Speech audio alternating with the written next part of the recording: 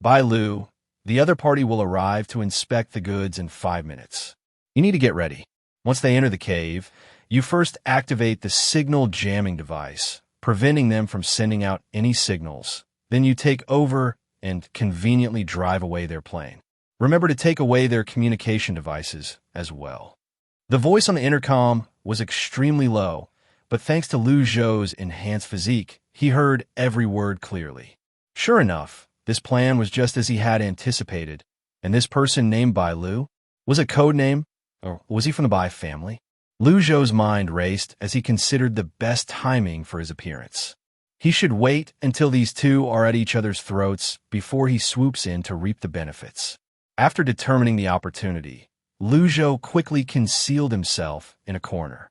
He was a patient opponent, remaining motionless deep within the cave, waiting for the best moment to strike. After about 5 minutes, there indeed came a faint sound from the cave entrance. Lu Zhou listened attentively and focused his gaze on Bai Lu across from him. The other party was pulling a signal jamming device from his pocket, clearly having heard the sound as well. Lu Zhou's eyes darkened. This Bai Lu must have decent physical abilities. When he makes his move, he must strike to kill Bai Lu in one blow, leaving him no chance to breathe. Otherwise, it could very well be his own death. Lu Zhou took a deep breath, his gaze firmly locked on a Bai Lu. Thanks to the game's significant enhancement of Lu Zhou's night vision ability, he could now observe every movement of the opponent without obstruction. Bai Lu tightly gripped the jamming device with one hand while the other clutched the handle of a knife. In this place, the best method of killing was naturally with cold weapons. Using a gun would create too much noise. The person entering the cave, named Lao Ji, cautiously began to observe the cave's interior. This place was a cave they had found, very safe, and a storage area for supplies. Right now, all he needed to do was inventory the supplies, and once he confirmed everything was in order, his side would send a car to take all the supplies away. At that time, they would rendezvous with their team at the helicopter. Neither side feared the other would betray them, as everyone was in desperate need of this batch of supplies. After Lao Ji preliminarily confirmed there was no danger, he began to search through the boxes. The first box he opened was filled with a large number of military biscuits and canned meat, all packed tightly and heavily. Lao Ji felt the weight and thought, not bad. This group of people hasn't lied. The quantity is sufficient. After tearing open a few to check, confirming they were edible, Lao Ji continued to look further. As more boxes opened, Lao Ji's expression gradually revealed sheer joy.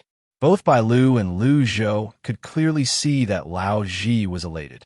When people are extremely excited, their senses can become sharply dulled. Lao Ji was just like that. Perhaps he had been relatively calm before, but at this moment, facing such wealth, he felt an exhilarating fire surging from the depths of his heart. This flame was burning so intensely that it half destroyed his rationality. At that moment, a voice came through the intercom. Lao Ji, how's the quantity and quality of the goods? Lao Ji steadied himself and finally replied, Big brother, I've looked at these things and they seem quite good. The quality is acceptable and the quantity is sufficient. Hearing Lao Ji say this, the leader of the kidnappers immediately let out a sigh of relief. Chapter 221, It's in Hand. I was overthinking things. Indeed, the gray industry needs a background. In the current apocalyptic situation, those big shots are too preoccupied with their own issues to care about the lives of their subordinates. Thinking this, the kidnapper leader let out a sigh of relief in his heart and gave the final command. Lao Ji, it's about time to head back on the plane. Once you're on board, remember to send us a message, and I'll have someone go get the supplies. Understood, big brother. Lao Ji was also delighted, as the treasure was almost within reach. However, what the kidnapper leader would never know is that this statement would cost Lao Ji his life. At the moment Lao Ji happily ended the communication, Lu Zhou clearly saw Bai Lu move on the opposite side. He pressed down on the signal jammer. The only walkie-talkie that could contact the kidnapper leader lost its most crucial function here. Bai Lu obviously heard the conversation just now. He had little time left, He needed to eliminate this person as quickly as possible. Otherwise, staying in the cave too long would raise suspicions from the other side. After confirming the signal jammer was working, Lu sprang out like a cheetah, pouncing on its prey. He gripped the dagger tightly in his hand, changing his steps. The dim lighting inside the cave and Lao Ji's relaxed state gave Lu the perfect opportunity to act. With just one slash, Lu plunged the dagger into Lao Ji's chest. The incident happened too quickly. Lao Ji's face still bore the expression of joy from moments before. In the next second, his body softened and fell to the ground. In the same brief moment, Lu skillfully blocked the gush of blood from Lao Ji's chest and quickly stripped him of his clothing. Lu's movements were swift, and his demeanor made Lu Zhou's wariness of him increase dramatically. Such skills definitely point to him being a mercenary. In his previous life, Lu Zhou had been forced into becoming a mercenary, but he was young then, and his physical condition wasn't as good. During actual combat, he was never a match for mercenaries and had to rely on clever tactics to win. However, this life was different. Lu Zhou had access to advanced weapons, and his physical condition, aided by the game, had long surpassed his peak state from his previous life. He was now completely unafraid of mercenaries. Nonetheless, Lu Zhou reminded himself to be more cautious against such opponents. As Lu stripped Lao Ji of his clothes, he also disabled the signal jammer. He picked up the device first and sent a message to the Fong family. "Done. I'll head out to pilot the helicopter shortly." The response came immediately. "Well done. Look for an opportunity to bring Fong Qingming back amidst the chaos. He has important data. You must retrieve it. If necessary, Fong Qingming can die, but the data must be secured." Lu immediately acknowledged, his entire demeanor resembling an emotionless killing machine. Lu Zhou naturally heard this exchange. The tone of the conversation indicated that Lu was not in contact with anyone from the Fong family. Moreover, what kind of data could be so crucial?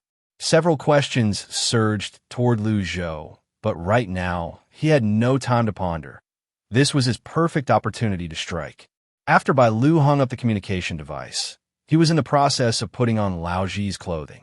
Lu Zhou steadied his mind and took out the neurotoxin watch. He needed to make the least noise possible to quickly eliminate Lu. With the watch in hand, Lu Zhou coldly activated its switch. To be safe, Lu Zhou fired 2 shots. The silver needles shot out with incredible speed, and as they neared Lu, he seemed to sense something, raising his head. Was it discovered? Lu Zhou furrowed his brows tightly, staring intently at the other party. Soon, the opponent tried to shift their body to avoid the first silver needle. Lu Zhou's brow furrowed even tighter. Bai Ji hesitated for a moment, but quickly the second needle followed closely and pierced deeply into his body. Bai Ji paused momentarily in his actions of getting dressed. The effect of the drug kicked in quickly. He trembled all over, threw off his clothes, spat out blood, and then collapsed to the ground, never to wake up again. Only then did Lu Zhou let out a sigh of relief. Bai Ji must be quite powerful to have identified the ultra-high-tech silver needles. However, after narrowly avoiding the first needle, he could not evade the second one. In the end, Lu Zhou had seized the initiative. Otherwise, in a one-on-one situation, he might not have been able to defeat the other party. He wasted no time, quickly putting on the clothes of the fallen Bai Ji and picking up the communication devices from both of them one by one. Then, Lu Zhou swiftly gathered the supplies in the cave before hastily exiting. Once he saw the helicopter at the cave entrance, he quickly slipped inside. As soon as he sat down in the helicopter, the intercom belonging to Bai Ji rang. Lu Zhou didn't even furrow his brow and directly pressed the accept button. He wasn't worried about revealing his identity while speaking because, ever since his previous life, Lu Zhou had a unique skill, vocal imitation. He could mimic various tones with remarkable precision. This skill was something he learned from an old man he unexpectedly encountered in his last life. At that time, Lu Zhou was still a naive youth, full of goodwill. He saved an old man who had no one to repay him, and thus the old man decided to teach Lu Zhou the art of vocal imitation as gratitude. Lu Zhou found it interesting and followed the old man to learn. However, no one expected that Lu Zhou would have an unexpected talent in this area. When Lu Zhou opened his mouth, the old man grinned widely, claiming that he had found someone to carry on his legacy. The outcome is unnecessary to mention. Of course, Lu Zhou learned this technique from the old man, and it seemed he had surpassed his teacher in some ways. The old man's health was not good, and despite Lu Zhou's support during the apocalypse, he eventually passed away lightly. In the apocalypse, death came more easily than feathers, and Lu Zhou had long since become accustomed to life and death. Still, at that moment, a sense of sorrow unconsciously occupied a corner of his heart. As the memories surged back, Lu Zhou's mood inevitably sank for a while. The intercom transmitted the voice of the kidnapper's leader.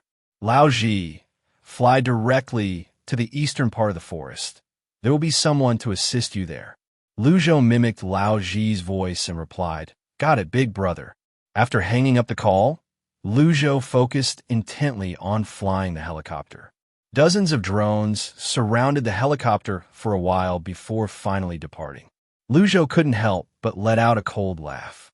When he was inside the cave, he adjusted his posture to make his disguise closer to that of the deceased too. No matter how these drones captured footage, he was confident he could deceive this group of people. At present, his situation was exceptionally safe. After all, both sides believed that the one flying the helicopter was one of their own. There was no way they would open fire on their own people. However, as Lu Zhou thought about the conversation between Bai Ji and that mysterious person, his heart couldn't help but race uncontrollably. Chapter 222, Boarding the Plane. The conversation between that person and Bai Ji kept nagging at Lu Zhou's mind, threatening to disrupt his thoughts at any moment. Shaking his head, Lu Zhou decided to first deal with the current situation. At least he was sure he wouldn't head east. Otherwise, it would be like rushing to his death.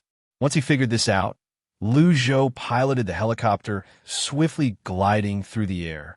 Although he wasn't heading for the designated location, he could temporarily steer in that direction. After flying for about 5 minutes, Bai Ji's walkie-talkie suddenly rang in his hand. Pressing the button, he heard a voice on the other end that was urgent, clearly not the same person who had contacted Bai Ji before. "Mr. Bai, the kidnappers coming to pick up the goods have already been ambushed and captured by the military. According to the kidnappers, they will let their men take the old master and escape by helicopter. Soon, I'll need you to support my family's old master." "Understood," Lu Zhou replied coldly, and the other party quickly hung up. So quickly, these kidnappers were captured by the military? This indicated that Fang Qingming's influence was greater than he had anticipated. Considering that this group might soon enter the cave to check things out, Lu Zhou turned his eyes and devised a plan. He needed to find an excuse to draw this group away. Although the 2 corpses inside had already been dealt with by Lu Zhou, the items inside had genuinely gone missing. Any normal person would become suspicious. Recalling the butler's respectful attitude towards Bai Ji earlier, Lu Zhou suddenly had a new idea. He took out Bai Ji's walkie-talkie and connected the communication. Almost immediately, the anxious voice came from the other side. "Mr. Bai, is there an urgent matter?" Lu Zhou spoke in Bai Ji's voice. "I just received news that they've changed the target location. They plan to transport old Master Fang to the forest in the Far East." The butler immediately grew anxious. The forest in the Far East is not close at all. These kidnappers are simply unreasonable. Lu Zhou pretended to be cold and continued. "They know we've gotten involved, so they changed the location. Moreover, this group is currently very agitated. We need to send a large force to the forest to lie in ambush." The butler nodded repeatedly, without a hint of suspicion. Mr. Bai was indeed a rare all-around talent, a capable aide to a big figure. His reputation was quite substantial, and anything that passed through his hands would surely be handled flawlessly. Originally, the military had planned to check the cave, but they were blocked by the anxious butler. Mr. Bai said that the kidnappers have sensed that something is happening here, and they've now changed locations to the forest in the Far East. The military leader pondered, Leave a small team to check the cave for abnormalities. The rest of you come with me to the far east to rescue them." Hearing this, the butler immediately became displeased. "Team leader Lu, we've been watching this area clearly. That cave hasn't been touched at all. The urgent matter now is to save people first. Why waste our precious manpower on something we know has no abnormalities?" This military unit had been dispatched by the Bai family, and the highest leader, Team Leader Lu, was also under the Bai family's influence. Upon hearing the butler from the Fong family, he immediately turned cold and led the team towards the far east. Seeing the obvious dissatisfaction on the other side's face, the butler felt disdain in his heart. What kind of person is this, making suggestions and acting all high and mighty?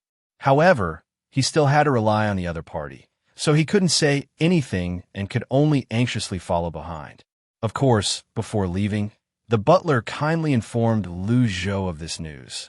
After Lu Zhou acknowledged it and hung up, he dialed Lao Ji's walkie-talkie. The other party responded quickly. "Lao Ji, is there a situation?" "Yes, big brother. I've noticed a group of people heading towards the eastern forest. I suspect they are sent by the Fong family." The leader of the kidnappers tightened his grip. "Take a closer look.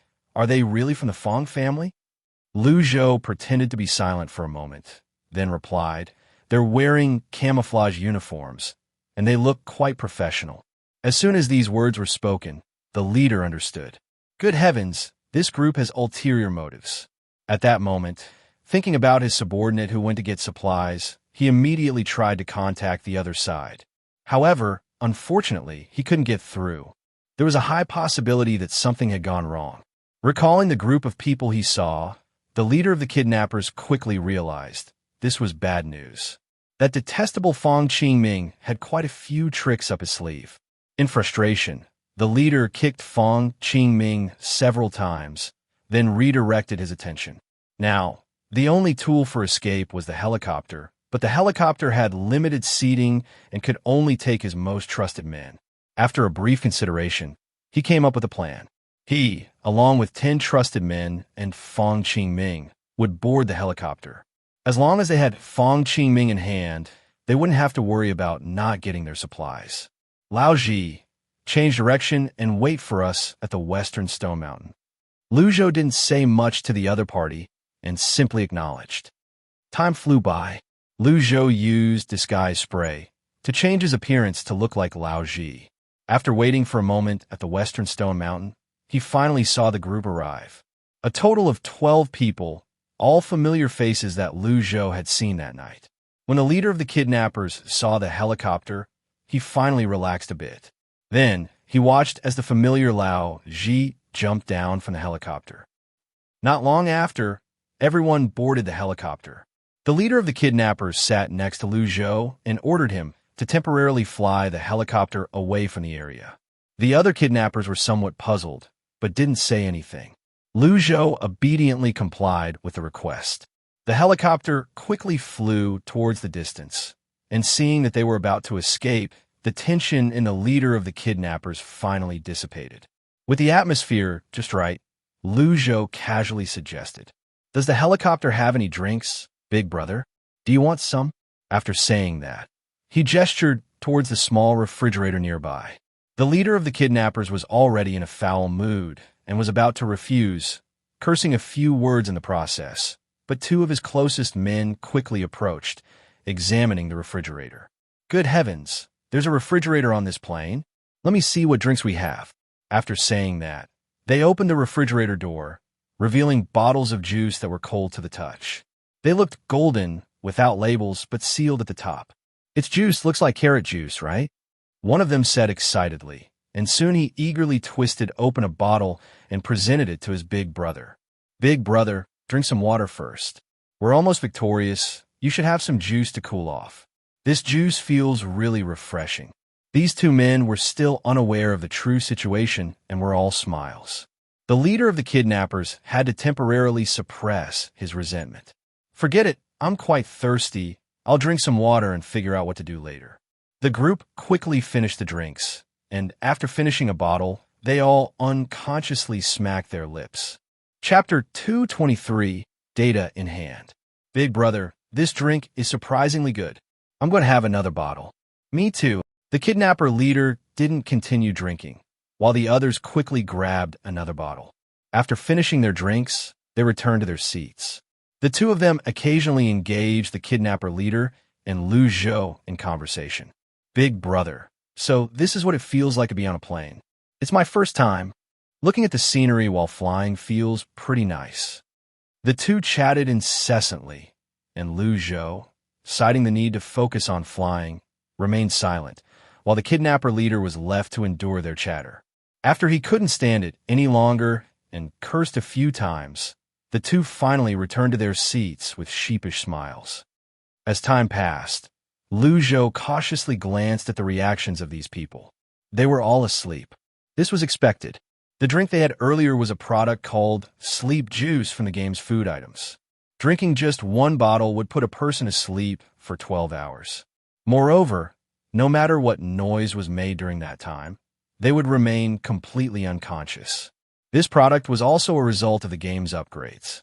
When Lu Zhou first discovered it, he wasn't particularly happy since it could easily be replaced by sleeping pills. However, considering it was a game item, at least its effects were guaranteed. Once he saw that these people were sleeping like logs, Lu Zhou smiled and began to search them. He pulled out about 10 firearms, a dozen packs of ammunition, and a bunch of grenades, along with a random assortment of other miscellaneous items. After setting aside the clutter, Lu Zhou kicked the kidnapper leader next to him and then brought Fong Qingming to the co-pilot seat. When Fong Qingming was brought over, he looked bewildered. However, he already had a vague suspicion in his heart. Could this person be sent by the Bai family? After all, who else would come to rescue him? Nevertheless, to be cautious, Fong Qingming didn't bring it up and instead smiled, thanking Lu Zhou. Thank you, young brother, for saving my life.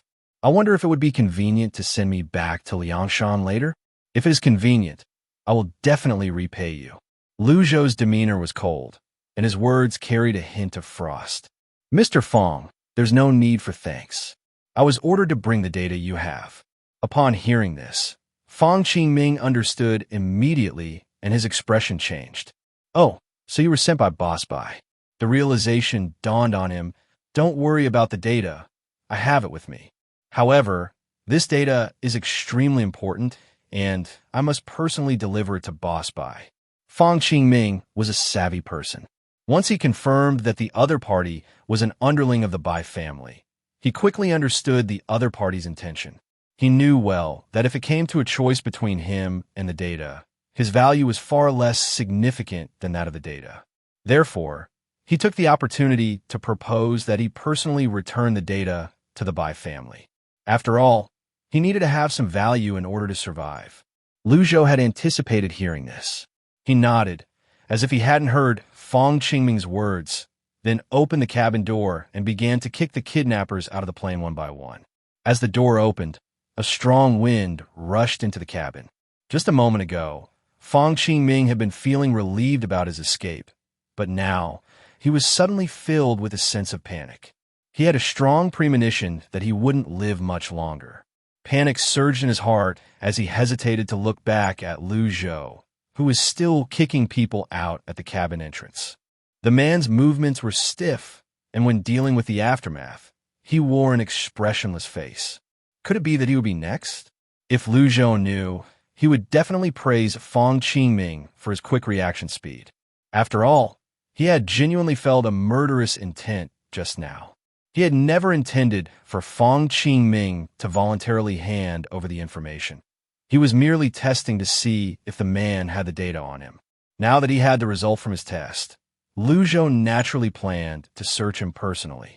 As he closed the cabin door and headed back, Lu Zhou glanced at Fong Qingming's back and suddenly charged forward, striking him down with a knife-hand blow to the neck, knocking him out.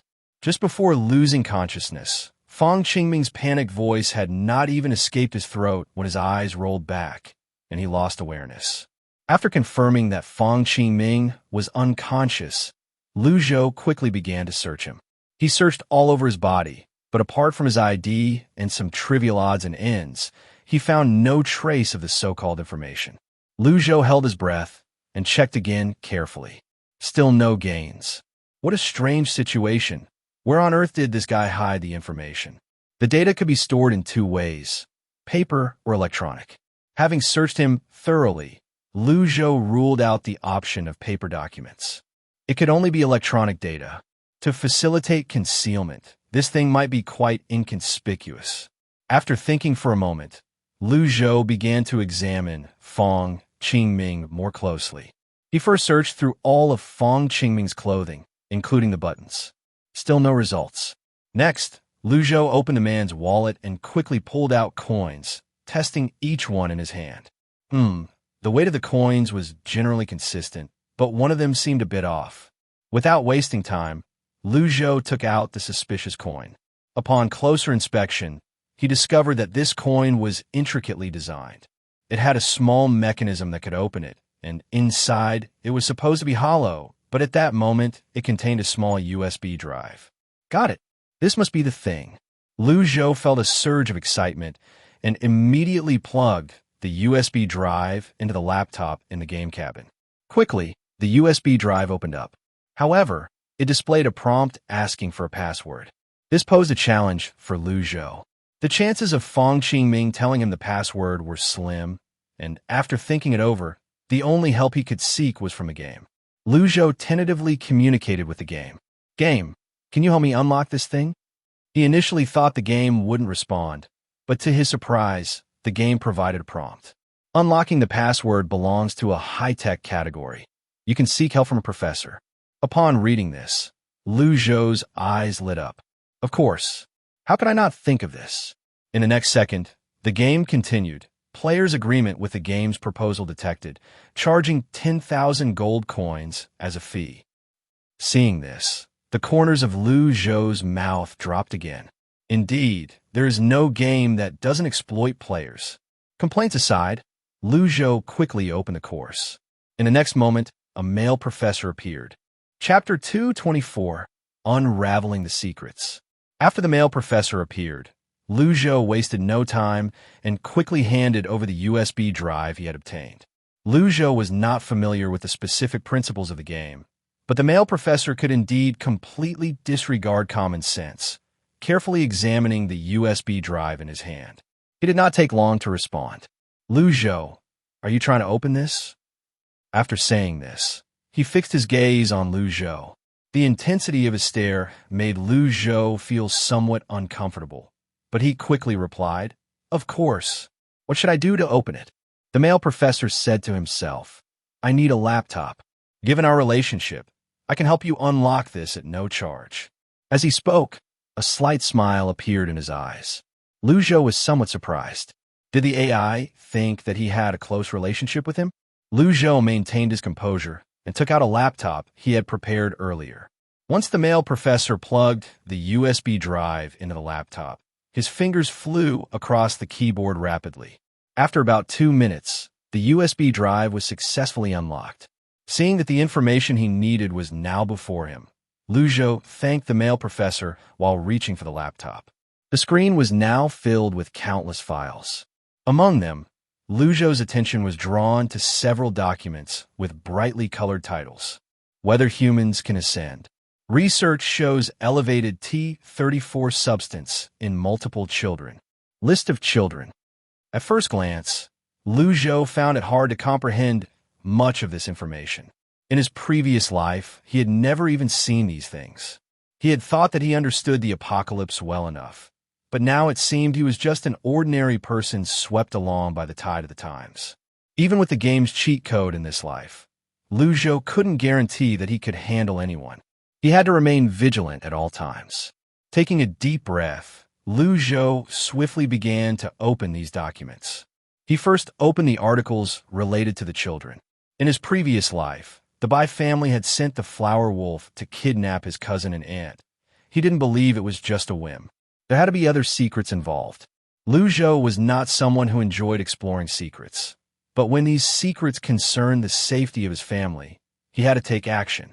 As he clicked through the documents, his heart sank. These people were truly insane. In their pursuit of immortality, they were secretly using so many children for experiments. It was simply horrifying. Lu Zhou gasped, confirming the timeline when the experiments began. This was just a month before the outbreak of the apocalypse. Their experiments were conducted very discreetly. Initially, it began with an accidental discovery that children had a special substance in their bodies that could make one feel refreshed. Subsequently, in response to this substance, these people began a series of studies.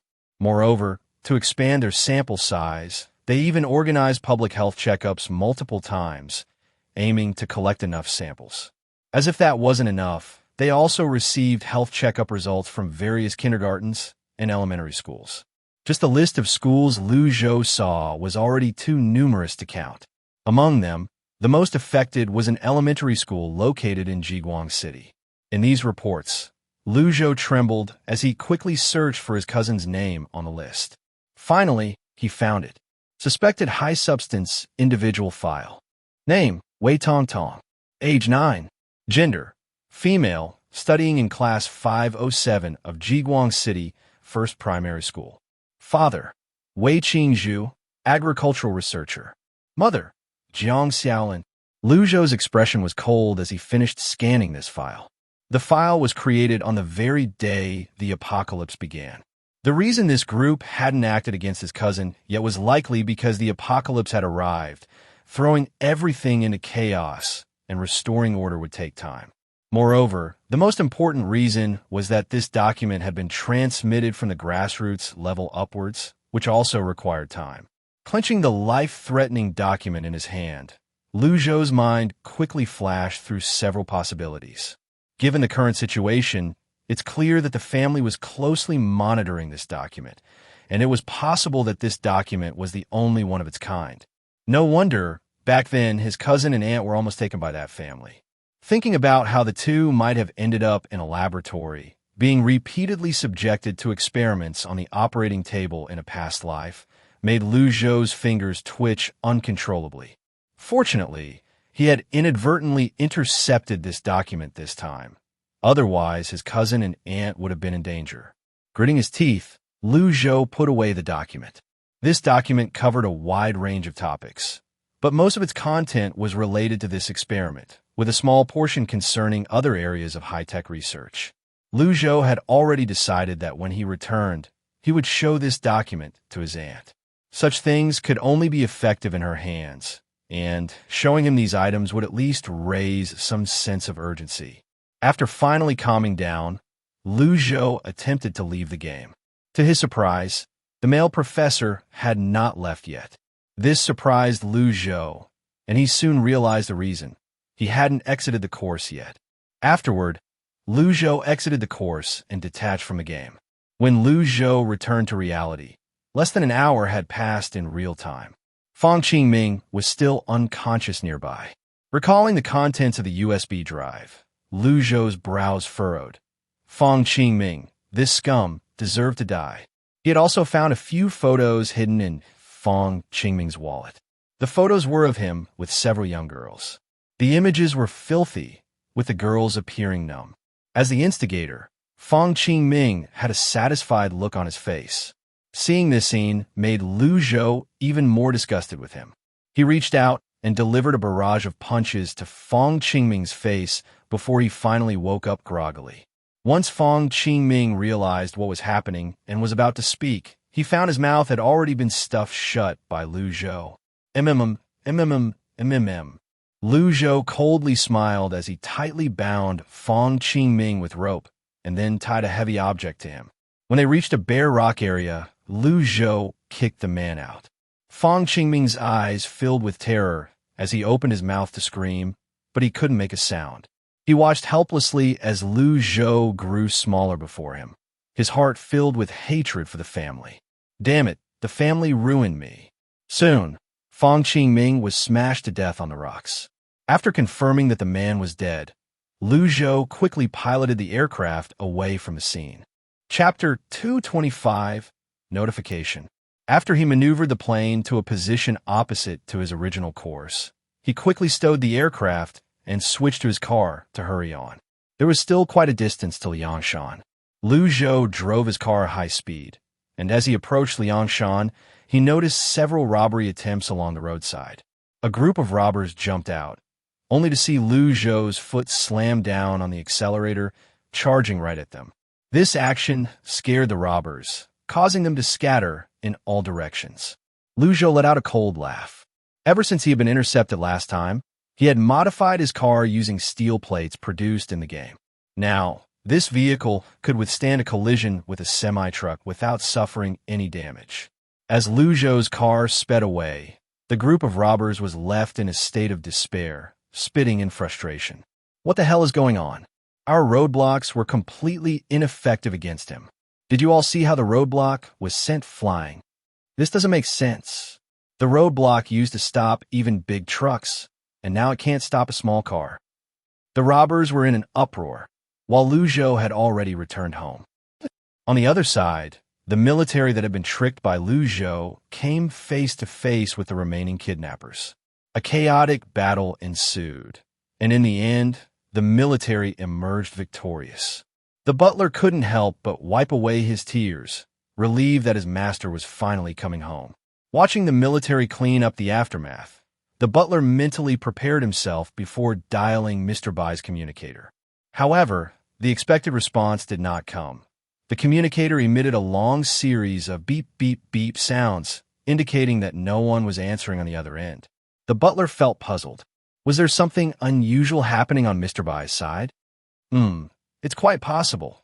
After all, he was personally entangled with the leader of the kidnappers, which could be troublesome. Perhaps it would be better to wait a little longer before trying to contact him again. At the same time, the Bai family couldn't reach Bai Tian either. The family's operative felt a surge of irritation. Bai Tian was his capable subordinate, and he would never normally be unresponsive. Soon, he and the butler made the same judgment. This was not a convenient time for contact. Both decided to wait for a while. An hour later, the Bai family received a call from the military. Mr. Bai, we have dealt with the kidnappers on our end. Thank you, Team Leader Lu. Was Mr. Fong rescued? Bai's appearance still needed to maintain a facade. His sincere demeanor could not help but raise suspicion regarding the closeness of the two men. Team Leader Lu hesitated for a moment before speaking. What we've gathered is that the kidnapper leader, along with 10 others, took off in a helicopter with Mr. Fong. Bai's face twitched. Bai Tian hadn't responded at all. Could something have happened? Just as he was pondering this, Team Leader Lu continued. We found the body of the kidnapper leader, which appears to have died from jumping out of the helicopter. However, there were no remains of the aircraft, and Mr. Fong's body has also not been found. Hearing this, the butler could no longer hold back his feelings. What kind of joke was this? His master was in such a situation and still had not made contact. More importantly, he had also tried to reach Mr. Bai, but to no avail. The head of the Bai family now wore a grim expression. Quickly, the most unlikely speculation crossed his mind. Could Bai Tian have betrayed them? After confirming once again that Bai Lu's phone was unreachable, the head of the Bai family suppressed his anger and hung up the phone for the time being. On Lu's side, they temporarily indicated that their group would continue to search for Fong Xianji, as well as Lu Xianji and the whereabouts of the helicopter. The head of the Bai family sat coldly in the study, his face dark. That data was too important, far more valuable than the lives of Fong Qingxian and Bai Lu. Given the current situation, there was a high probability that they would not be able to obtain that data. A wave of irritation surged involuntarily in his heart. Unlike the Bai family, which was in chaos, Lu Zhou had already returned home. After getting home, the first thing he did was go to the workplace and find Wei Qingzhu. Seeing the grave expression on Lu Zhou's face, Wei Qingzhu immediately understood. He took a temporary leave, and the two quickly drove back to Wei Qingzhu's home. To prevent being eavesdropped on, they remained cautious and did not speak a word during the drive. Upon arriving home, Lu Zhou first found a place to sit, looking at the empty room. The interior was decorated quite well. What should have been an empty house was now tidied up neatly by his aunt and others, with some additional items added. Most of the furniture came from Zhang Yi's side. Zhang Yi's business was doing well, and the last batch of various furniture and appliances had been prioritized for friends close to him. The prices of these items were naturally much cheaper than those of others. Moreover, since the last fishing trip, every household had a bit more exchange points, and with these points, many furniture and appliances could be easily traded for. This greatly improved everyone's quality of life. Thanks to the original soil that Lu Zhou provided, there were quite a few fresh vegetables in Wei Qingzhu's home. Although the temperature was high, the original soil produced by the game allowed crops to grow without being affected by the surrounding environment. This was something that Wei Qingzhu's cultivated soil could not achieve. Currently, Wei Qingzhu's family had to hide these soil-grown crops to prevent them from being targeted by those with ulterior motives. However, given the current situation, it was unlikely that anyone would be so tactless as to intrude into someone else's home. Moreover, for these plants, Wei Qingzhu had specially arranged a separate space to store them. As soon as he entered, Lu Zhou scanned the indoor environment clearly. Wei Qingzhu was pulled back by Lu Zhou. Although he was puzzled, he forced himself to calm down and asked Lu Zhou, "What happened?" "Xiao Zhou." Seeing Lu Zhou's serious expression, Wei Qingzhu's heart sank heavily. Lu Zhou rarely displayed this kind of demeanor, and in his memory, the few times he did were associated with major incidents. Thinking of this, he unconsciously swallowed. It was Lu Zhou who spoke first. As soon as he opened his mouth, he dropped a bombshell. "Aunt, take a look at this data first." The data on the USB drive had already been copied to Lu Zhou's phone. Once Wei Qingzhu took the phone and squinted to look closely, the more he read, the more he felt something was off. These chaotic projects, why had he never heard of them before? Upon closer inspection, he frowned. These experiments were simply unbelievable and far too cruel. Lu Zhou looked at his aunt's expression and prompted, "Aunt, look at the list." Chapter 226, Caution. Wei Qingzhu quickly opened the list upon hearing the notification. His expression turned serious when he saw his daughter's profile. The file was incredibly detailed, documenting all the significant events in the lives of both him and his wife, along with their daughter. It was hard to imagine just how advanced this group surveillance network was. What troubled Wei Qingzhu even more was the annotation regarding his daughter, which made his heart race. Highly suspicious person. Was this referring to his daughter? But Tong Tong was just a normal girl. How could there be any of these nonsensical things associated with her? Wei Qingzhu suddenly felt dizzy. He sat down on the sofa, contemplating the entire situation. Lu Zhou, observing his confused expression, continued speaking to himself. "Aunt, I got this file from a wealthy person whose superior is the Bai family. Also, I had a dream. Initially, I thought it was fake, but after connecting it with this matter, I suspect it might be a precognitive dream." Wei Qingzhu was familiar with the concept of precognitive dreams. The last time, their team had successfully escaped thanks to Lu Zhou and Zhang Jia's precognitive dreams. What was the content? Wei Qingzhu had a feeling that what Lu Zhou was about to say might be hard for him to accept, but he still wanted to hear it. Not knowing wouldn't resolve the issues. Lu Zhou fixed his gaze on his uncle's eyes and then organized his thoughts, processing his past experiences into words to present to his uncle. In Lu Zhou's description, his cousin and aunt were captured by the Bai family in their previous life and used as experimental subjects repeatedly. After Lu Zhou finished, he looked up at his uncle, only to find him expressionless, but he noticed his uncle's hands clenched tightly by his sides. After a long while, Wei Qingzhu hoarsely asked, "Was it because of that substance that they chose them?" Lu Zhou shook his head. "It seems to be the case." Wei Qingzhu was a smart person, and he did not ask where this information came from. Since he didn't ask, Lu Zhou wouldn't voluntarily disclose it. Moreover, Lu Zhou had completed his objective. He just needed to find ways to warn his uncle's family.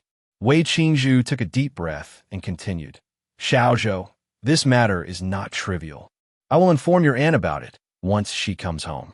However, we must protect Tong Tong at all costs." Lu Zhou nodded, understanding that it was unnecessary to mention it to his little cousin, who was still young. It would only make her live in constant fear. Just as they finished speaking, they heard the sound of someone twisting the doorknob. It was Jiang Xiaolin, Grandma Shan, and his little cousin. The three of them were carrying rice and canned meat purchased from the exchange center.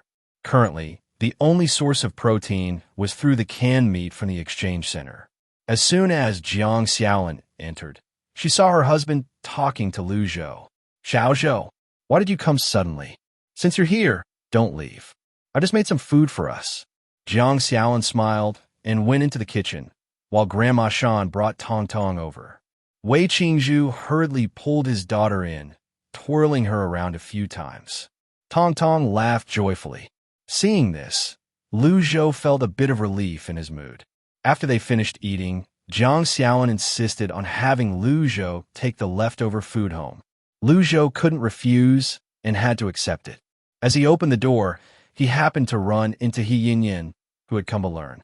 Ever since she was accepted, He Yin had been busy with work, and her visits to learn from Grandma Shan had decreased significantly.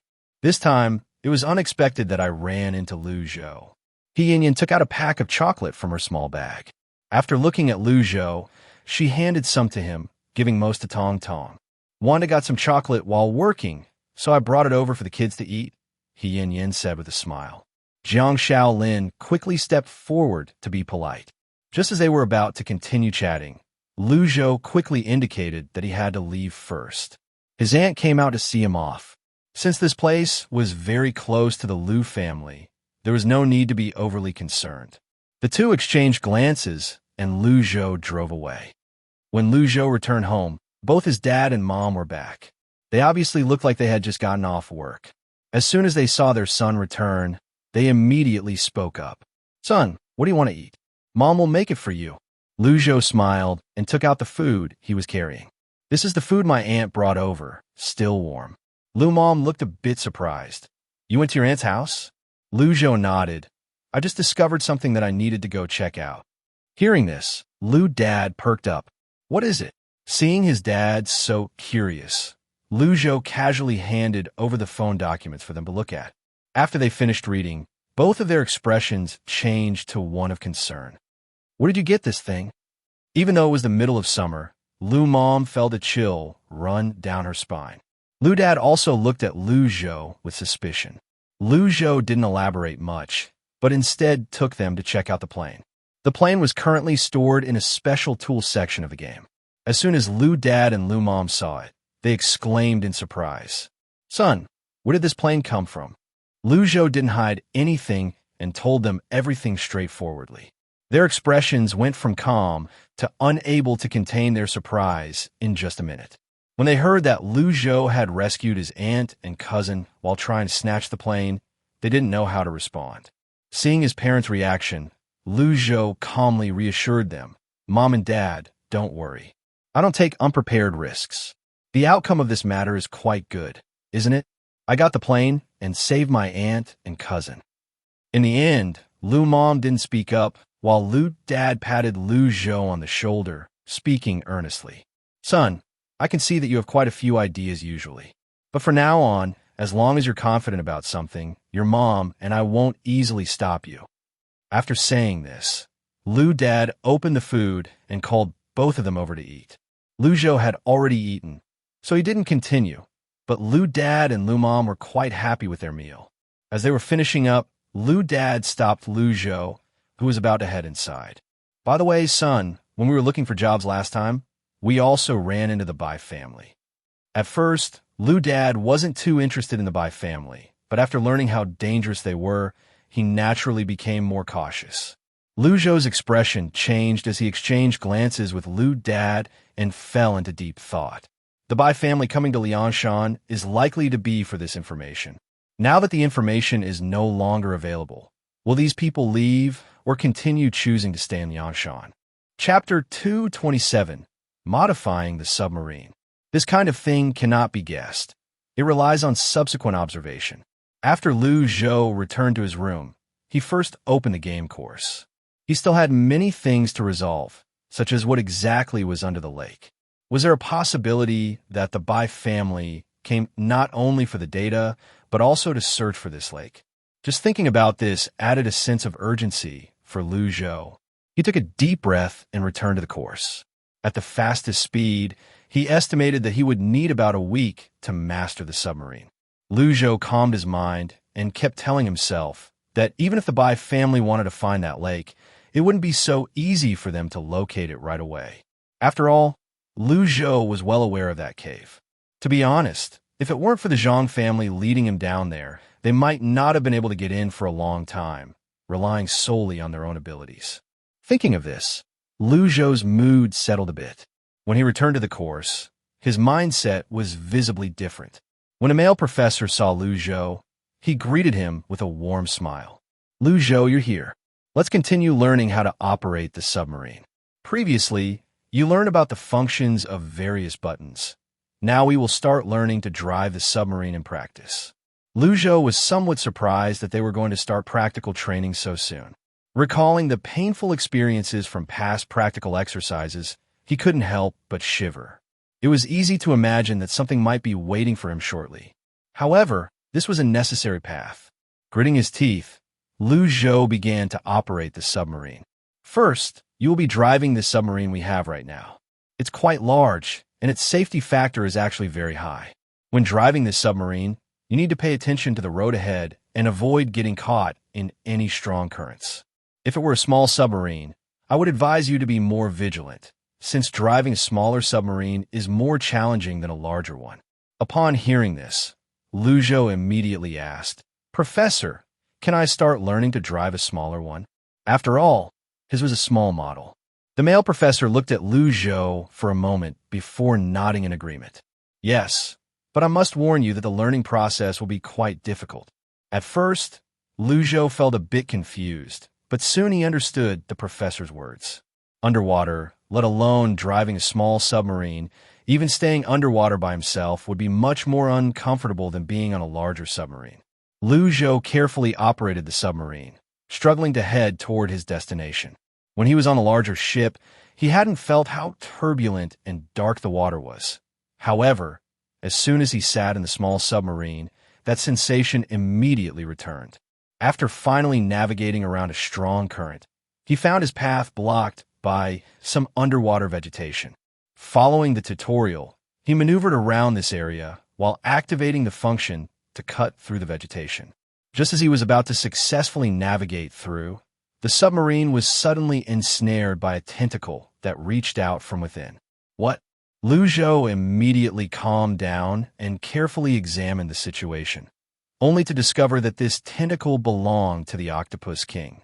It was extraordinarily large and could trap Lu Zhou's submarine in place with just a few tentacles. Gritting his teeth, Lu Zhou activated the torpedo feature. With the sound of the torpedo, the Octopus King released its grip. However, just as he finished dealing with the octopus, Lu Zhou sensed that something was off. "Wait a minute, why is the submarine out of control?" Lu Zhou hurriedly looked at the control panel, and upon closer inspection, cold sweat broke out. It showed that the submarine had been swept into an underwater cliff. The pressure at the seabed was already great, and now, as they were about to plunge over the cliff, the pressure was even more intense. Lu Zhou tried to control the submarine, but his efforts were in vain. Instead, the submarine was swiftly carried by the current, falling deeper into the ocean. During the descent, Lu Zhou could distinctly feel the pressure in the cabin rising gradually. By the time they reached the bottom, Lu Zhou's entire body was crushed by the pressure of the deep sea, his limbs and ribs snapping. Intense pain surged through Lu Zhou's body. The pain from his last skiing incident was nothing compared to this, not even 1/10 of the agony he felt now. Lu Zhou gritted his teeth, and his vision began to blur. When he came to, he realized he had been forcibly ejected from the simulation. It seemed that his mental state had given out first. Recalling the crushing sensation that shattered all his bones, a chill ran down Lu Zhou's spine.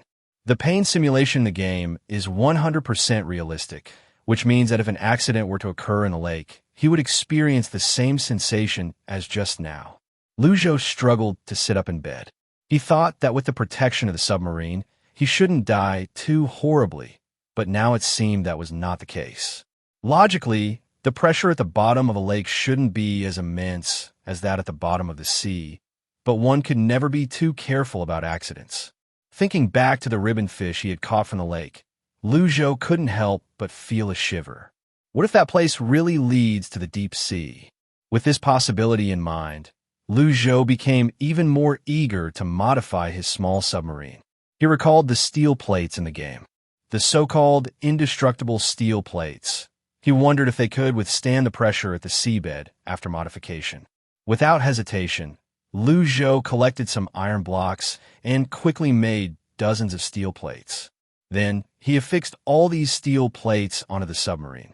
To his delight, the game's steel plates could indeed be attached to the submarine. After using up his collection for the day, only half of the submarine had been modified. Tomorrow, he would continue to enhance the submarine. Once the modifications were complete, perhaps he should simulate a dive with this submarine as well. After making this decision, Lu Zhou felt a lot more relaxed. He didn't rush to leave the game. Instead, he calmly harvested grains, fruits, milk, and meats one by one. Looking at the dazzling array of items in the warehouse, Lu Zhou calculated that this stockpile would last him a long time. Recently, the game had unlocked a few new species, specifically geese and rabbits. However, what was frustrating was that these two types of crops only provided goose feathers and rabbit fur, and not a single bit of meat. Currently, Lu Zhou's only source of meat was chicken. But fortunately, chicken tasted quite good, and there were many delicious ways to prepare it.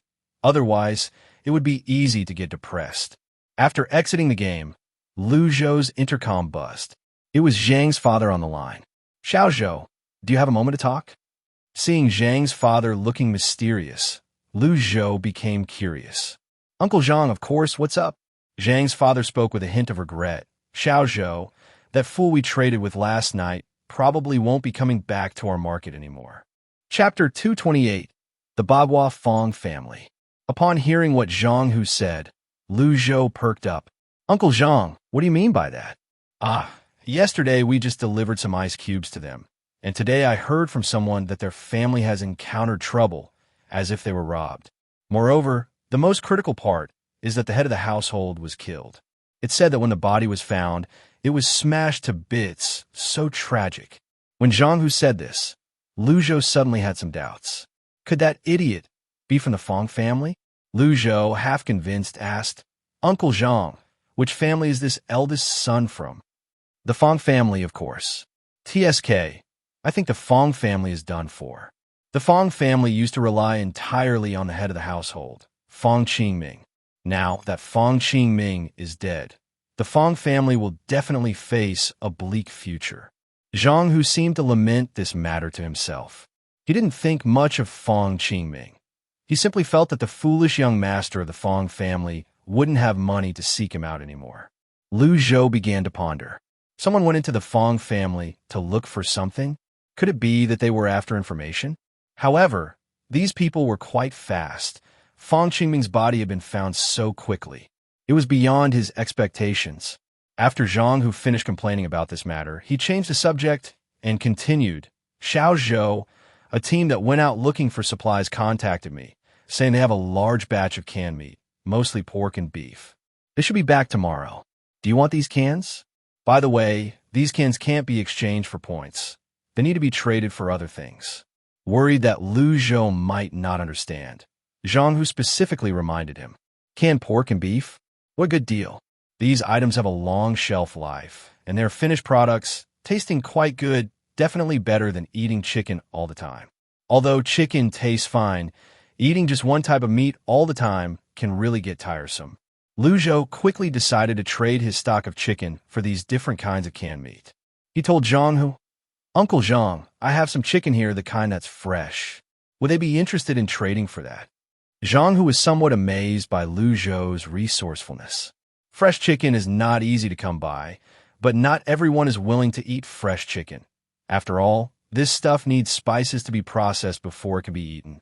However, wealthy people would definitely prefer this kind of fresh meat. Zhang Hu was suddenly in a good mood. It was fortunate he had complained to Xiao Zhou. Otherwise, he would have missed out on making some money. After hanging up the intercom, Lu Zhou squinted and went to sleep. That night, Lu Zhou didn't sleep soundly and had dreams all night.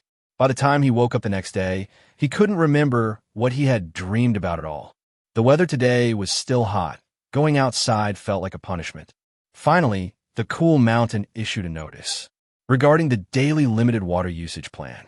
The authorities made clear and strict requirements for water usage for homeless households and local residents with housing.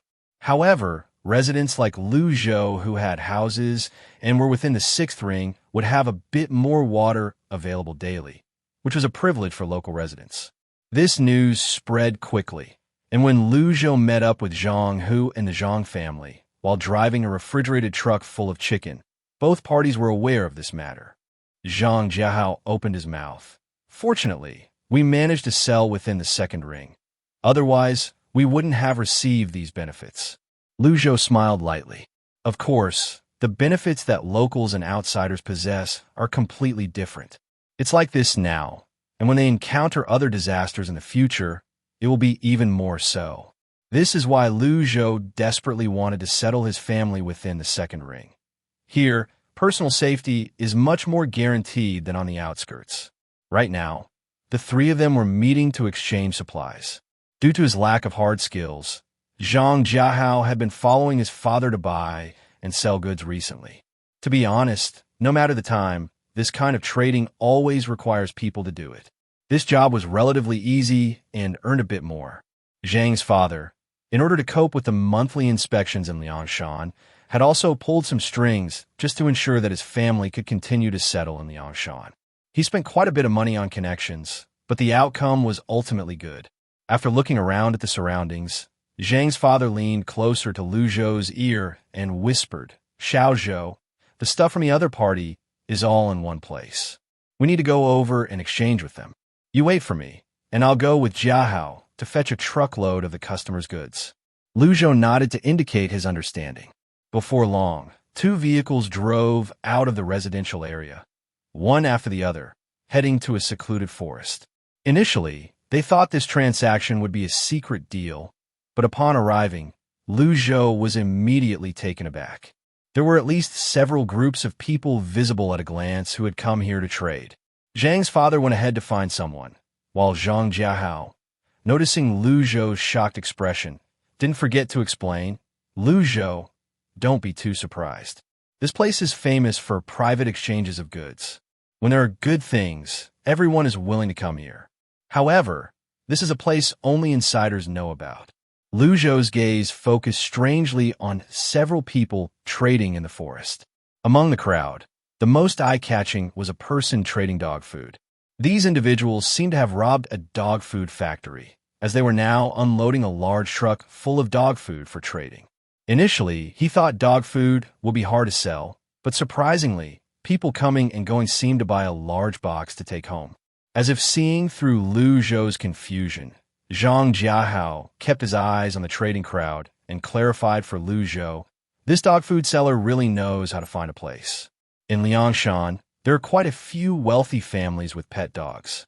After hearing the explanation, Lu Zhou shifted his gaze to other areas. At that moment, he saw Zhang's father leading a man over. Zhang Jiahao whispered, "I've seen this person before. He has quite a bit of influence. He was the one who organized this trading spot." Lu Zhou subtly nodded. Just as Zhang Jiahao was speaking, the man quickly approached Lu Zhou. "Little brother, you have a truckload of fresh chicken? That's impressive. How did you manage to get such a good item at this time?" Lu Zhou initially thought Zhang's father would handle the chicken deal by himself, but to his surprise, Zhang's father introduced him to the man. The man looked like a good person. "Little brother, just call me Uncle Da. Let's skip the pleasantries. I'll trade you 2 cans for each pound of chicken. What do you think? Canned food is cooked and has a long shelf life, and one can weigh about a pound. Although the chicken was fresh, it was difficult to preserve. So in this calculation, the other party wasn't taking advantage of Lu Zhou. After thinking for a moment, Lu Zhou quickly finalized the deal. "Uncle Da, I accept." Uncle Da appeared to be in a good mood and called someone to unload the chicken while also asking them to load the canned meat onto Lu Zhou's vehicle. It was evident that he was quite interested in this batch of chicken. Chapter 229, Exploring the Lake Bottom. However, the people here have a virtue. They never inquire about the source of goods. In the future, if you come across something interesting, you can come find me. After saying this, The man was called away by someone else to continue his busy work. After he left, Zhang Fu whispered an explanation. Xiao Zhou, since it's your first time here, you should get to know this person. In case I go out one day and you need to sell some goods urgently, you can come and find Uncle Da. He is quite fair. Lu Zhou quickly thanked Zhang Fu, as it was possible that he might indeed come here later to trade some hard-to-sell items with Zhang Fu. Lu Zhou's entire load of goods was successfully exchanged after Zhang Fu and the Zhang family worked busily for an hour. Upon returning home, seeing that his parents had not come back yet, Lu Zhou decided to use the canned food to make a few dishes. He first picked a cabbage from a small garden at home and dug out 3 large potatoes before entering the house. As soon as he walked in, Lu Zhou felt that the temperature inside was slightly cooler than outside. Before heading out in the morning, several large basins of ice had been placed around the house to cool it down, but now, when he checked, all the ice had melted into warm water. Lu Zhou quickly took out several large ice cubes from a game and put them into a basin, then turned on the air conditioning and fan, causing the temperature in the room to begin to drop rapidly. Thanks to the persistent sunlight, the Lu family was completely able to meet their daily electricity needs through solar panels. Upon entering the kitchen, Lu Zhou first took out a few meat cans and poured them into a pot. When he saw the pot bubbling with steam, he then added the peeled potatoes and washed cabbage into it. That wasn't enough. Lu Zhou also searched around the house and found some tofu slices. After soaking these tofu slices until soft, he added them into the pot to stew together. Meanwhile, in the rice cooker, Lu Zhou was busy steaming a pot of rice. Before long, the entire kitchen was filled with a delicious aroma. The scent swirled above the kitchen but did not leak outside. This was because Lu Zhou had already secured the entire house with steel plates, which were not only strong, but also capable of intelligently controlling whether the smell could escape. While waiting for the dishes to cook, Lu Zhou discovered that the garment workshop had unlocked a new fabric. This fabric could maintain the human body at a comfortable temperature. Seeing this, Lu Zhou's left eyelid twitched violently. What a great item! Wearing this would ensure a comfortable sensation of temperature. He glanced at the required materials, which were not too difficult to obtain, and quickly produced 10 meters of the fabric. Once the fabric was completed, Lu Zhou immediately took it out to feel it. The texture was as smooth and cool as the softest skin. The pleasant feeling made Lu Zhou reluctant to let go after tightly gripping it. When Lu Dad and Lu Mom returned home, they found Lu Zhou lost in thought, holding a piece of fabric. Lu Mom first took a strong sniff, then wandered around the kitchen before exclaiming in surprise, "Son, you cooked?" Lu Zhou immediately came back to his senses. "Yeah, I exchanged some pork and beef cans from Uncle Zhang today, so I made a dish. By the way, Mom, I'll need you to make clothes for the family using this fabric." After saying that, Lu Zhou presented the fabric as a treasure. After Lu Mom returned from the kitchen, she looked at the fabric in Lu Zhou's hand, exclaiming in amazement, "This feels quite nice. Did you make this in that game of yours?" Lu Mom sat down on the sofa, her forehead glistening with sweat from just coming back inside. "Hee hee, you're still as smart as ever, Mom." Lu Zhou quickly complimented her, while Lu Dad came out holding a pot and bowls, calling for the two of them to eat. Today's meal lacks technical complexity, so the taste is quite good. The Fong family. Fong Qingzhao is dead, and there are no traces of data left at home. We have completely lost our anchor point. This won't do. Let's try the second plan instead. According to that person's judgment, there should be some truth hidden here in Liangshan. The ones speaking were 2 men in their 30s. They were sitting in a quaint tea house, facing each other while sipping tea. The tea leaves were from previous stock, and now there weren't many left. While enjoying the bright and refreshing tea, the two engaged in a leisurely conversation. "Really? You still believe what he said? In my opinion, that person is just a fraud." The one who spoke was Fong Xiaowan, the head of a branch of the Fong family, who had come from Kyoto to Liangshan. "If you don't believe it, why did you come all the way from Kyoto?" The other man calmly set down his teacup. "That person has predicted quite a few things accurately. The current situation is that whichever family can get their hands on what they want the fastest will gain the upper hand. Fang Xiaohuan lightly clicked his tongue and continued the conversation. I've already sent quite a few people to look for this thing, but isn't it strange? The preliminary detection came from Liangshan, but when we dig deeper, we can't find anything. Perhaps it's a special magnetic field? The two speculated back and forth. But you need to move quickly. I've heard that the military has made new progress. What progress? Fang Xiaohuan immediately became tense. They have also arrived in Liangshan, and it's worth mentioning that this group has more advanced detection equipment. Recently, Lu Zhou had been determined to learn submarine technology. Finally, his efforts paid off, and after a week, Lu Zhou successfully learned it.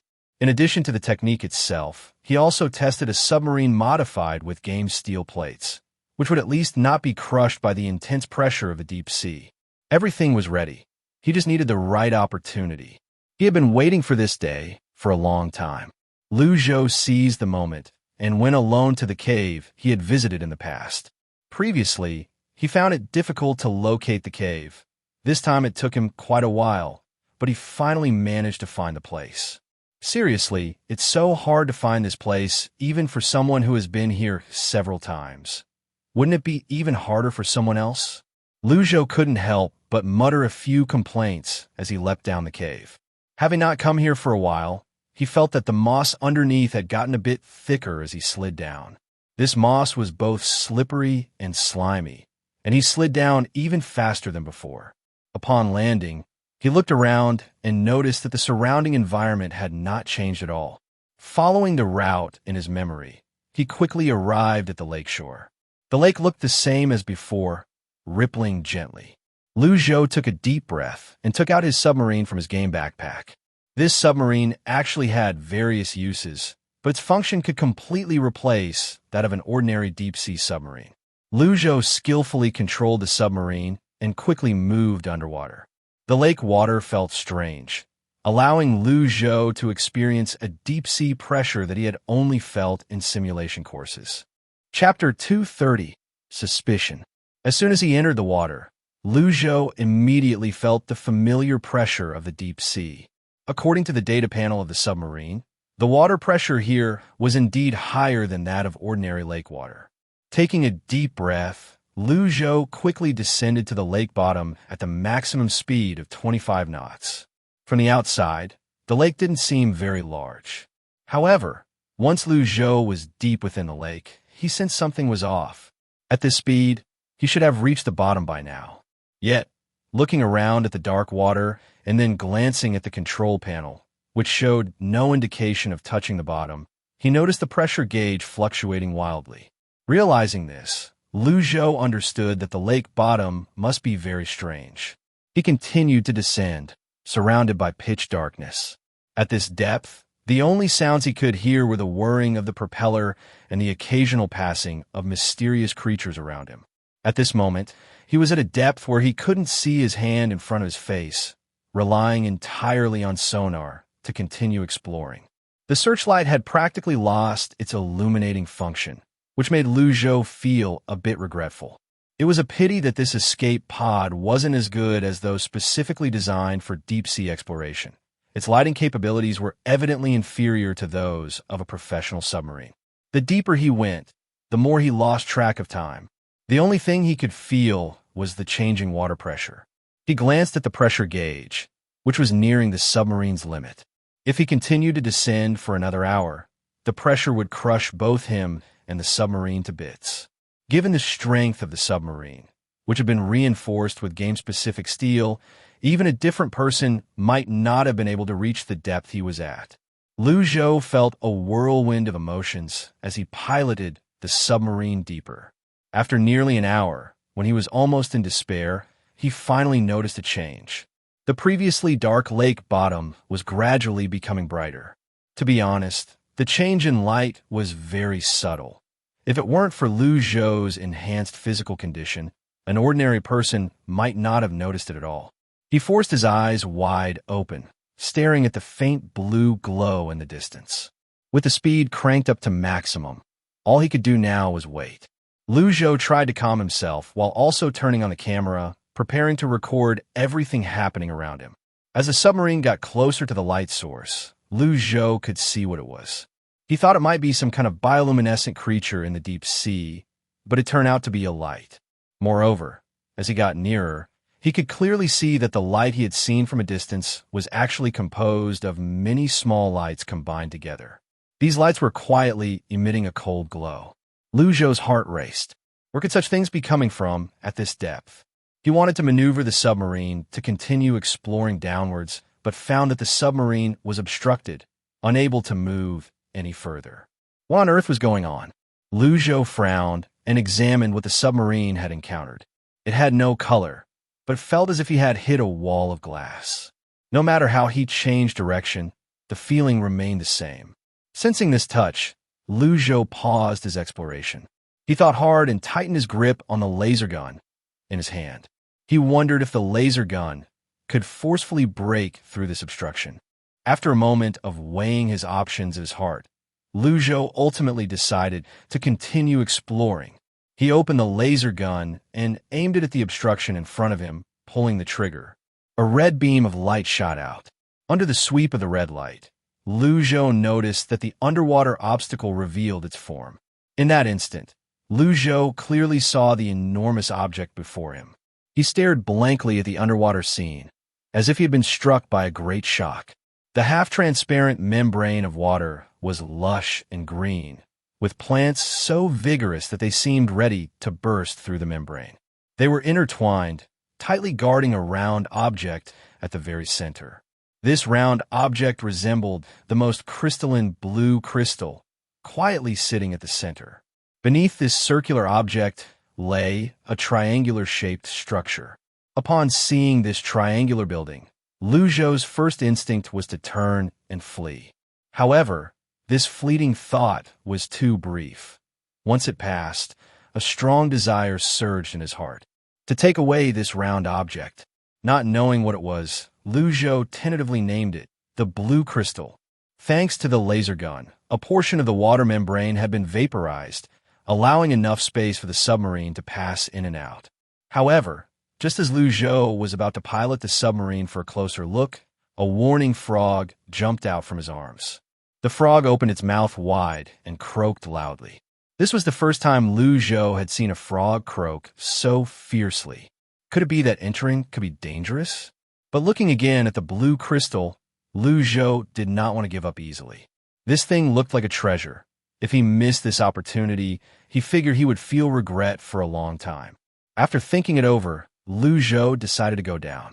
When he piloted the submarine inside, he noticed that the water pressure suddenly decreased significantly. The speed at which the pressure dropped was incredibly fast, nearly catching Lu Zhou off guard.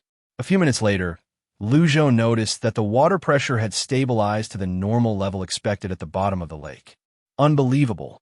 While complaining, Lu Zhou continued to drive the submarine further inside. From a distance, he had noticed these plants. They were unusually thick and looked no different from mutated plants. As he got closer, this feeling intensified. Several times, Lu Zhou almost felt that these plants would suddenly leap out and attack him. However, all along the way, these plants remained eerily quiet. Lu Zhou cautiously navigated the submarine forward, and when he finally reached the vicinity of that triangular building, he was nearly driven crazy by the frantic croaks of the warning frog. For the moment, Lu Zhou had no time to deal with the frog, and instead focused on darting toward the triangular structure. The closer he got, the more he felt something was off. Looking at the building's structure and the random debris around, a bold thought sprang to mind. This place doesn't seem like a human settlement. When this thought crossed his mind, even Lu Zhou himself was startled. However, with this realization, it seemed that the few secret documents obtained from the wealthy man Ma could also be explained. Although this building appeared to be abandoned, Lu Zhou still dared not approach carelessly. His top priority was to quickly retrieve that blue crystal. All other concerns could wait for now. Chapter 231, Scanning Function. The submarine surfaced, finally reaching the location of the blue crystal. As they got closer, Lu Zhou could feel the immense energy contained within it. This made Lu Zhou a little curious. Since this crystal possessed such powerful energy, why was it left here? Almost immediately, he thought of the answer. The danger was precisely what this crystal brought. Realizing this, Lu Zhou quickly changed his plan to take the crystal. When he approached earlier, he felt that the game system was trembling with desire. Since he couldn't take the crystal himself, it would be better to let the game handle it directly. With this in mind, Lu Zhou immediately used the game's abilities to store the crystal in the game backpack. Almost in the next second, the energy flow within the game went crazy. Detected ultra-high energy substance. After testing, this substance can be converted by the game to upgrade energy. Do you choose to convert this item? Upon hearing this, Lu Zhou immediately agreed. After all, he had no use for this thing anyway, so it was better to let the game absorb it quickly. While the game was absorbing the energy, Lu Zhou noticed something. The frog that had been croaking loudly in his arms was now quiet. Lu Zhou boldly guessed that maybe only the crystal was dangerous, and there was no danger elsewhere. Thinking of this, he instantly became excited.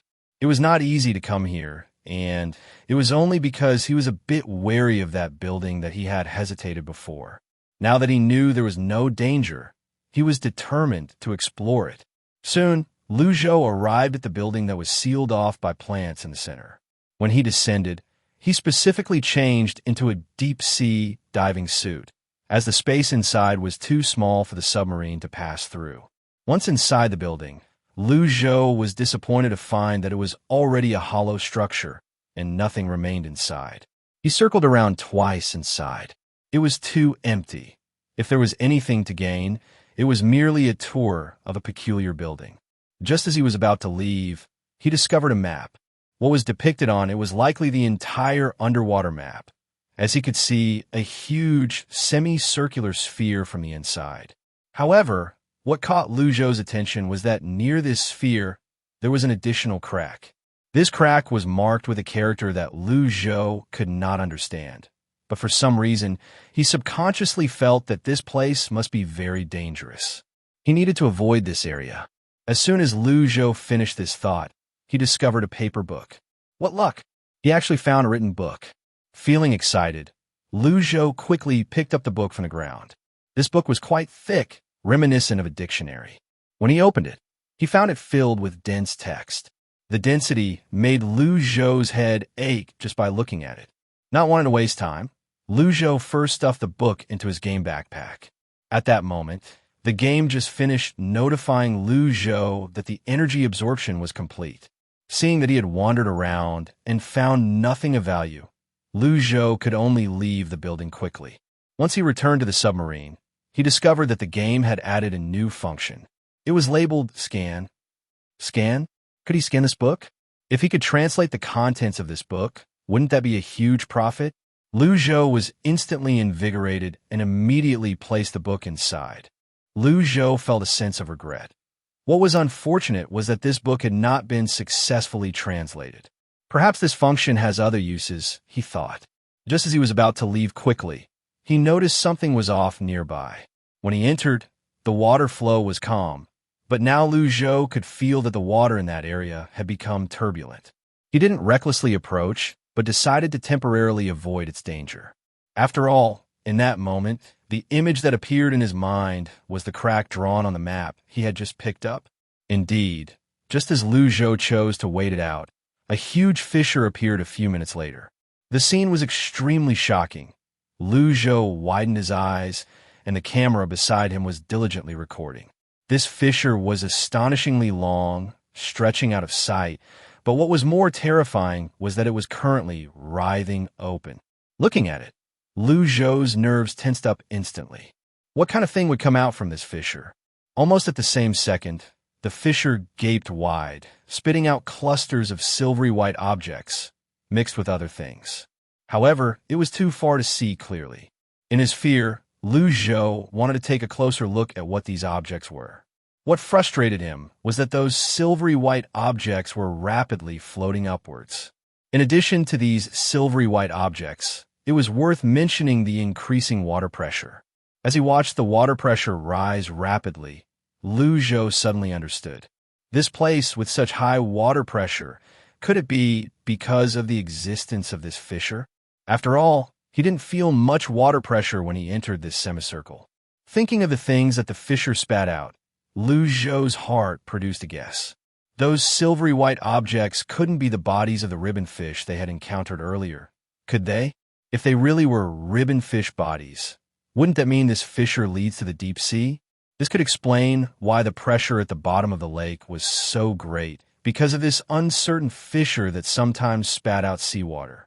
No wonder the fish school died en masse. It turns out they were just absorbed here through the fissure.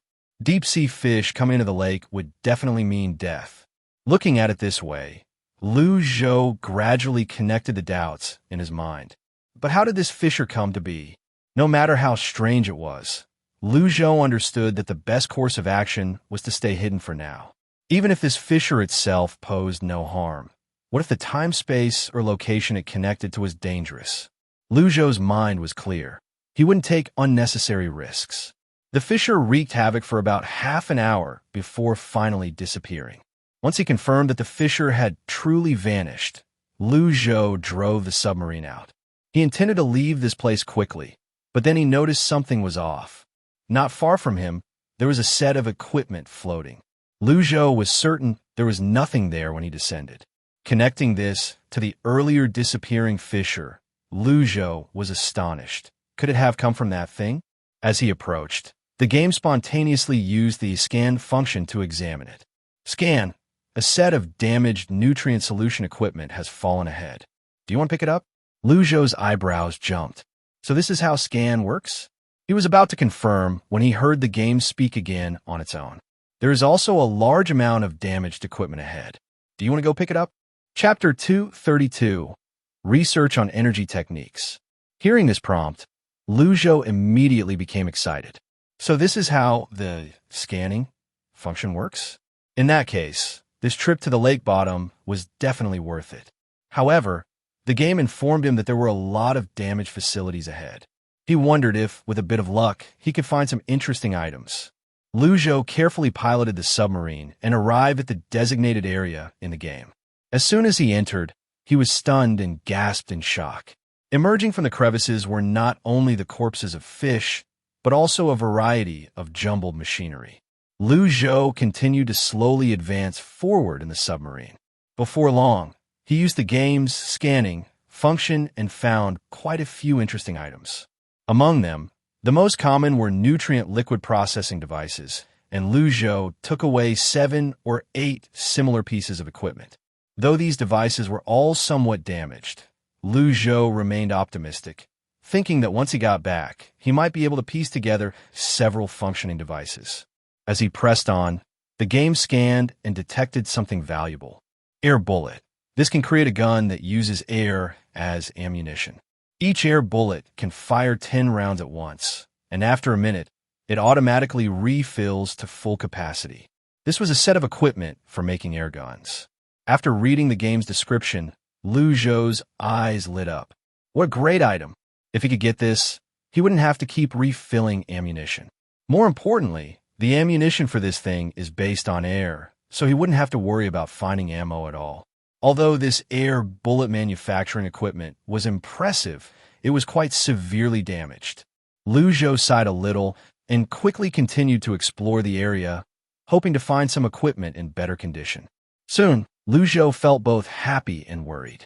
The good news was that there were indeed many extra manufacturing devices in this area. The bad news was that these air bullet manufacturing devices were just as broken. With the mindset of piecing things together when he got home, Lu Zhou didn't waste any time and took all these items. After some operations, he realized there was nothing else of value in this area. Lu Zhou let the game scan one last time and confirmed there was nothing worth taking, so he sped up his ascent and headed back quickly. He didn't know how long it had been, but Lu Zhou finally broke through the water's surface, feeling a splash of something falling off the submarine. After reaching the shore, he crawled out of the submarine and looked back to see the lake's surface filled with fish, just like last time. After thinking for a moment, Lu Zhou first stowed away the submarine. then threw the assault boat onto the lake surface. He jumped on it, and as fast as he could, started catching those fish. He packed the fish into his game backpack, which took up 2 slots by the time he finished. Lu Zhou thought about sharing some with the others once he returned, keeping the rest for now. After all, he recalled that in the later stages, when the acid rain and fog arrived, seafood seemed to be something no one ate anymore. Some said the seafood mutated, while others claimed the fish had all died out. There were many different opinions, but that had nothing to do with Lu Zhou at the time. It was good enough for him to be able to make a living. With the fish in tow, Lu Zhou quickly left the area. When he reached the exit, he sped home in his car. Once he got outside, he realized it was already past 7 in the evening. It seemed he had spent too much time in the cave. Lu Zhou thought to himself, accelerating his driving speed a bit more. After returning to Liangshan's second ring, Lu Zhou happened to run into Wang De. Wang De looked like he had just finished work, and as soon as he caught sight of Lu Zhou's familiar car, he called out, "Hey Lu Zhou, come over to my place for a bit. I'll get you something good to try." Wang De looked a bit mysterious, which piqued Lu Zhou's curiosity. "What is it, Brother Wang?" "I got a bottle of wine through someone. It's quite precious. I wouldn't let anyone else taste it, but you can come over, let's drink a bit together." Lu Zhou wanted to focus on fixing his equipment, so he had to politely decline Wang Da's enthusiastic invitation. "Brother Wang, I can't, I need to head home. By the way, here's some fish for you." As he spoke, Lu Zhou handed Wang De a big black plastic bag. Before Wang De could say anything, he caught a whiff of the fishy smell. When he slightly opened the bag, he was taken aback. Wasn't this a bag of fresh ribbon fish? After handing over the bag of fish, Lu Zhou quickly made his way to his uncle's house. Wang De was left a bit puzzled. Could it be that Lu Zhou got these fish from that cave? Sometimes, Wang De thought about trying to fish in there too, but he couldn't quite shake the feeling of unease being alone. After he couldn't find the entrance during his first attempt, he gave up. Getting a bag of fish this time truly delighted him. Meanwhile, Lu Zhou had already knocked on his uncle's door. After exchanging a few words with his aunt, he dove into Wei Qingzhu's small research lab. As soon as he entered, he saw his uncle looking down, taking out a few sheets of paper and reading something. When he saw Lu Zhou, Wei Qingzhu immediately stood up and said, "Xiao Zhou, come sit, take a look at this." Right now, Wei Qingzhu was researching a more advanced nutrient solution formula that he had obtained from Lu Zhou. Earlier, he had already developed a 24-hour nutrient solution, but he was now facing difficulties while researching a more complex formula. Though the formula looked simple, it was extremely challenging to execute. Most importantly, he lacked the corresponding high-precision equipment. Until he fully understood the entire research process, Wei Qingzhu didn't dare to casually reveal this technology.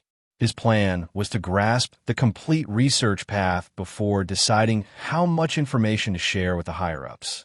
Lu Zhou, not possessing his uncle's extraordinary intellect, gradually found himself unable to understand after listening for a while. However, he had come primarily to bring something more useful. "Uncle, look, I got this set of equipment from that cave. It seems to be for making nutrient solutions." As he spoke, Lu Zhou pulled out several mechanical devices one after another. In the cool light of the bulbs, these devices emitted a chilling glow. Wei Qingzhu, drawn in by Lu Zhou's words, lowered his head and eagerly took one of the devices into his hands. "I'll study this machine." After saying this, Wei Qingzhu began to focus intently on his research. About half an hour later, he exclaimed excitedly, "Xiao Zhou, I know how to modify these machines now." After saying that, he fiddled around for a while and finally produced a finished product. Wiping the sweat from his forehead, Wei Qingzhu carefully continued his work. He started experimenting, using the machine to assist in making the nutrient solution. Surprisingly, the machine turned out to be unexpectedly useful. Holding his breath, Wei Qingzhu, with trembling hands, took out a tube of the finished product. "Xiao Zhou, did you see that? This is a medium-level nutrient solution. This tube can provide enough energy for a person for a week." Chapter 233. Seeking External Support. Lu Zhou was still secretly loosening soil to complete a task beside the plants when he hurried over to take a look. When he got closer, he saw his Uncle Wei holding a glass test tube that was emitting a cool mist. The liquid inside was a light blue color. Wei Qingzhu was clearly excited. Xiao Zhou, this machine can perfectly match the production of the nutrient solution. Let me put it this way. If I had this machine, I could produce about 30 nutrient solutions every day. And this is just the initial stage. As we move to the later stages, our production speed will be even faster than it is now. Lu Zhou was initially taken aback, but immediately felt a strong attraction to the idea. This was fantastic. Nutrient solutions were incredibly convenient. Then Wei Qingzhu continued. Xiao Zhou, I'll tidy up the things you brought back and try to assemble a few more functioning devices. After saying that, he hurried back to the workbench to continue installing the machine. Lu Zhou stopped his uncle and said calmly, "Uncle, there's something even more important I need your help with." Wei Qingzhu nodded. His curiosity piqued as he looked at the items Lu Zhou had brought this time. This is a device that can create a new type of weapon, but it is severely lacking in parts and needs repairs before it can continue to function. "Uncle, can you take a look to see if you can fix it?" Lu Zhou placed the equipment for making the air bullet on the table, allowing Wei Qingzhu to examine it closely. Wei Qingzhu stared at it for a long time. After a while, Lu Zhou wondered if he had spaced out when he finally spoke. "I can give it a try, but I can't guarantee that I can fix it. Looking at it, its internal structure is quite special and different from what I've seen before." Wei Qingzhu pushed up his glasses and added, "If you trust Wangda, you could actually ask him to help me. You probably don't know, but Wangda has strong manual skills, and he also has some research on firearms." Lu Zhou was taken aback. How come he didn't know Wangda was so capable after all this time? However, it was clear that Wangda was also a highly intelligent person. After all, he could handle complex calculations related to meteorology. This line of thought led Lu Zhou to a realization. After all, this device will eventually need to be equipped for all of them. It's fine to be honest now. Besides, if Wangda questions the source, I can just tell him I found it in the cave. That's also the truth. "All right, Uncle, I understand." Lu Zhou was eager to leave, but Wei Qingzhu stopped him before he could go out. "Xiao Zhou, I want to discuss something with you." Lu Zhou had just stood up when Wei Qingzhu pressed him back down. "Since I learned about the Bai family's ulterior motives towards Xiao and Tong Tong, I've decided to research nutrient solutions. With this, I'm confident that I can connect with military forces. Moreover, we are currently defenseless, and if the Bai family targets us, it will be dangerous." He continued, "The person who introduced me into this field has been very supportive because he knows I've created a new type of soil research. Therefore, I want to temporarily disclose some methods for producing the 24-hour nutrient solution." Wei Qingzhu was slender but exuded a peculiar aura. Lu Zhou stared intently into his uncle's eyes and said in a low voice, "Uncle, do whatever you want. I support you." Hearing this, Wei Qingzhu felt relieved. "Don't worry, after the setback in Jiguang City, I will be extremely cautious this time regarding personal connections." It seemed he was eager to clarify, fearing Lu Zhou might have reservations.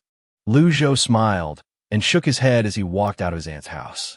At that moment, his aunt had just finished cooking and, seeing Lu Zhou was about to leave without eating, immediately tried to stop him. However, Lu Zhou politely declined, saying he had urgent matters to attend to. Watching Lu Zhou's departing figure down the stairs, Jiang Xiaolin murmured, "I wonder what Xiao Zhou has been busy with lately, acting all mysterious." Wei Qingzhu, who was nearby, helped defend Lu Zhou a bit, and Jiang Xiaolin's furrowed brow relaxed. She then said, "Recently, our unit is preparing to start health checkups for employees." Wei Qingzhu's brow twitched, and his expression grew anxious. "What health checkup? Did you do it? Did our daughter do it?" Seeing her husband's sudden anxiety, Jiang Xiaolin was a bit confused. "Why are you so anxious? They haven't started the health checkups yet. Neither I nor our daughter have done it." After hearing this, Wei Qingzhu finally relaxed a bit, but his expression soon turned serious again. "Shaolin, is this health checkup proposed by Liang Shan?" Jiang Xiaolin turned to the kitchen to tidy up the dishes and replied, "No, it's said to be sponsored for free by a wealthy person to gain favor with the military." Hearing the words wealthy person, Wei Qingzhu immediately reacted, anxiously asking who it was. "It's supposedly from that by family in Kyoto." Upon hearing this, Wei Qingzhu's brow furrowed tightly, and he sat down heavily on the sofa. His brows formed a knot, and his hands trembled uncontrollably. Did the Bai family really have to find his wife and daughter before they would relent? Right, he could no longer keep this from his wife. He had to make her aware of the situation. With a serious expression, Wei Qingzhu approached the kitchen. After listening to what her husband had to say, Jiang Xiaolin's eyes widened, and she instinctively covered her mouth. "Hubby, is this true?" Seeing that his wife still couldn't believe it, Wei Qingzhu showed her the information Lu Zhou had given him. Once she saw the crucial evidence, Jiang Xiaolin covered her mouth tightly, her face filled with fear. Why are they targeting Tong? How could Wei Qingzhu not feel heartbroken? He helped his wife up and whispered something in her ear. Initially, Jiang Xiaolin looked devastated, but after listening to her husband, she finally calmed down a bit. "Don't panic. Keep an eye on this matter. I'll go tell Xiao Zhou." Jiang Xiaolin nodded like a chick pecking for rice, and Wei Qingzhu took out the walkie-talkie to make a call. Meanwhile, Lu Zhou was speaking at Wang Da's house. When Wang Da heard that Lu Zhou needed his help, he readily agreed. He hadn't forgotten that he still owed Lu Zhou a big favor. "Xiao Zhou, I won't ask too much, but what kind of weapon does that equipment of yours produce?" Wang Da said, "I need to know the direction to research." Wang Da's question was reasonable, and Lu Zhou didn't hesitate to roughly explain the concept of the air bullet to him. Initially, Wang Da thought Lu Zhou was joking, but as Lu Zhou continued explaining and it became increasingly absurd, he quickly interrupted. Wait. Brother, don't mess with me. How can what you're talking about even exist? Let me tell you, if there really were such an air bullet, then that technology wouldn't belong to humanity at all. Chapter 234, Production of Air Bullets. Lu Zhou calmly spoke. "Wang Ge, do I look like I'm joking?" Having heard this, Wang De first looked up at his companion in disbelief. Once he saw Lu Zhou's serious expression, he began to relent. Trembling, he turned his gaze to the strange device that Lu Zhou had brought. The concept of air bullets seemed utterly absurd to him. If such a thing could actually come into existence, he had no doubt it would be a revolutionary invention. Adjusting his mindset, Wang De began to tentatively handle the parts one by one, feeling them out personally. Perhaps due to his obsession with research, Lu Zhou watched as Wang De transformed from disbelief to astonishment and then to joy. "Xiao Zhou, this thing really seems quite extraordinary. Let me try assembling it," Wang De said. After saying this, he quickly began to take apart the components in his hands and reassemble them. His movements were exceptionally swift, each action flowing smoothly like water. Seeing that Wang De was going to take a long time, Lu Zhou suggested they leave the items there for now, as he needed to head home. Just as he entered his house, he received a call from his uncle. Upon answering, Wei Qingzhu quickly informed Lu Zhou of what he knew. Lu Zhou frowned tightly, wondering if these people had gone mad. Wei Qingzhu's tone was cold as he said, "Xiao Zhou, my plans need to be advanced. You don't need to get involved. I'll handle it." Lu Zhou didn't know what to say, so he could only nod, promising to help ensure the safety of his aunt and cousin. After the call ended, both Lu Dad and Lu Mom looked worried. They had already learned about the situation, and now that more bad news was coming, they felt a mix of confusion and hesitation. Lu Zhou comforted his parents, but his eyes were clouded with a serious concern.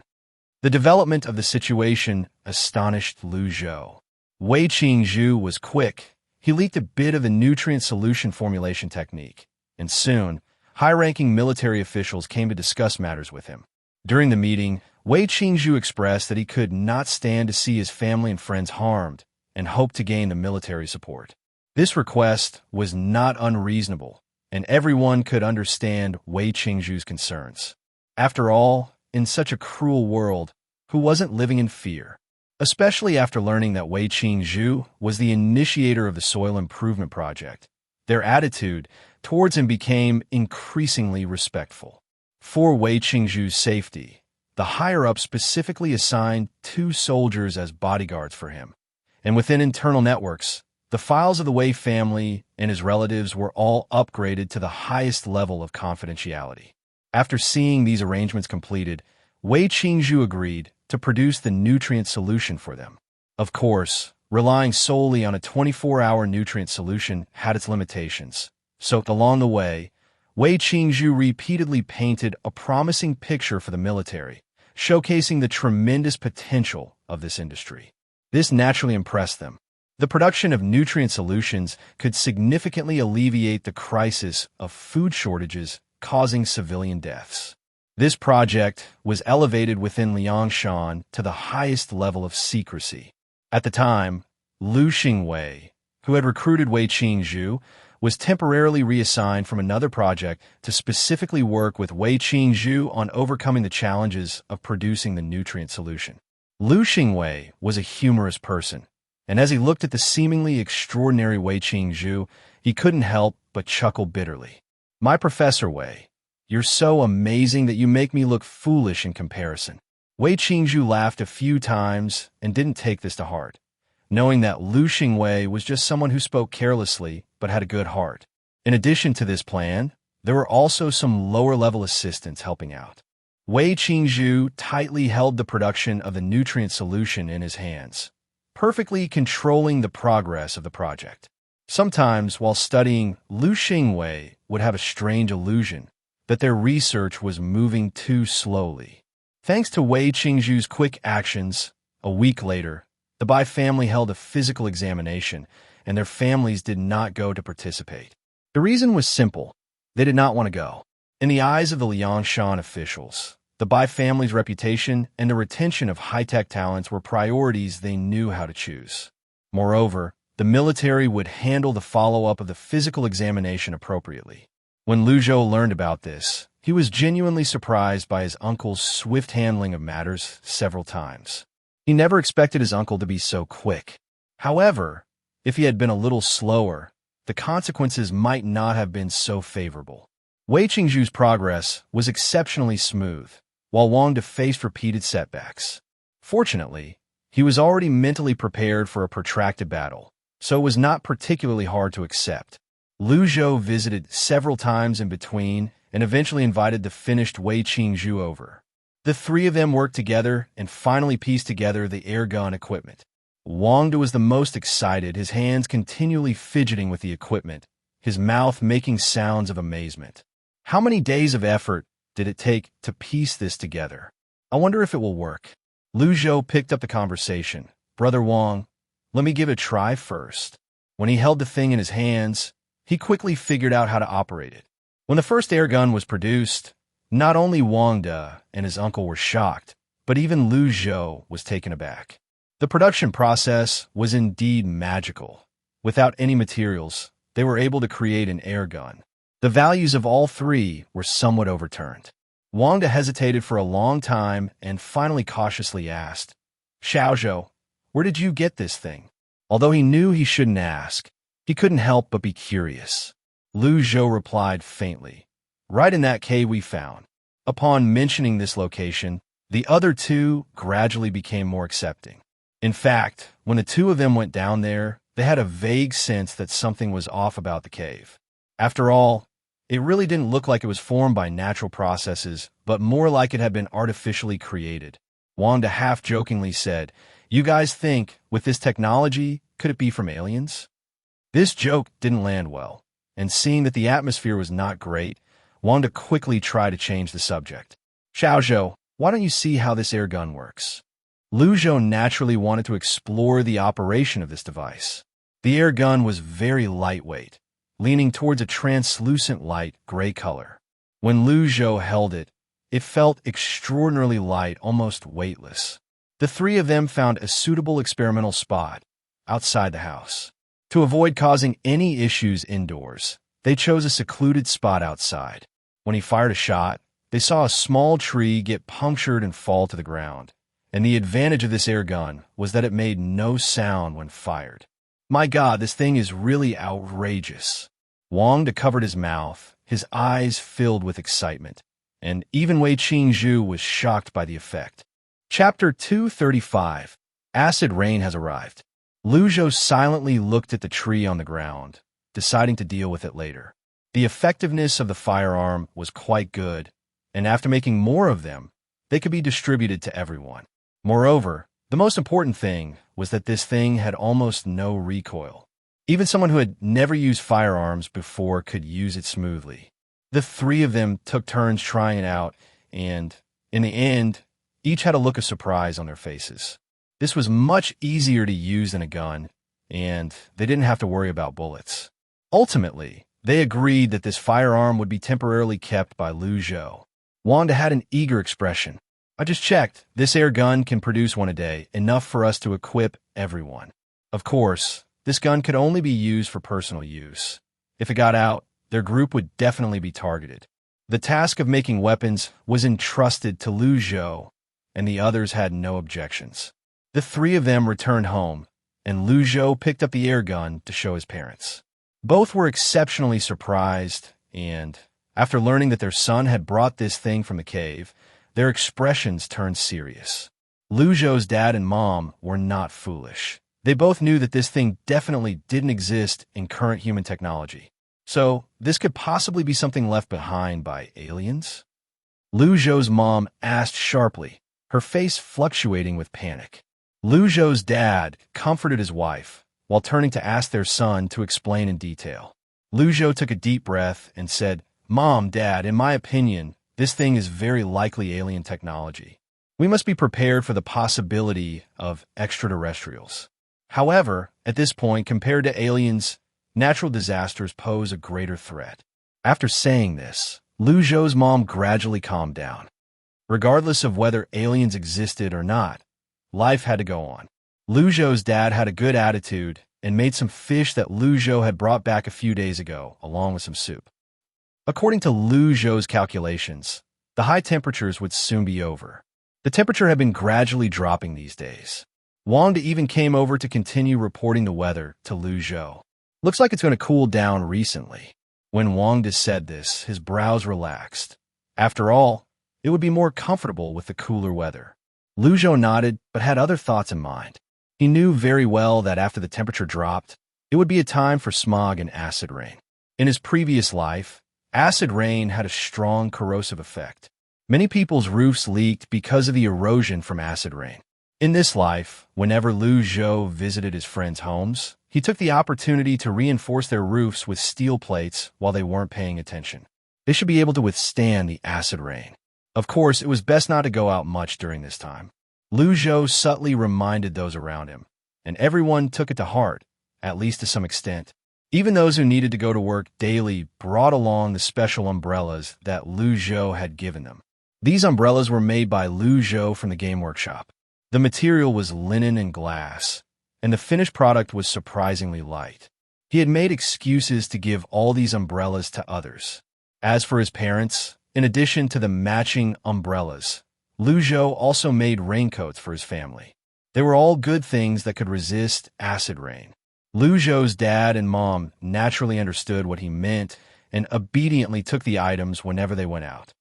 On this day, it was exceptionally sultry. Lu Zhou was in the small garden outside, tending to the flowers and plants when suddenly, the walkie-talkie he had on him rang. After connecting, it was Wang Da's familiar voice. His voice was mixed with panic and urgency. Lu Zhou, quickly tell your parents to stay inside and not to go out. According to my observations, high-intensity acid rain will fall within 3 minutes. Lu Zhou's expression was serious as he quickly left the garden and entered the house. He didn't continue speaking with Wang Da. Instead, he first used the intercom to call his father. Soon, the other party answered the call. Mom, listen to me. Acid rain is about to come. Stay indoors and don't go out. Dad, the acid rain is coming. Stay in the house and don't go out. Both of them were well prepared and obediently followed his instructions. Lu Zhou then switched the intercom to call his aunt and uncle. After giving his warnings, he moved on to the Zhang family and the Gao family. Just as he finished the calls, dark clouds began to cover the sky outside. Shortly after, the rain started to pour down. At first, the acid rain seemed normal, but after a little while, its true nature was revealed. Lu Zhou was well aware of this pattern. After ensuring that everyone was warned, he kept a close eye on the outside. Soon, he noticed mist rising from the ground outside, creating a hazy atmosphere. However, only Lu Zhou keenly observed that the ground was smoking due to the acid rain's corrosion. The high temperature subsided, and the sky began to rain. For the people of Liangshan, who had been hot for a long time, this was great news. Those with shelter rushed outside to wash away the dirt that had accumulated on their bodies over the past few days with the rainwater. Some even opened their mouths wide, drinking the rainwater greedily. While it wasn't clean, they were desperate to quench their thirst. Just as a glimmer of hope arose in many hearts, the next moment, those who had rushed out to wash themselves began to scream in horror. A terrifying scene unfolded before everyone's eyes. Those still alive, under the erosion of the rain, began to smoke from their skin. Even worse, the rainwater directly corroded large patches of skin. These people frantically fled indoors, shouting loudly, "Run! It's acid rain!" The scene turned chaotic. Many heard the shouting and hurriedly retreated indoors. However, the indoor space was limited, and once it was packed with people, there was no room for anyone else to enter. They had to squeeze into their own cars. Those who ran fast managed to escape, while those who were slower were caught in the rain. However, even those lucky enough to get into their cars could not escape the corrosive acid vapors that continued to rise. The smell was extraordinarily irritating to the nose and throat, causing many to cough up blood, while others struggled to breathe. The situation was extremely dire. This was the plight of the people of Liangshan who had no fixed shelter, while those at work had mixed feelings.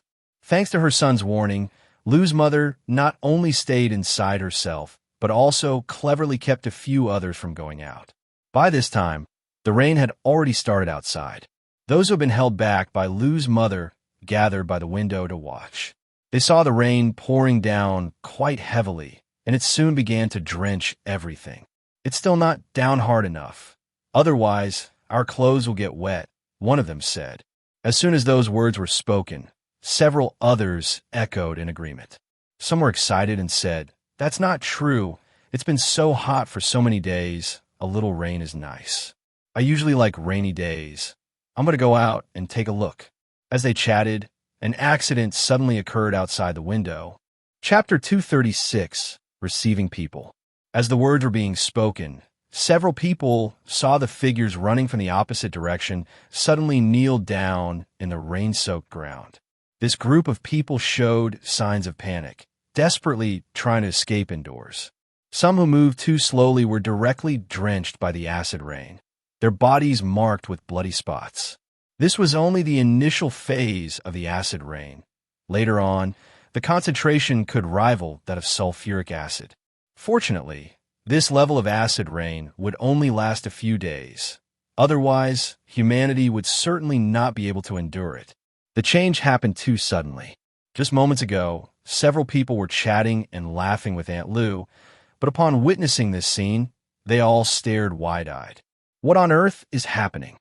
It looks like the rain is not normal. So scary. How could this happen? Everyone was discussing it fervently. The person who had just said they loved rainy days and planned to go out for a stroll now had a dazed expression and a pale face. Luckily, they hadn't gone out. Otherwise, they would have been like those fleeing in panic. Not just this person, but everyone else felt a sense of dread. It was fortunate they hadn't casually stepped outside. Otherwise, they probably would have lost their lives. Aunt Lu was watching clearly from upstairs, and the severity of the situation exceeded her expectations. Just then, Jiang Xiaolin burst out from another office in Building 1. Seeing that her sister hadn't gone out, she finally breathed a sigh of relief. Thankfully, her sister hadn't left. Otherwise, she would truly regret it for the rest of her life.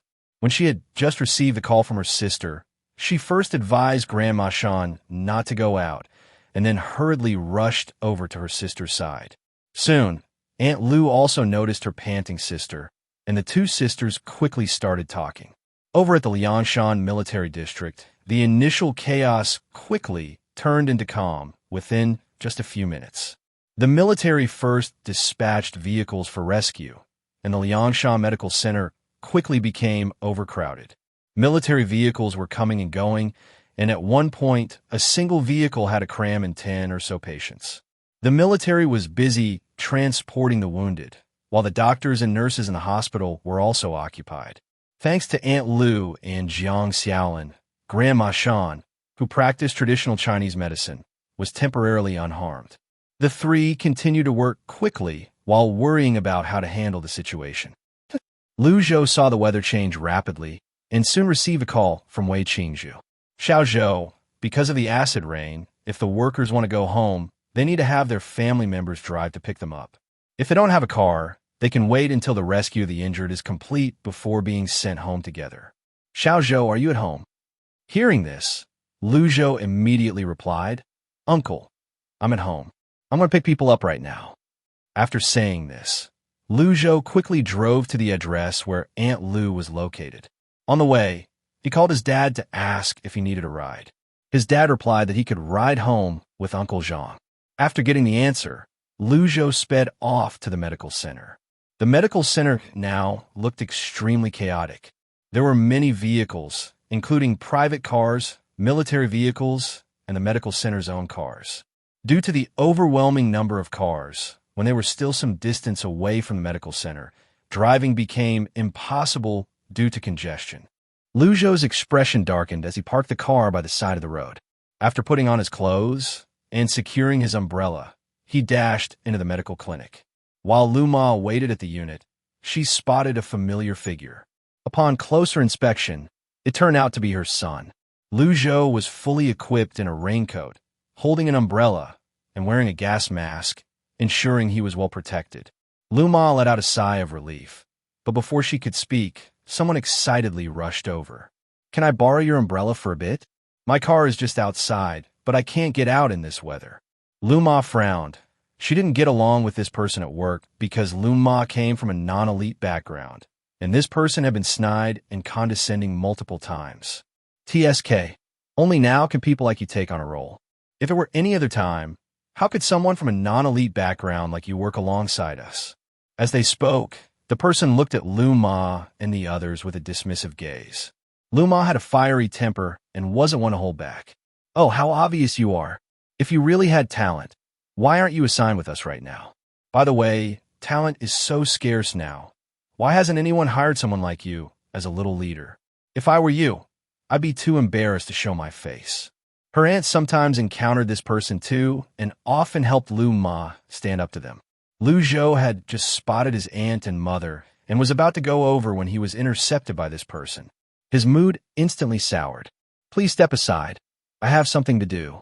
He tried to remain polite, but Lu Ma, worried about her son getting the short end of the stick, hurried over. Son, you're here. Aunt is here too. Let's leave quickly. The others, feeling envious, quickly expressed their concern. Little Lu, Xiaolin, why don't you wait a bit before heading back? The acid rain is coming down so heavily now. Even with an umbrella, it's not safe. The person who spoke looked to be in their 50s, with a kind and benevolent demeanor. Lu Zhou wasn't irrational. He didn't bite at everyone.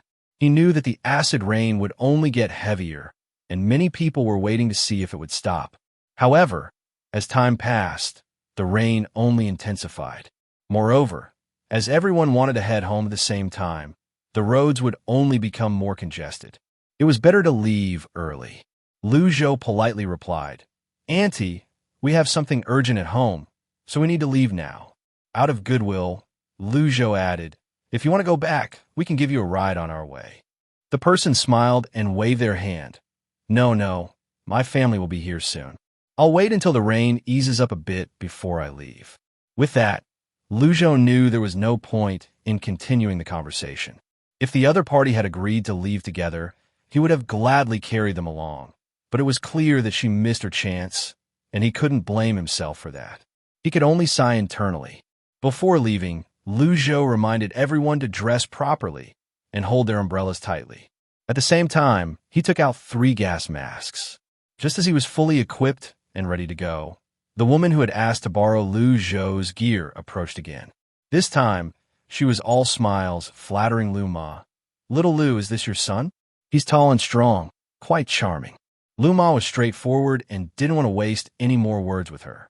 After giving Lu Zhou a meaningful glance, he immediately understood his mother's intent. He positioned himself between the two, his expression unyielding. "Mom, let's hurry up. We need to leave quickly." At this point, the other person's expression soured, but she forced a smile to maintain her composure. Chapter 237, New Discoveries. She looked at the rain outside and felt a sense of unease in her heart, thinking it would be better to hurry back home. "Hey, how can you speak like that? Didn't you see I was talking to your mother?" When Lu Ma realized time was being wasted, she immediately turned around and began to scold. "Oh, Sun Hongyan, haven't I scolded you enough before? Why are you coming here asking me to scold you again? Do you not recognize characters and not understand what I'm saying? I told you I'm busy. How can you be so shameless?" Lu Ma didn't hold back at all, and soon Sun Hongyan's face showed a quick flash of embarrassment. Then she immediately retorted, "What are you shouting about? If you don't lend it, then don't. You're so stingy." Before she could finish her words, Lu Ma didn't even spare her a glance and turned to leave. The three of them hurried into the rain. The corrosive capability of the acid rain was quite strong, but under the protection of their game outfits, none of them were actually drenched by the acid rain. Thanks to their gas masks, they didn't even inhale much of the acidic gas that rose from the rain. The car had long been secretly modified by Lu Zhou using game steel plates, so this level of acid rain intensity posed no threat to the vehicle. After getting in, they briefly dampened one area of the car's interior. Lu Zhou didn't mind this. Instead, he drove quickly through the rainy night. On the way, he also picked up Wang Da's wife, He Yinyan. He Yinyan was dressed in striking gear. After waving her hand, she got into the car. This was Lu Zhou's first time visiting He Yinyan's workplace, and upon seeing the rather simple environment, he became curious. "Yinyan Jia, your workplace looks quite simple." Since they had a good relationship, such remarks were perfectly fine to make.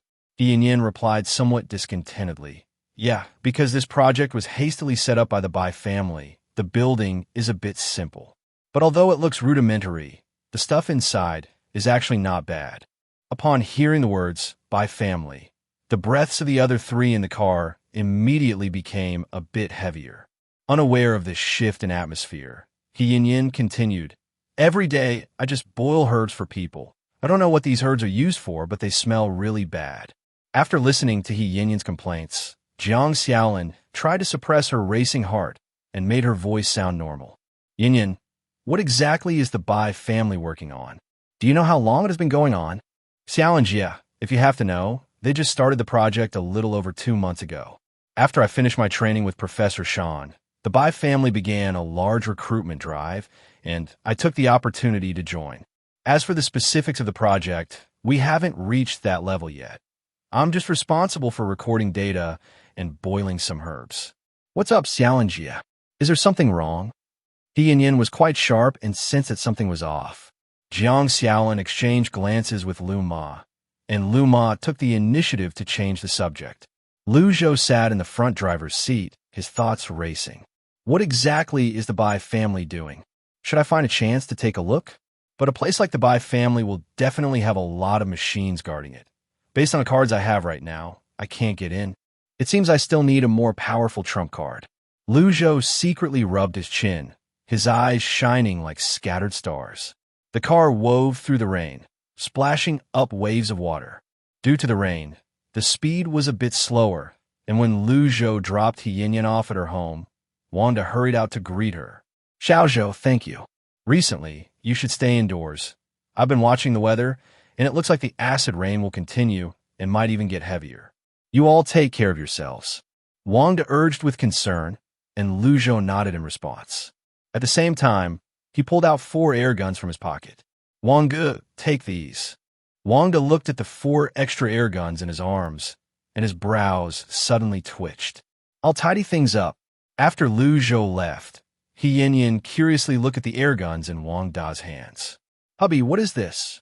Wang Da first led his wife into the house, and then brought his parents out to introduce them one by one. After explaining how to use the air guns, the other three stared silently at Wang Da, who was speaking confidently. Yin Yin furrowed her brow in concern. "Hubby, you won't." Wang Da's father and mother quickly grabbed their son's arms, almost in tears. "Son, we know you're under a lot of pressure, but you can't let your mind go wrong." Initially, Wang Da was a bit confused, but seeing their reaction, he understood everything at this point. His face turned red, and he hurriedly explained. After hearing Wang Da's explanation, the other three widened their eyes. "Wait, does this mean that this thing could very well be left behind by aliens?"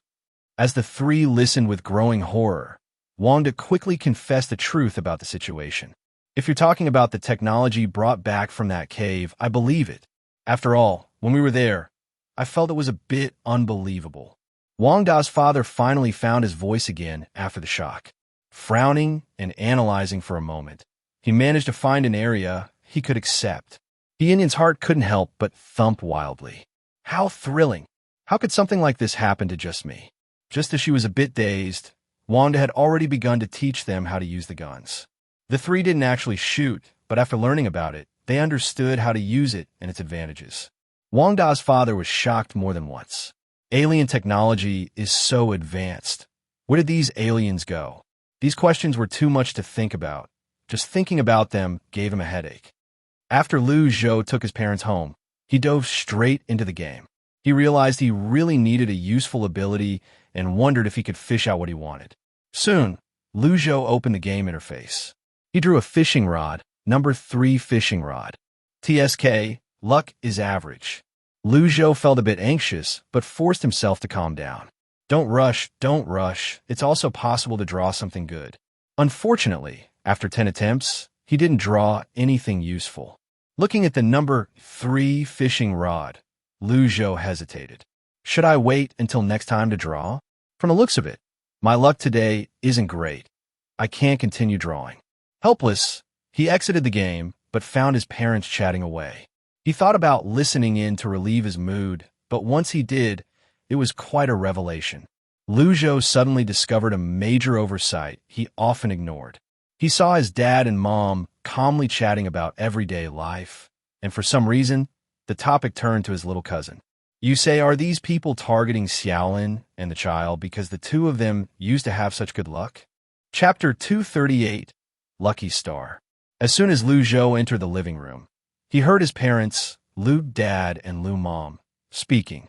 He immediately became interested and wanted them to hurry up and tell him about his little cousin's situation. Lu Mom gestured for Lu Zhou to sit next to her, and then she began to reminisce. The more he listened, the more he felt it was outrageous. Before his cousin was born, his aunt's family had lived a rather miserable life. Although both his aunt and uncle had skills, they struggled to find job opportunities. Unexpectedly, they became pregnant. After his little cousin was born, his aunt's family immediately started to thrive. Not only did both of them find jobs, but their living conditions also improved significantly. Later on, they even received promotions and raises, and their lives became extraordinarily comfortable. After they finished recounting various chaotic events, Lu Zhou understood one thing. His cousin was very lucky. He couldn't help but recall that ever since he had interacted with his little cousin a few times, his own luck had improved significantly. At that time, he had even managed to pull out several useful items. Thinking about this, Lu Zhou suddenly couldn't sit still. He had to go find his cousin to borrow some luck from her. Soon, Lu Dad and Lu Mom were too busy to stop Lu Zhou as they saw their son quickly dressing and heading downstairs. Since it was still raining outside, Lu Zhou drove and soon arrived at the residential building where his uncle's family lived. When he reached outside the house, Lu Zhou took out some milk from his backpack. In the past, he used to make excuses to bring his little cousin some milk from the game as a daily nutritional supplement for her. As soon as Jiang Xiaolin saw Lu Zhou outside the door, she immediately stepped aside and welcomed him in. Xiao Zhou, why did you come over? It's still raining so heavily outside. While helping Lu Zhou get settled, Jiang Xiaolin quickly found a clean towel for him. Lu Zhou smiled and handed over a bucket of milk. "Auntie, this is for Tong Tong." Jiang Xiaolin quickly accepted the milk, her expression changing dramatically. Wei Qingzhu walked out of the laboratory and greeted him. "Xiao Zhou, why are you here? Is there something urgent?" Lu Zhou didn't mention his purpose for coming, but chatted for a bit with the two of them before casually asking, "Where's Tong Tong?" After saying this, he looked around the room. His little cousin was not there. Jiang Xiaolin smiled and said, "Tong Tong is asleep in Grandma San's room." Hearing this, Lu Zhou hurriedly walked towards Grandma San's bedroom. As he pushed the door open, the first thing he saw was Grandma San sitting at her desk, reading. Then he spotted his little cousin, who was rolling around on the bed, sleeping soundly. Lu Zhou shifted his gaze back to Grandma San. The elderly woman was sitting in a chair, wearing reading glasses, and was frowning as she read under the dim light. When she heard the sound of the door opening, she looked up and saw Lu Zhou entering. She immediately smiled and said, "Xiao Zhou, why did you come over? You just got here. Come help Grandma read this line. My eyes are getting worse and worse." Lu Zhou quickly took the book from her and read the line aloud to Grandma San. After finishing, he glanced at the content of the book and discovered that it mainly discussed the production of medications for pulmonary diseases. In his previous life, when acid rain ended and smog set in, it indeed caused a significant increase in pulmonary diseases. Grandma San was quick to start thinking about creating herbal medicines to treat pulmonary diseases. Lu Zhou picked up the book and stared at it, asking. Grandma Shan sighed. "Xiao Zhou, do you think that after this acid rain, there will be other diseases following it?" Lu Zhou couldn't help but feel curious about how Grandma Shan knew about this possibility. He listened as the elderly lady continued. "Thanks to Tong Tong, that little girl told me that there are many people outside coughing. What if our family starts coughing too? I thought about it, and since the acid rain produces smoke that can harm the lungs, I decided to read more about treating lung diseases, so we can be prepared." Upon hearing this, Lu Zhou was astonished by his cousin's seemingly casual remark. Was it really just a coincidence? If that were the case, then her luck was indeed impressive. However, in his previous life, even with such good fortune, she still couldn't escape being specifically targeted for capture along with his aunt. Lu Zhou's smile gradually faded, and then he quickly walked to the side of the bed and sat down. In order to better take advantage of the good luck, he even held his little cousin's small hand tightly with one hand. Taking a deep breath, Lu Zhou opened the fishing game interface. Choose to fish 5 times. It wasn't that he was unwilling to keep fishing. It was just that after these 5 attempts, he would reach the limit. Soon, under Lu Zhou's anticipation, the 5 fishing attempts were completed. A game notification popped up. "Congratulations, player. You have obtained Guardian Shield, Soap Bubble, and Shadow Traverse." Lu Zhou was overjoyed and hurriedly checked the effects of these items. Guardian Shield can absorb impacts from external forces with a maximum defense value of 300, recharges once a week. Soap Bubble blows out a colorless bubble that can filter harmful substances in the air. Can be used on anyone. The bubble's effectiveness lasts for 24 hours. Shadow Traverse. Players can traverse through shadows, usable every 5 minutes, with no limit on the number of uses. Seeing this, Lu Zhou's heart raced with excitement. Not to mention anything else, with a Shadow Traverse, he could now explore the area by the Zhao family. If anyone came looking for him, he could just hide in the shadows. And since this skill only has a time limit for use, there's no restriction on the number of times he can use it. As for the other 2 items, they also had significant effects. Leaving aside the Guardian Shield, the Soap Bubble would definitely be very useful when smog and haze come around. In the past, Lu Zhou had suffered from lung problems due to haze, coughing uncontrollably, and it was only through his own immunity and later medications from the government that he managed to recover. This time, with the Soap Bubble, he believed that everyone wouldn't have to suffer from that cough anymore. Lu Zhou immediately felt in high spirits. His little cousin was still fast asleep, and Lu Zhou couldn't help but reflect. He realized that his cousin truly had remarkable luck, to the point that just being around her would bring good fortune. Grandma Shan was still reading, and Lu Zhou didn't want to disturb the elderly lady any longer, so he quietly stepped out. After getting the items he wanted, Lu Zhou felt completely satisfied. He even politely declined the invitations from his uncle and aunt. As Lu Zhou hurried back home, Jiang Xiaolin first made sure to tightly close all the doors and windows at home to prevent any acid rain from entering.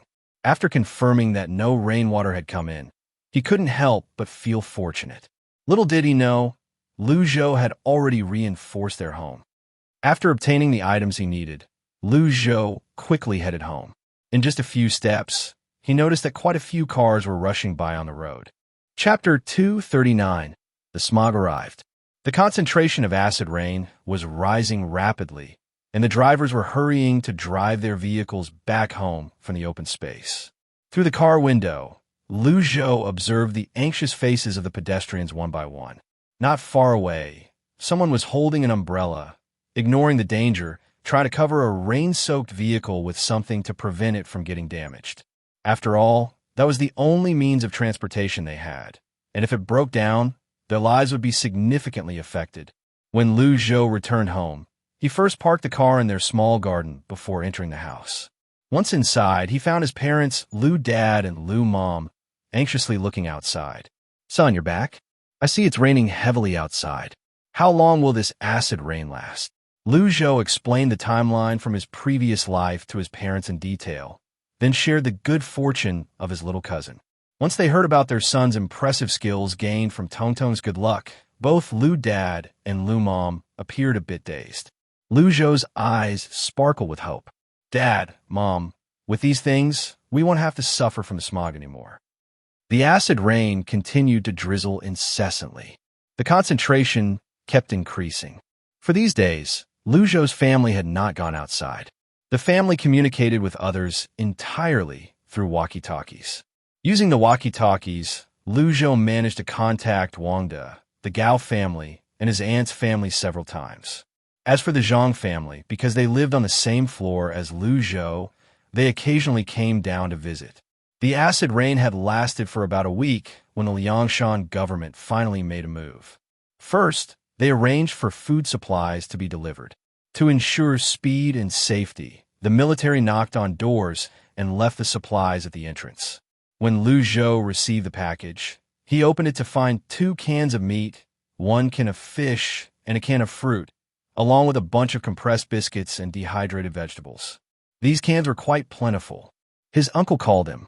He mentioned that his supplies were exceptionally rich, containing not only these ordinary items, but also a bag of 5 kilograms of rice, a bottle of cooking oil, and a packet of seasonings.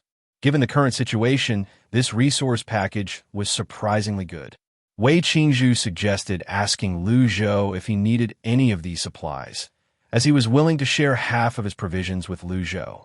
However, Lu Zhou declined, stating that he had more than enough and didn't want to take away the few items his uncle's family had.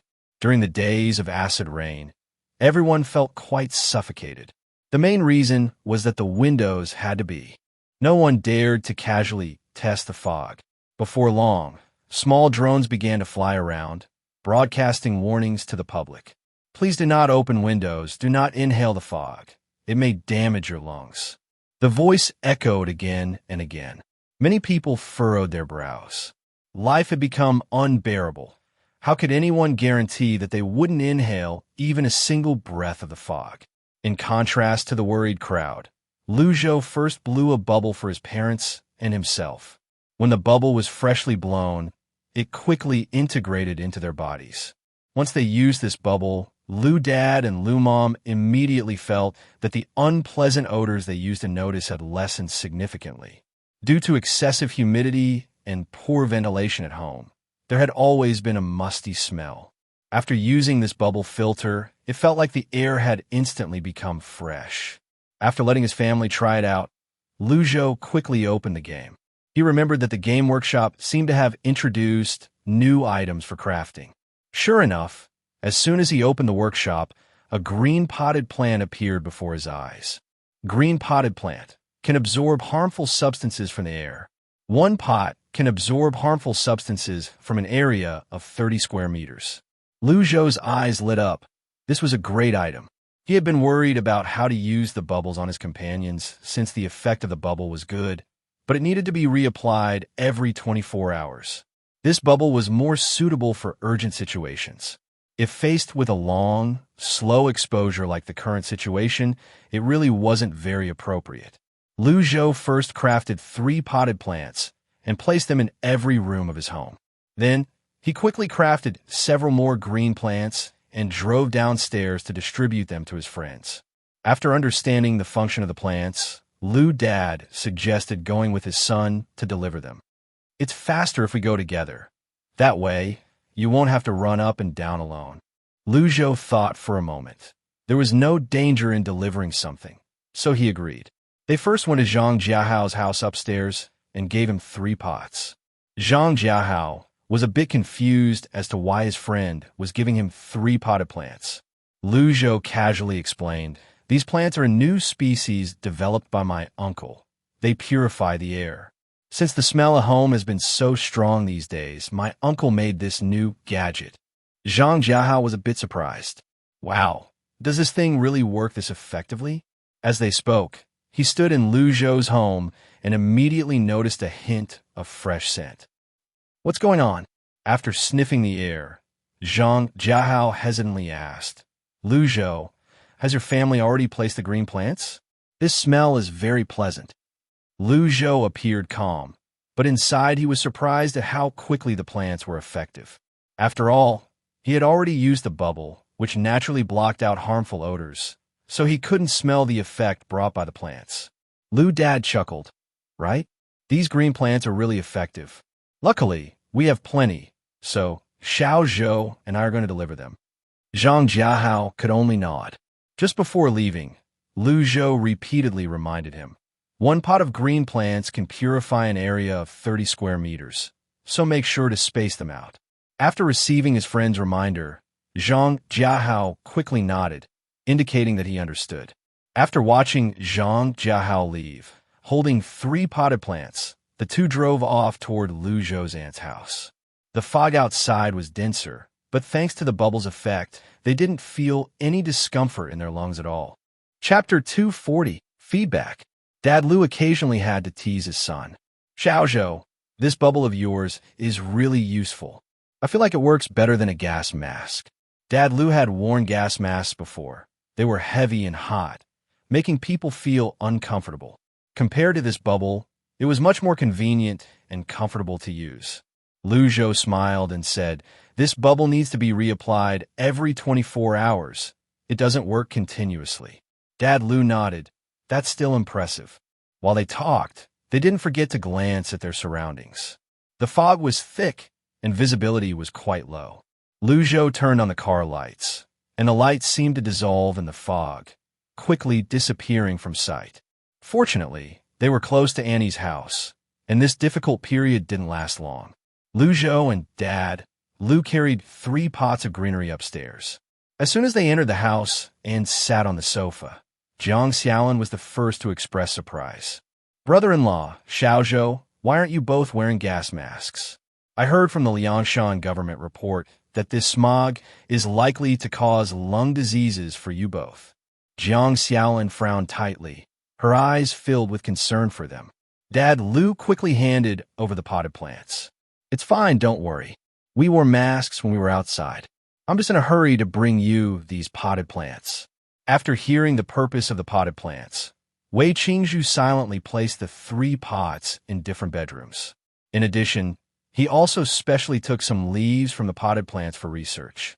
The two didn't stay long. Soon, they delivered 3 pots each to Gao Shan's family and Wang Da's family.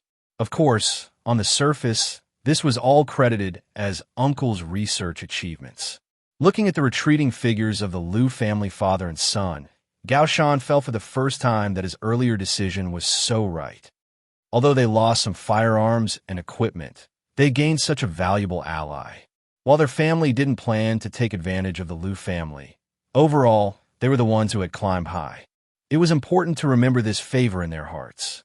Gao Shan and his wife, Jiang Lishui, carefully moved the potted plants. After placing them, they soon noticed a significant improvement in the indoor air quality. Jiang Lishui stood in front of the potted plants, taking a deep breath, and suddenly felt a wave of comfort wash over her. This scent is really nice. In just a short while, the benefits of the greenery became apparent.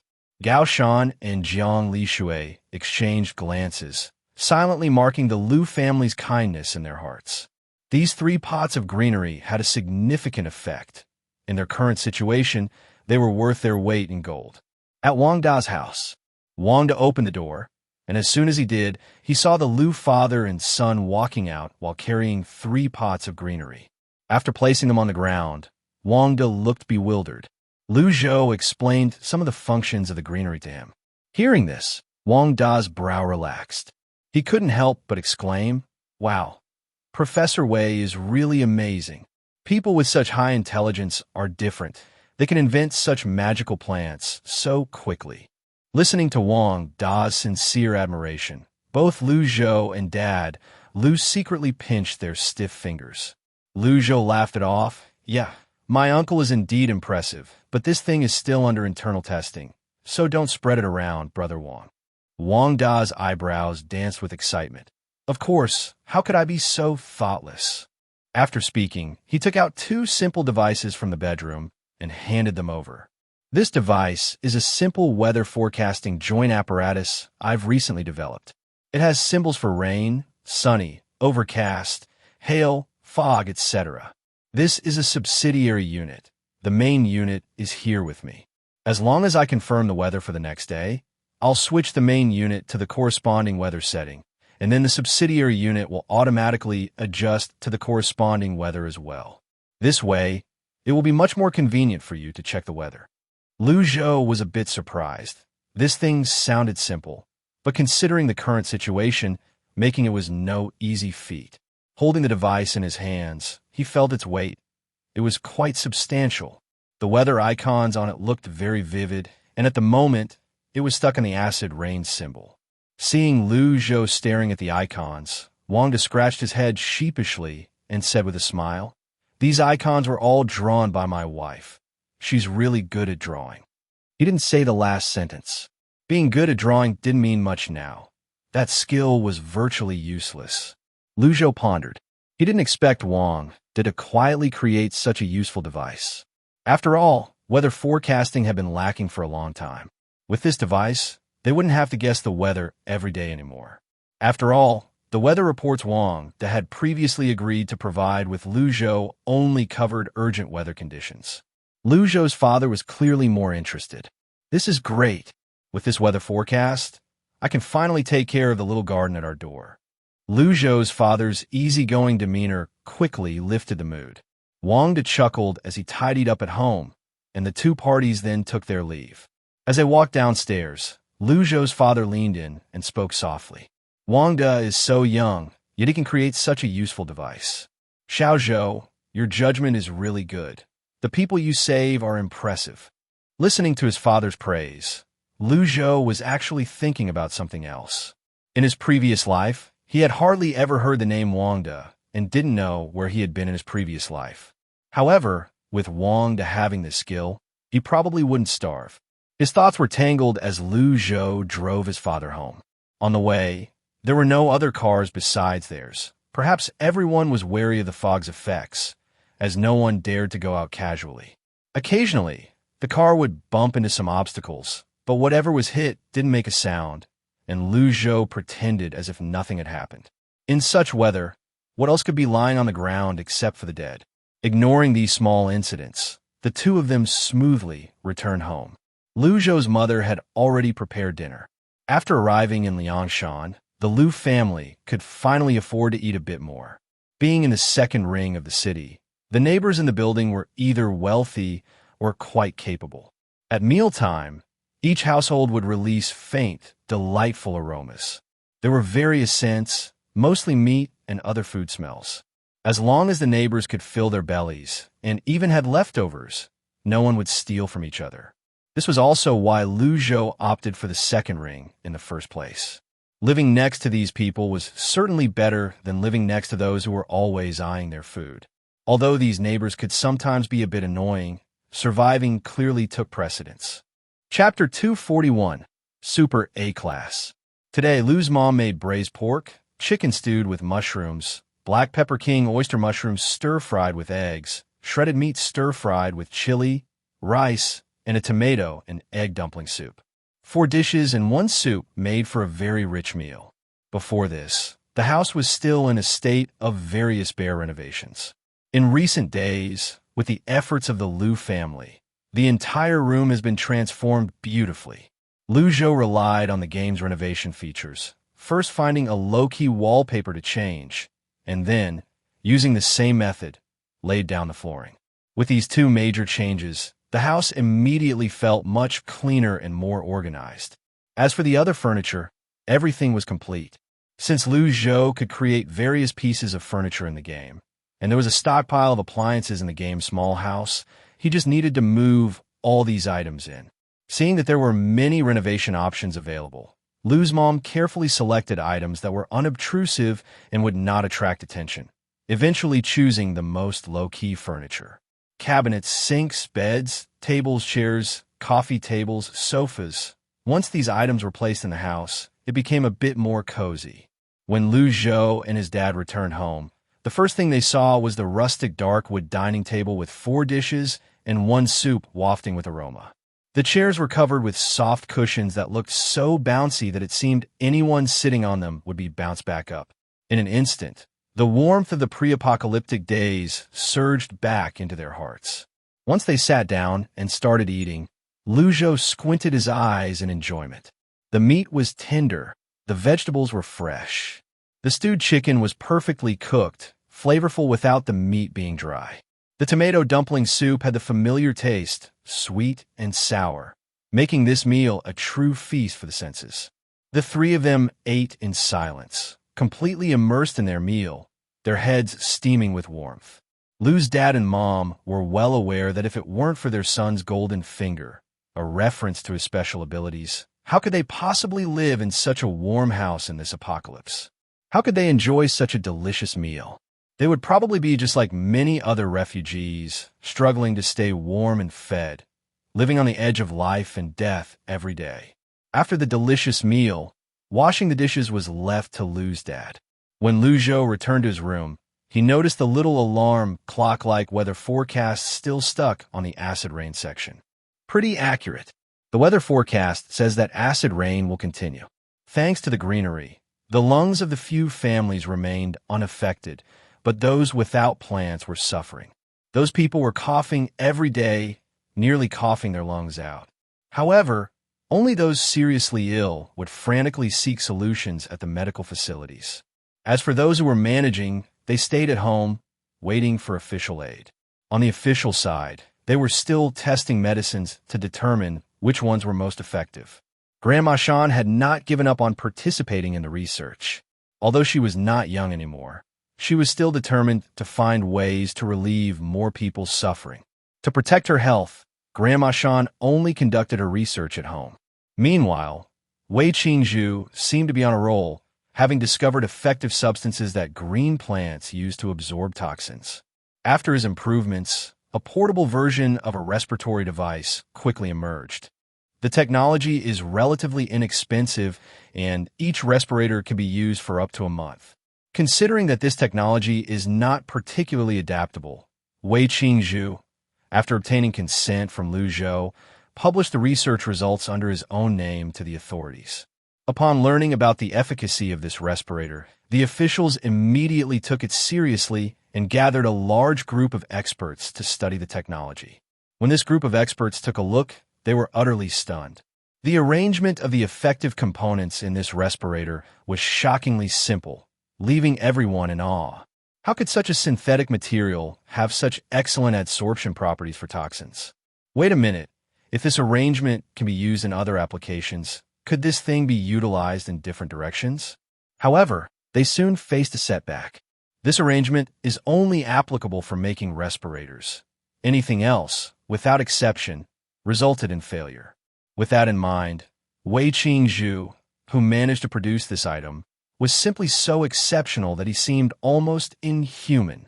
Wei Qingzhu naturally knew that this group of people would react this way. However, instead of being relieved, he felt even more awe for the alien technology. Although the green plant that Lu Zhou sent over did not specify where it came from, through his research, the answer became evident. This thing was definitely not natural.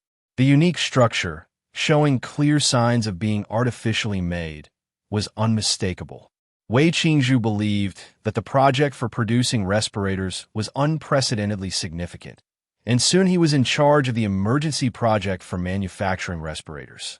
Now, his security clearance level was even higher than before. The official protection rating for Wei Qingzhu had now been elevated to Super A level. The Super A level is second only to the S level in terms of protection. The number of personnel assigned to protect Wei Qingzhu had increased dramatically from 2 to an exaggerated 6. These individuals, as before, hid in the shadows, silently guarding Wei Qingzhu and his family, as those rated Super A level were all recognized as special talents with significant contributions. Of course, his salary was also gradually increasing, with each delivery of emergency supplies being prioritized for distribution. The military held Wei Qingzhu in high regard, believing him to be a talent with great potential, which is why they were so attentive to him. After the respirators developed by Wei Qingzhu were put into use, the results were excellent, significantly slowing the progression of lung diseases. In no time, respirators became the most sought-after item. When a military distributed respirators, they could only give one per household. However, there were many people with means who tried to find a way to obtain more. Countless individuals inquired, hoping to pay to equip each family member with a respirator. But after extensive inquiries, they found it impossible to track down Wei Qingzhu's whereabouts. Eventually, they had no choice but to find someone to exchange for a few respirators. Some families were poorer, struggling just to eat, and naturally could not afford to prioritize respirators. They allowed others to exchange food for respirators. The route of transmission for lung diseases was quickly contained after the series of events, and subsequently, the focus shifted to treating those already suffering from pulmonary diseases while increasing the production of respirators. The military was fully responsible for production, while treatment primarily relied on the efforts of medical facilities. Western medicine had no use in treating these lung diseases, primarily because there were currently no pharmaceutical manufacturing facilities, while traditional Chinese medicine gradually began to show promise. Soon, the medical staff learned about Professor Shan's past achievements. Shortly afterward, the military sent personnel to visit Professor Shan in person, hoping to invite him to participate in the research. Professor Shan naturally accepted without hesitation, and in addition to him, the military also invited Lu Ma and Jiang Xiaolin to join. Additionally, Lu Zhou learned of a significant matter. Chapter 242, Departure. The military has already begun to look for traditional Chinese medicine to combat lung diseases, but some of the medicinal ingredients in the formula are difficult to find. Among these, a type of traditional medicine known as Kwaiko is particularly hard to come by. It is said that this medicine primarily treats lung diseases and asthma. Lu Zhou is not a professional in this area, so he hasn't studied Kwaiko, but he noticed that his mother, Lu Ma, had a fleeting expression of unease. Soon after the official personnel left, Lu Ma leaned in and whispered to Lu Zhou, "Son, I remember that when we were purchasing medicinal herbs before, didn't we get some Kwaiko seeds?" Lu Zhou hesitated. He indeed had bought a batch of medicinal herbs before, but his memory was a bit hazy. Lu Ma urged him to bring out all the seeds they had, wanting to identify them one by one. Lu Zhou quickly rummaged through their gaming cabin, turning it upside down. As expected, he actually found a large bag of seeds. "This is the seed. I remember it well. When Granny Dan taught us, she mentioned that Kwaiko seeds look particularly unique, resembling teardrops, and their outer skin is bright red." Curious, Lu Zhou leaned over to take a look, and indeed, the bright red, teardrop-shaped seeds were clutched in Lu Ma's palm. Thanks to the preservation in Lu Zhou's gaming cabin, the seeds remained intact. Otherwise, due to the extreme weather they had faced previously, the seeds would have been ruined long ago. "Son, we need to find a way to send these seeds out. Otherwise, the lung disease will become more severe, Lu Ma said. Although they were not in a rush at home, Lu Ma felt uncomfortable as long as the lung disease remained unresolved. Going outside felt as if the air was filled with dirt and filth. Lu Zhou understood his mother's feelings, but these seeds needed to undergo his pre-treatment first. He placed all the seeds into the gaming soil, and soon, the seeds quickly sprouted, sending out tender green shoots. The leaves gradually unfurled, growing stronger, then blossomed and bore fruit before eventually wilting. This process repeated itself for about 2 hours, and Lu Zhou held a few extra bags of seeds in his hand, smiling broadly. No matter what, he had to keep a backup of the seeds. If they failed to cultivate them, at least he would still have some seeds left. Later, after he induced the seeds to mature, he stored them back in the gaming cabin. Due to the slow passage of time in the gaming cabin, these items showed almost no change. Most importantly, Lu Ma, Granny Dan, and his sister were set to be escorted out of the city the next day to look for medicinal herbs. They would be accompanied by other medical experts, all aiming to find Kwaiko and other slightly lesser medicinal herbs. That night, even though Lu Ma couldn't fall asleep, Lu Zhou firmly insisted that his parents go to bed. In the grand scheme of things, nothing was more important than sleep. Once he saw his parents peacefully asleep in their bedroom, Lu Zhou finally felt at ease and went into his own bedroom. Entering the game, he continued studying ship piloting for quite some time, and then, with a throbbing headache, he rolled around on his soft bed before drifting off to sleep. Strangely, he didn't dream at all, and when Lu Zhou woke up early the next morning, he had slept quite well. Lu Dad had prepared breakfast for the two of them in advance, which was a simple millet porridge. This dish was made with a unique spice called manhwa, and besides millet, it included small chunks of potato and pumpkin, with just a hint of salt for flavor, making it particularly fragrant. Lu Zhou had once tried this dish at school, and it lingered in his memory. After some effort, he finally got his classmate to ask their mom for the recipe.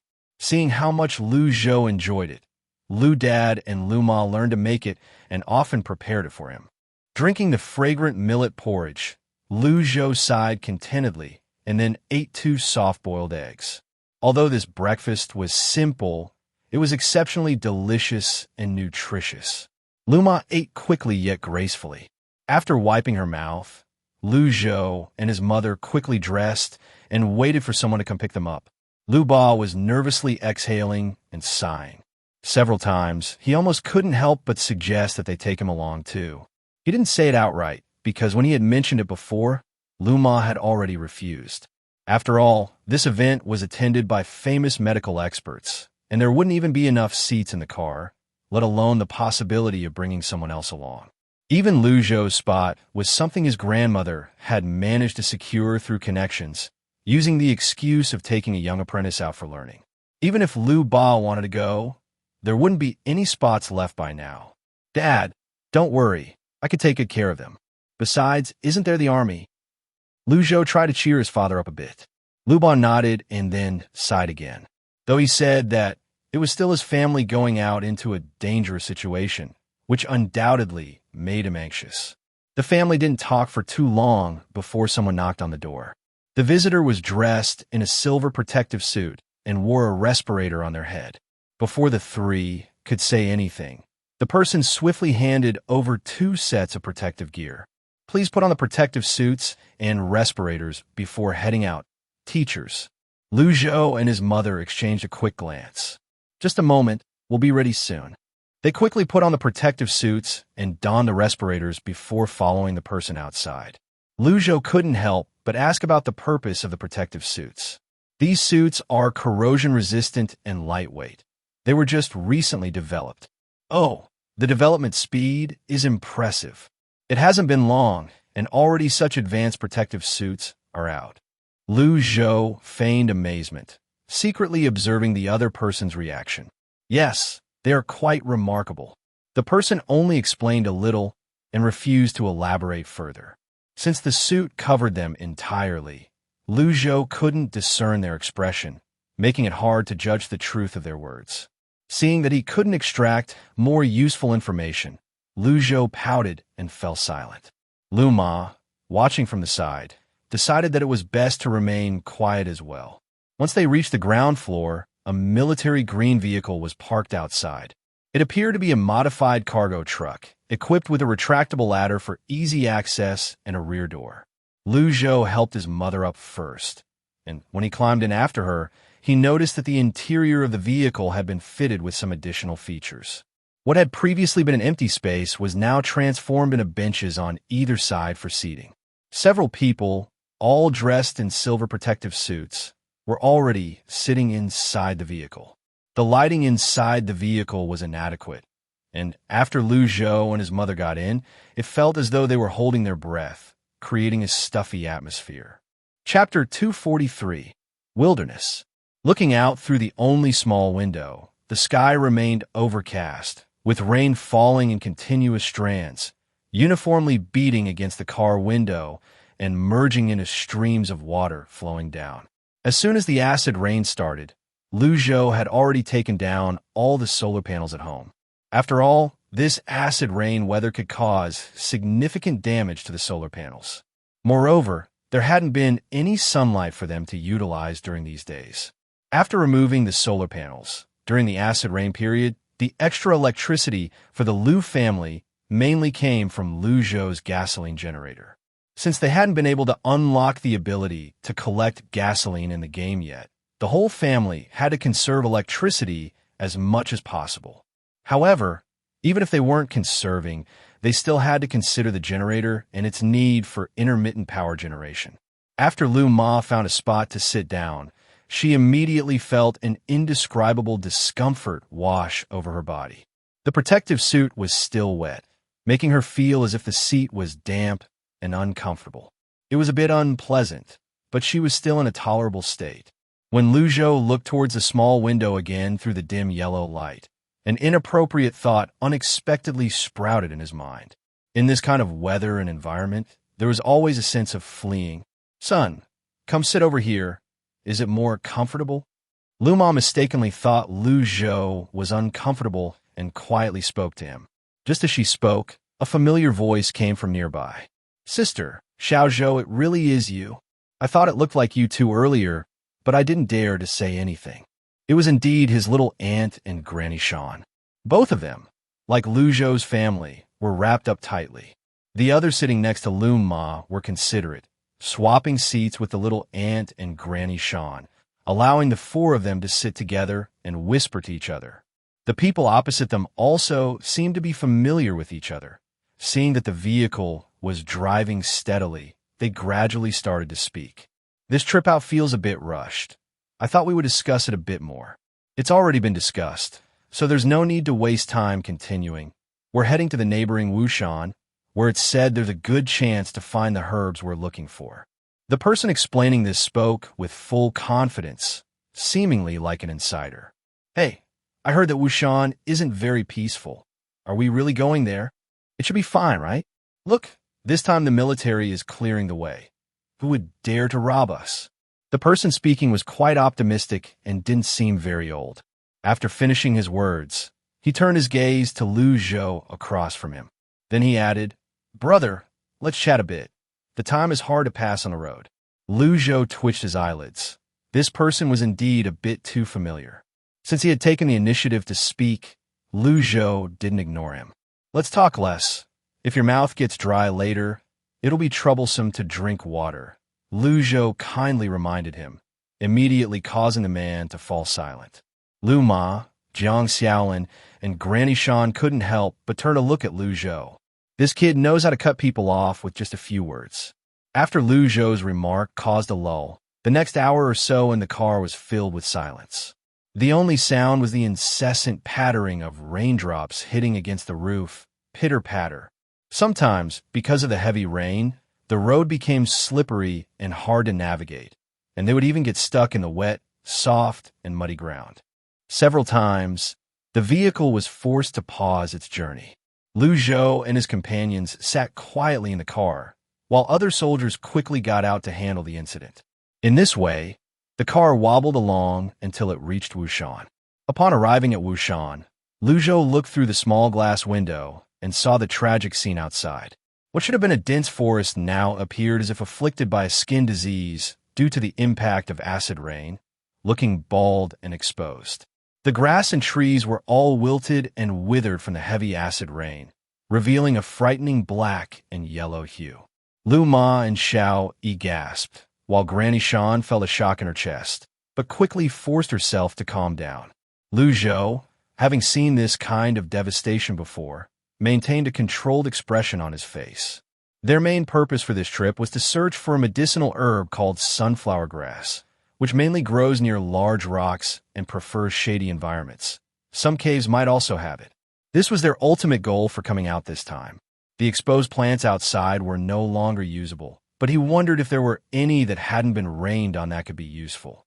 The car moved slowly, stopping intermittently, and when it could go no further, soldiers guided them to disembark and check for the herbs. They stopped at a large rock where some tender green grass was growing underneath. The soldiers didn't know whether this was what they were looking for. They were fine with marching and fighting, but identifying herbs was a different matter. Hence, they could only let the professionals handle the professional tasks. Lu Zhou helped his mother, Xiao Yi, and Granny Shan get out of the car. When they reached the large rock, he found it much bigger than it looked from the car. There was still quite a bit of grass beneath it, which surprised Lu Zhou. According to reason, these plants were surrounded by acid rain, and the water they absorbed was also acidic. How could they still survive? After looking around, Lu Zhou couldn't distinguish any differences in the plants and could only sigh at the resilience of life. Because the grassy area was not small, there were many experts coming down to identify the plants. However, to everyone's disappointment, they did not find the herbs they were looking for. They had to continue moving forward. To improve efficiency, they divided into areas for sweeping searches. Each team was equipped with enough soldiers for protection. Lu Zhou stayed close behind the three women, vigilantly defending their surroundings. At the same time, he was pondering how to find an opportune moment to obtain the herbs and present them to everyone. There were instances when they encountered grassy areas, and after some identification, they indeed found other medicinal herbs. However, the main herb was still elusive. Granny Shan wiped the water droplets off the protective lens and spoke, her voice a bit more labored. This is very normal. In the past, sunflower grass was known to be quite delicate and hard to grow. How could it be easy to find now?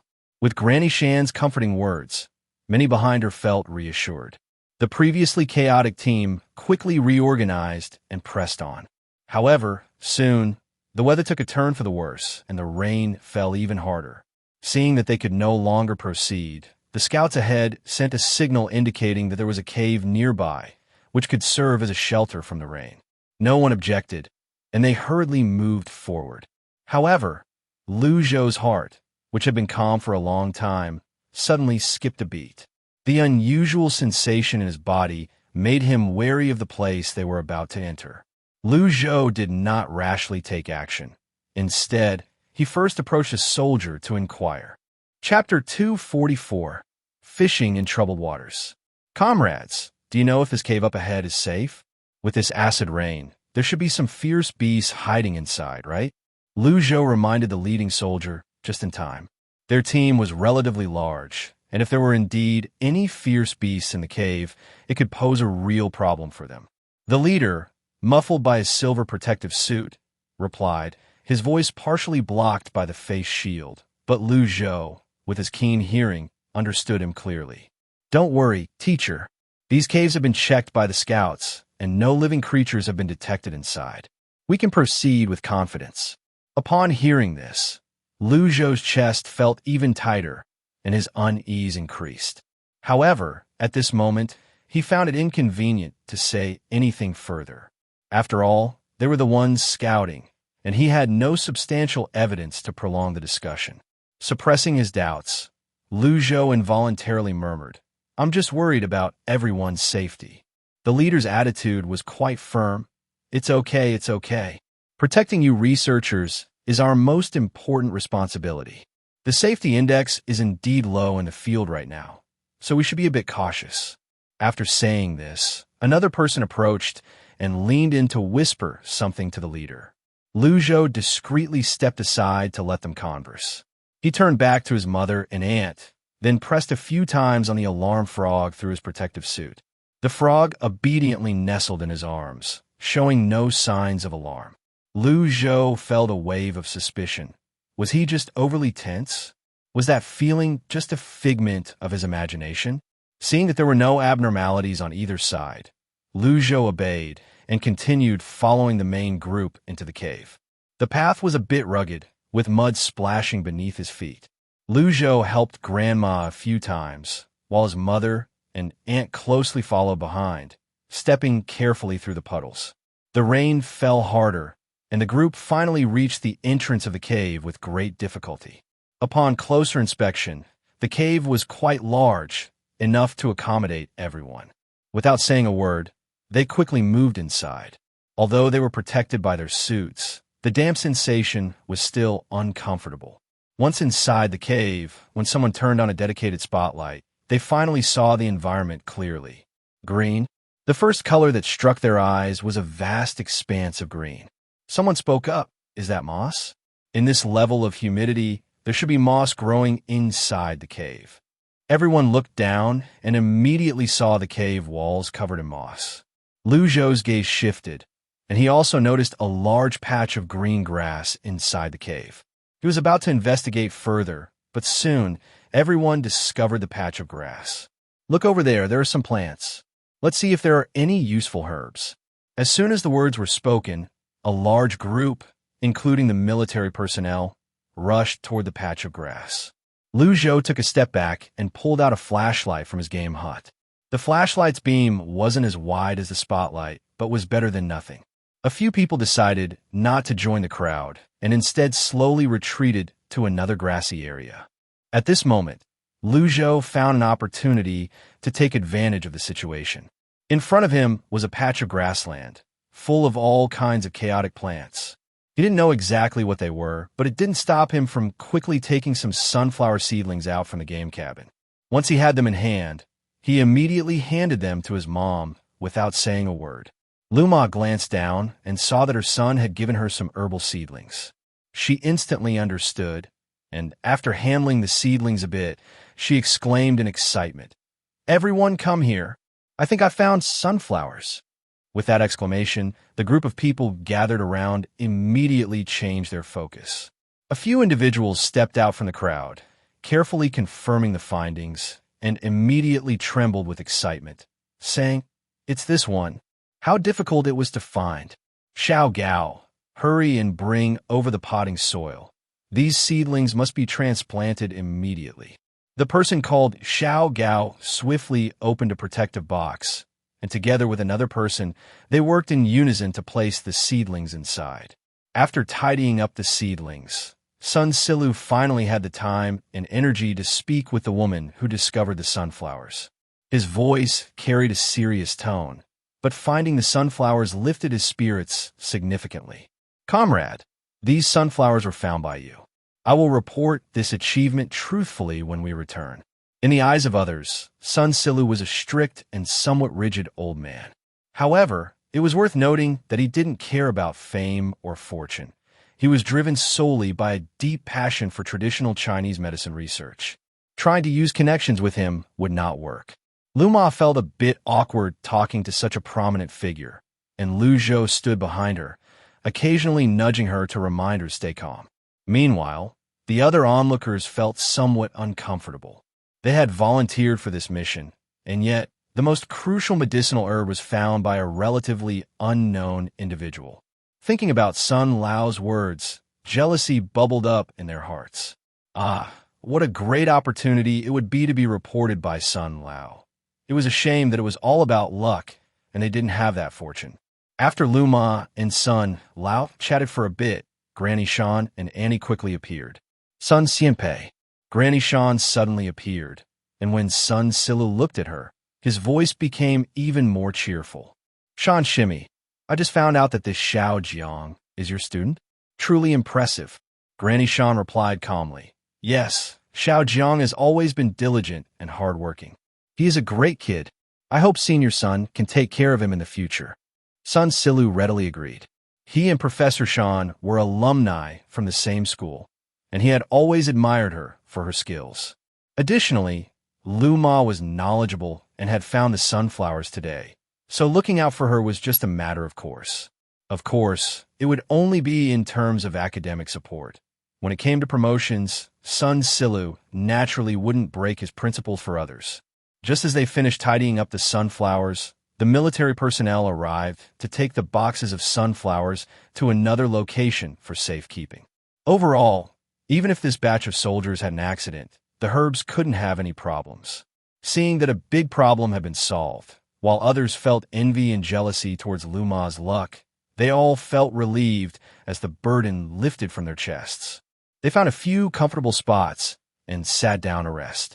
Lu Zhou and his family were no exception. After helping some people settle near the main group, Lu Zhou simply sat cross-legged. Chapter 245, The Great Change in the Cave. Now everyone surprisingly had the mood to start telling jokes, with groups of 3 or 5 gathering together, creating a lively atmosphere. At that moment, however, Lu Zhou's eyelid suddenly twitched violently. He quickly got up and, following his instinct, took a few steps deeper into the cave. The design of this cave turned out to be quite complex. The only entrance they had just come through was a straight path, but further inside, the place was filled with winding tunnels. If someone wanted to go in, they could only crawl forward while bending down. Lu Zhou frowned slightly, carefully observing these tunnels. He sniffed and detected a strong, fishy odor. Instantly, Lu Zhou's nerves became taut. This smell was that kind of salty, damp, and foul odor reminiscent of something rotting away. After sniffing again, he even caught a whiff of decay. Lu Zhou took out a flashlight and shone it into the tunnel. With that one action, he got a clear view of the situation inside the tunnel. It was packed with numerous skeletal remains, and upon closer inspection, he could see that among these bones, there were indeed human bones present. There was also a person whose body was half buried, but it was evident that this person had likely died just a few days ago. Lu Zhou's heart sank instantly. Then, his gaze fixated on a grayish mass within the tunnel. Summoning his courage, he used a stick to pull this mass closer, and a distinct smell immediately assaulted his senses. When Lu Zhou opened up this thing, he realized it was a piece of shed skin from a snake. The snake's shed skin was still somewhat flexible, as if it had just been shed not long ago. Moreover, most importantly, from the shed skin, it was clear that the snake was quite large. In that moment, Lu Zhou's heart tightened. This cave was likely a snake's lair. The winding tunnels were completely suitable for snakes to crawl through. Considering the recently deceased person and the snake skin, Lu Zhou darted back to the cave entrance like the wind. He had to run fast. A snake of that size had to be a super gigantic python. In other words, while they might manage to deal with one, what if this place was a snake den? No wonder no fierce beasts made this place their lair. It turned out to be occupied by pythons. When Lu Zhou reached the cave entrance, he first grabbed his 3 companions and then looked for the team leader. After hearing Lu Zhou's words, the leader's tone clearly became grave as he issued orders. Everyone, exit the cave and do it quickly.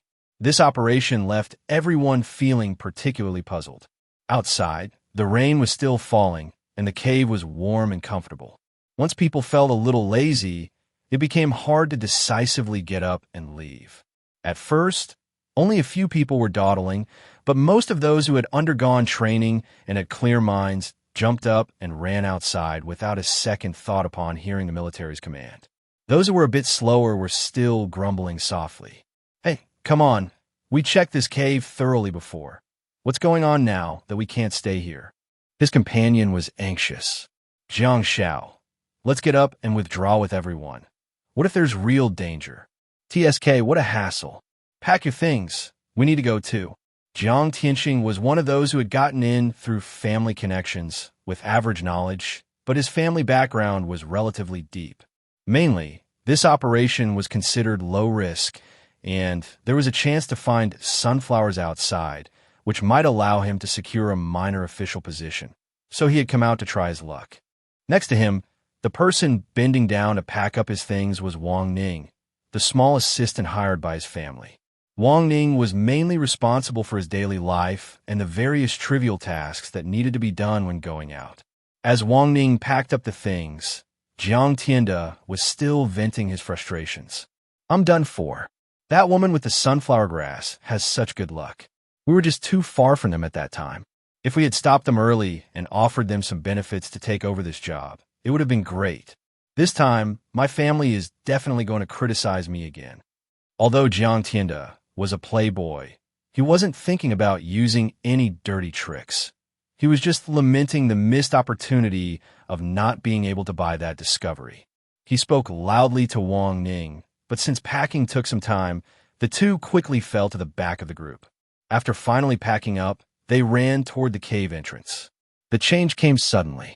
While Wang Ning was struggling to run forward, he felt a gust of cold wind sweep past him. Suddenly, a foul smell assaulted him. He turned his head in terror and saw a massive gray python lunging at him, flicking its tongue rapidly. This snake was huge, charging forward like a gigantic tank. Wang Ning was scared to death the moment he saw it. In that instant, he felt his legs trembling and cold sweat pouring down his back. It was much larger than an ordinary python, at least 3 or 4 times bigger. As it slithered forward, its yellow eyes were as large as traffic lights. "Ah, there's a snake!" Wang Ning screamed in horror, forcing himself to endure the overwhelming fear and stumbling forward to run.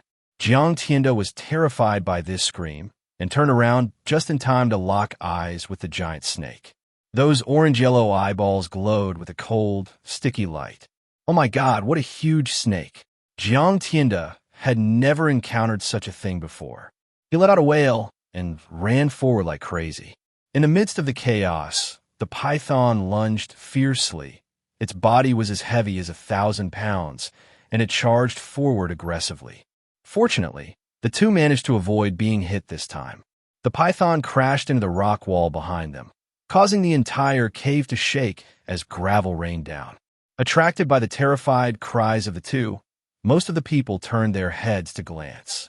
Their eyes landed on the massive python rampaging through the area. The chill that rushed up their spines, mixed with the dampness of the rain, formed a nightmare of fear for everyone. In an instant, piercing screams filled the air. At that moment, no one cared about anyone else. Everyone was desperately trying to run forward. Lu Zhou also turned to take a look. After seeing the exaggerated size of the python, his mind went blank for a moment. However, he reacted quickly, immediately carrying Grandma Shan on his back and urging his mother and aunt to run fast. At this time, only those falling behind were in the most dangerous situation. Wang Ning had not yet had time to celebrate his narrow escape from the last attack when the next wave of assault was already in position. The python quickly adjusted its body and lunged forward again after failing its first attack.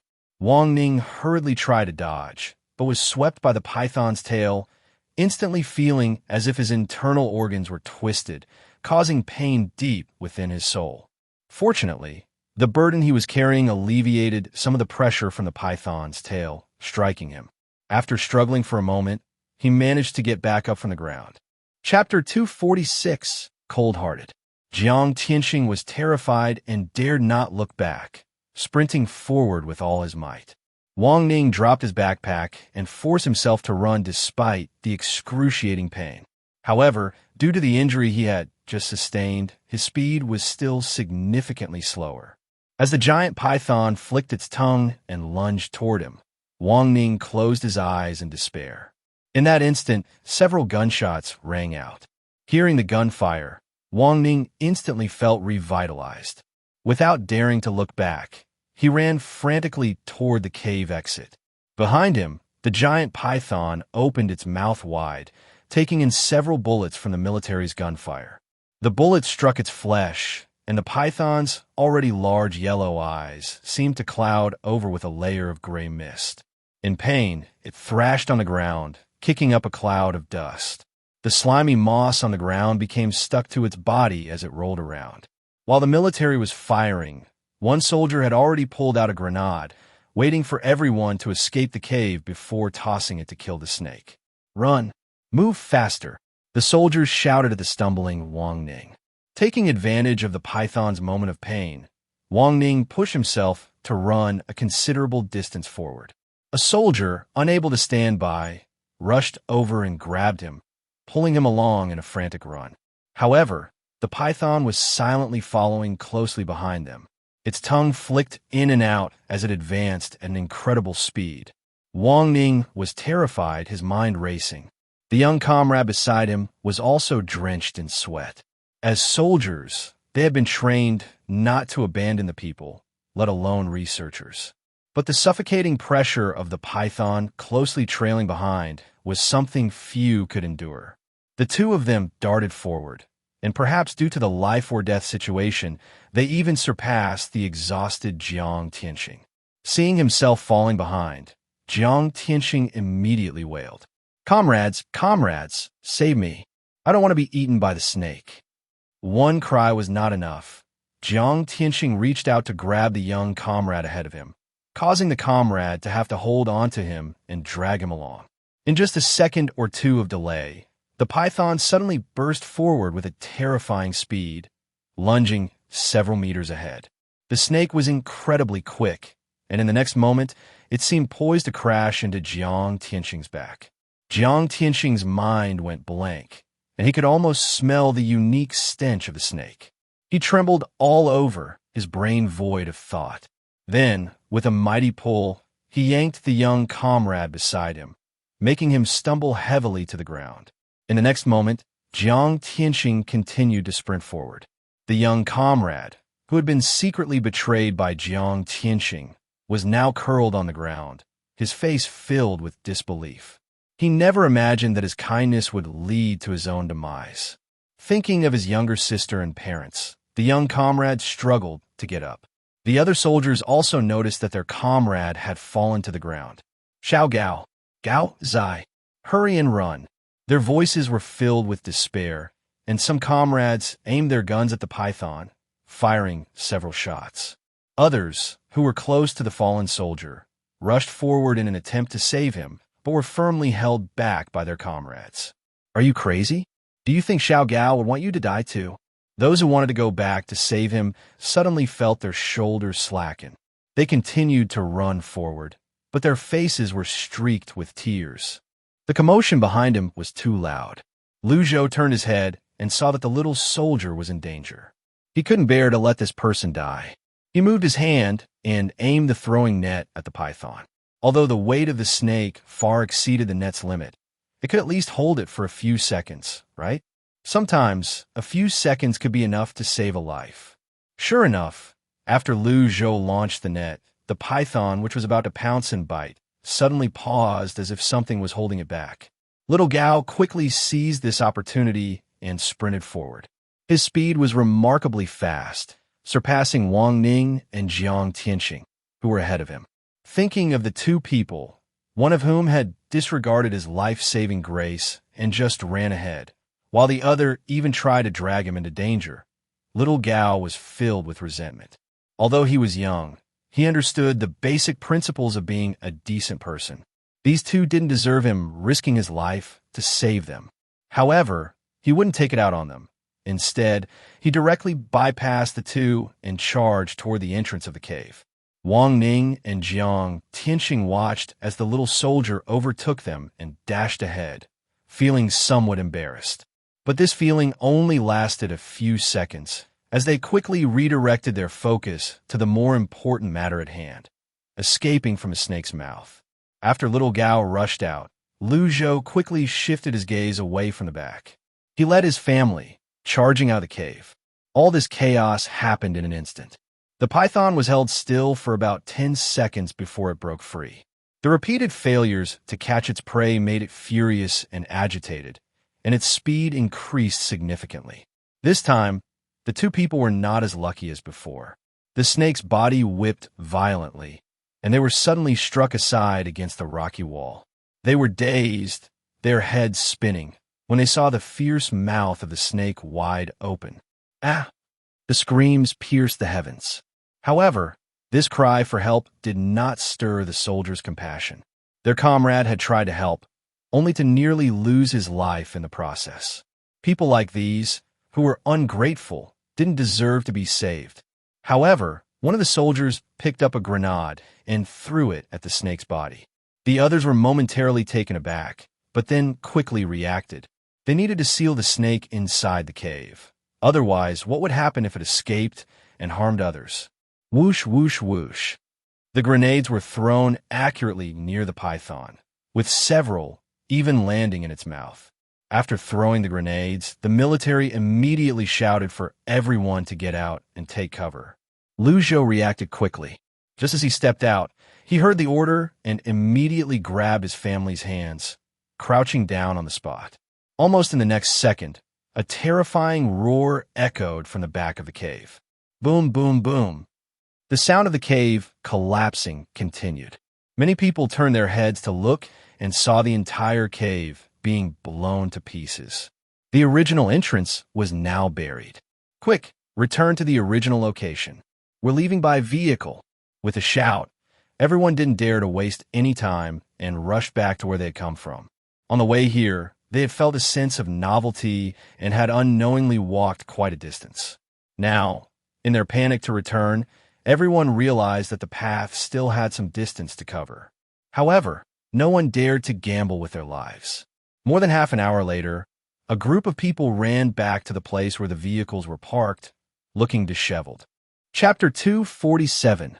Crisis intensifies.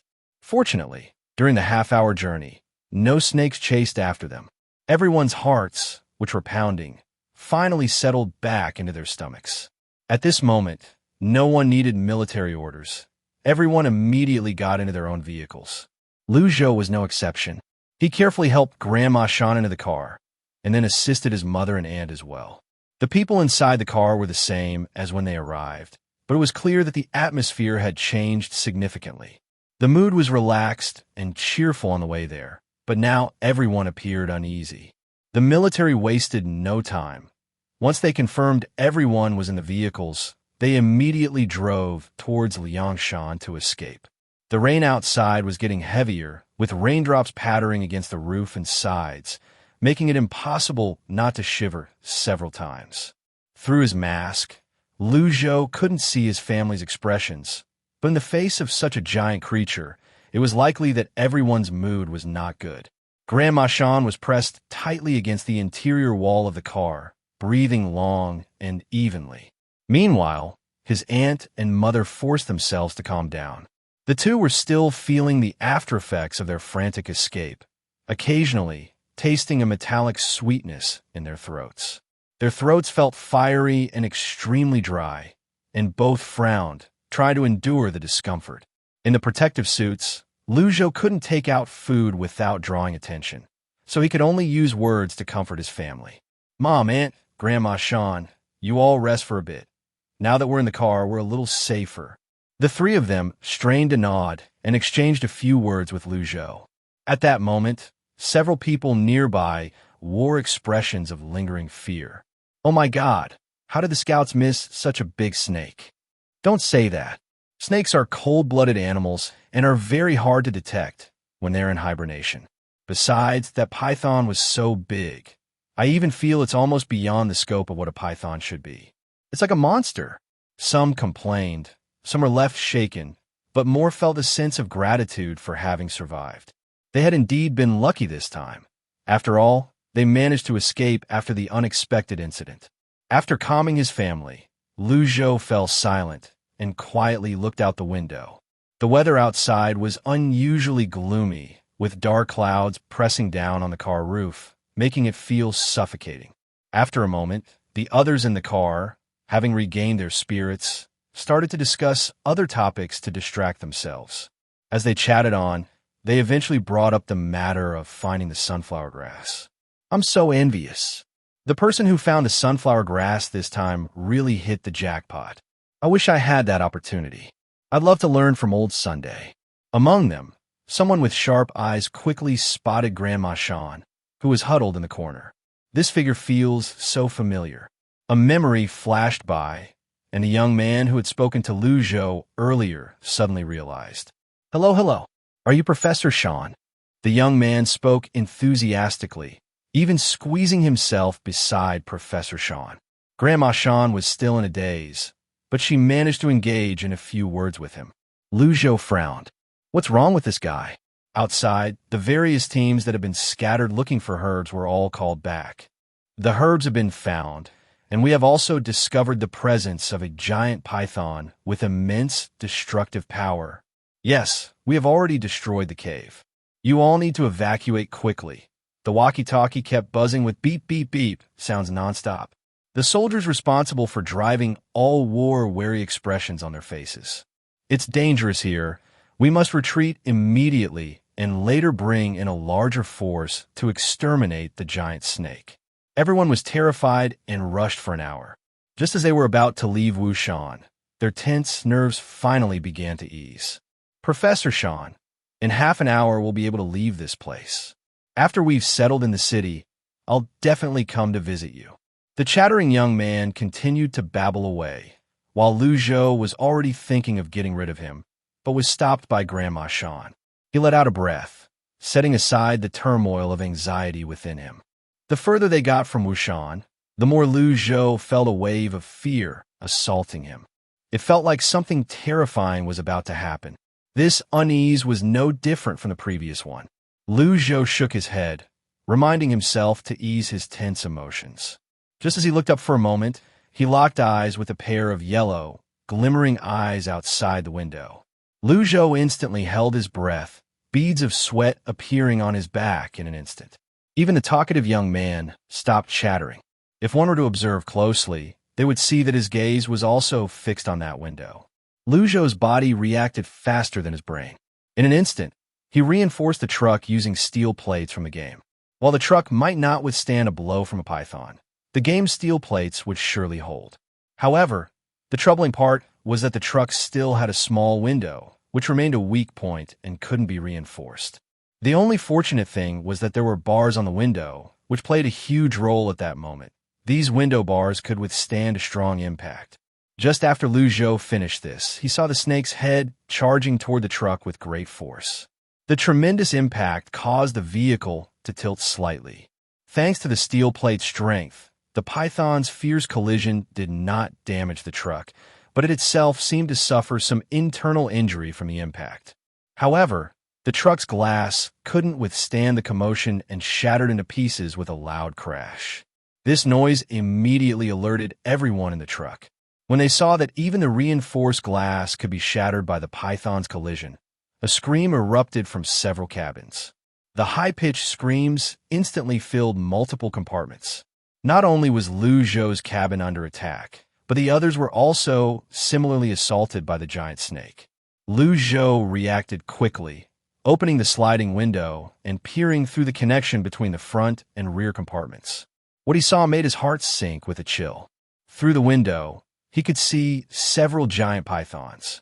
These snakes seemed undeterred by the dangers brought by the acidic rain, each one staring with yellow eyes, madly slamming into the compartments. Lu Zhou's pupils suddenly constricted. In this situation, relying on the firearms brought by their team would be completely insufficient to kill the enemy. The front compartment's glass had also shattered. One of the officers continued driving while the other hurriedly took out the walkie-talkie to contact headquarters, signaling for help. Lu Zhou quickly scanned, just in time to see the giant python beside their vehicle aiming for the positions of the two officers, about to lunge in for a bite. Chapter 248, Escape from the Snake's Mouth. The two pythons moved with incredible speed, their massive bodies lunging towards the driver's window, ready to strike. Lu Zhou's heart tightened. If they bit the driver, everyone in the vehicle would surely be doomed. Almost in an instant, as the snake's head lunged forward, Lu Zhou aimed and fired a net at each of the snakes. Taking advantage of the brief moment of control, the truck he was in sped away like a bullet. As the vehicle surged forward, Lu Zhou quickly pondered what he could use to defend himself. The neurotoxin watch was ineffective against the snake's thick skin, and air guns or laser guns were best kept hidden. However, in a life-or-death situation, he had no choice but to use them. Otherwise, they would die right there. Lu Zhou furrowed his brow in deep thought, his hands instinctively tightening around the air gun and laser gun. At the same time, he remained vigilant, observing the situation around him. Two soldiers focused on driving, while another used binoculars to scout the surrounding area. Lu Zhou couldn't help but admire their psychological resilience.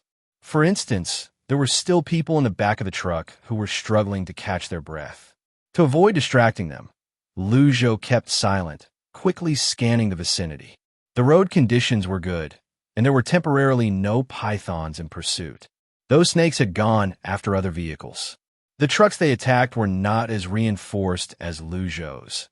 After being slammed repeatedly, their compartments had already been compressed and deformed. After all, the compartments were made of high-strength materials. Although they were deformed, they had not been breached, but the python's relentless battering had significantly hindered their ability to move forward. The vehicle was even stuck in place, unable to budge. Lu Zhou could imagine how desperate those people must feel. Having a vehicle that could move was a completely different concept from being trapped in place, waiting for death. However, that was still a relatively fortunate situation. Some vehicles have been unfortunate enough to be tossed around by the giant snakes, ultimately being overturned. Although the rear compartment remained intact, the impact had shattered the glass, and due to inertia, people were thrown out of the vehicle. The first instinct of those who were thrown out was to scramble back inside. Only a fool wouldn't try to get back inside. After all, pythons wouldn't eat metal. It seemed the snakes had sensed the humans' intentions. They became agitated upon seeing the exposed people and quickly lunged at them. Those who ran fast temporarily escaped the snake's jaws, but those who were slower were already consumed. One of the soldiers drew a gun and aimed at the snakes, but to his disappointment, it had little effect. These pythons were much more formidable than the one in the cave. Their scales were in their most hardened state, rendering firearms ineffective against them. The enormous snake mouths were like whirlpools, effortlessly swallowing anyone caught within their grasp. Witnesses felt a mix of horror and dread, their bodies trembling in fear. Yet misfortune continued to loom over them. The pythons soon coiled around the vehicle, attempting to shake the occupants loose. This was truly a nightmare. Lu Zhou observed all this, and naturally, the two soldiers in the front seat did as well. However, their professional training kept them focused, driving the vehicle with unwavering determination to escape. At this moment, stopping would only lead to greater losses. At this moment, everyone in the car was nervously looking out through the small windows. The visibility outside the car was extremely low, almost to the point where one couldn't see their own hand in front of their face. However, these pythons were still able to accurately identify the positions of humans within that gloom. They launched attack after attack. Lu Zhou quickly scanned the inside of the car. At this moment, aside from his family, everyone else was anxiously pressing against the sliding glass, trying to see what lay ahead. Lu Zhou silently pulled back from the sliding glass, found a corner, and took out a laser gun. He needed to see if this thing was useful. Otherwise, he might end up dying here alone. Lu Zhou leaned out of the car window and aimed at a snake not far away. This snake was working with its companions, trying to flush the humans inside the car out. The advantage of the laser bullet was that it was silent and invisible. In the unnoticed corner, the laser bullet, carrying superheated airflow, shot towards the python. Before long, the snake's skin was completely penetrated by the bullet. The destructive power of the heat wave was immense, even piercing through the python's flesh from one side to the other. The bullet caused the python intense pain, and it thrashed wildly on the ground, raising its tail and slamming it down with all its might, creating waves of vibrations. Naturally, the car that had its tail wrapped around it was released. The other snakes hadn't reacted yet, but because of their companion suddenly loosening its grip, the vehicle dropped heavily to the ground. With a good start, Lu Zhou didn't hesitate and immediately aimed at a few more snakes. Soon, before anyone could fully grasp what was happening, 3 more large snakes had already been hit by Lu Zhou's bullets. At this point, only 2 snakes remained. Everyone expected these 2 snakes to continue their attack, but to their surprise, they quickly darted past all of them with a swish and disappeared deeper into the forest. Lu Zhou frowned slightly. Did these large snakes see that the situation was not in their favor and decide to flee? Not only did the 2 unharmed snakes quickly escape, but even the 3 that had been injured by Lu Zhou immediately got up and followed suit after their frantic rolling. Lu Zhou wanted to fire a few more shots at the remaining snakes, but seeing everyone's gaze focused on them, plus the fact that he didn't want to leave the snake corpses behind for inspection, he decided that escaping was the priority. He discreetly relaxed his grip on the firearm. Everyone stared blankly at this scene, and the officer in the front had already turned the steering wheel sharply. After much effort, they finally escaped from Wushan. When they tallied the number of people, there were 18 casualties, including 7 deaths and the rest with varying degrees of injury. The number of vehicles had also been reduced by 4. To bring all the survivors back, they had to squeeze at least 7 or 8 more people in each car compared to before. The main reason was that some vehicles were carrying heavily injured patients, and each car had a limited capacity for them. The lightly injured personnel had to make do and squeeze together. Although they had escaped from Wushan, the atmosphere inside the car was unusually silent. People either hung their heads in silence or looked up nervously at the windows, worried that the snake swarm would continue to chase them. Lu Zhou glanced at his grandmother, mother, and aunt, noting that they all looked frightened. He sighed, realizing that the 3 of them were left with psychological scars. Forget it. There was no point in worrying about that now. He decided to help them relax once they got back. The car sped along for over an hour before finally reaching the entrance of Liangshan. Chapter 249, The New Cave. As soon as they entered the main gate, many people finally breathed a sigh of relief. The fear that had gripped them while looking at the Liangshan base dissipated at once. With the fear gone, sadness began to wash over them. In the carriage, among the few people who had joined halfway, 2 or 3 were already crying, seemingly mourning for their deceased relatives and friends. The people around them managed to help these individuals out of the vehicle, and they were eventually taken away one by professional medical staff. After everyone had exited the vehicle, Lu Zhou's mind stirred with a thought for safety's sake, and he began to dismantle the steel plates of the game. Soon, as he finished taking down the steel plates, the entire carriage emitted a mournful cry of being unable to bear the weight, and with a crash, it collapsed in the fearful eyes of the onlookers. Jiang Xiaolin's teeth couldn't stop chattering. Fortunately, the vehicle had not broken down while they were inside. Otherwise, they would have escaped the python only to be injured inside the carriage due to that collapse, which would have been too unfortunate. All of these vehicles were sent to logistics for inspection and handling, while the leader had already gone to report the incident to the higher-ups. The scene was somewhat chaotic for a while. However, after a few minutes, additional personnel in brand-new protective suits arrived to assist in managing the order. The injured were taken for treatment, while those uninjured could choose to go to the psychological counseling room or return home. Lu Zhou and his family chose to go home. Without further ado, the 4 of them were driven back by the military.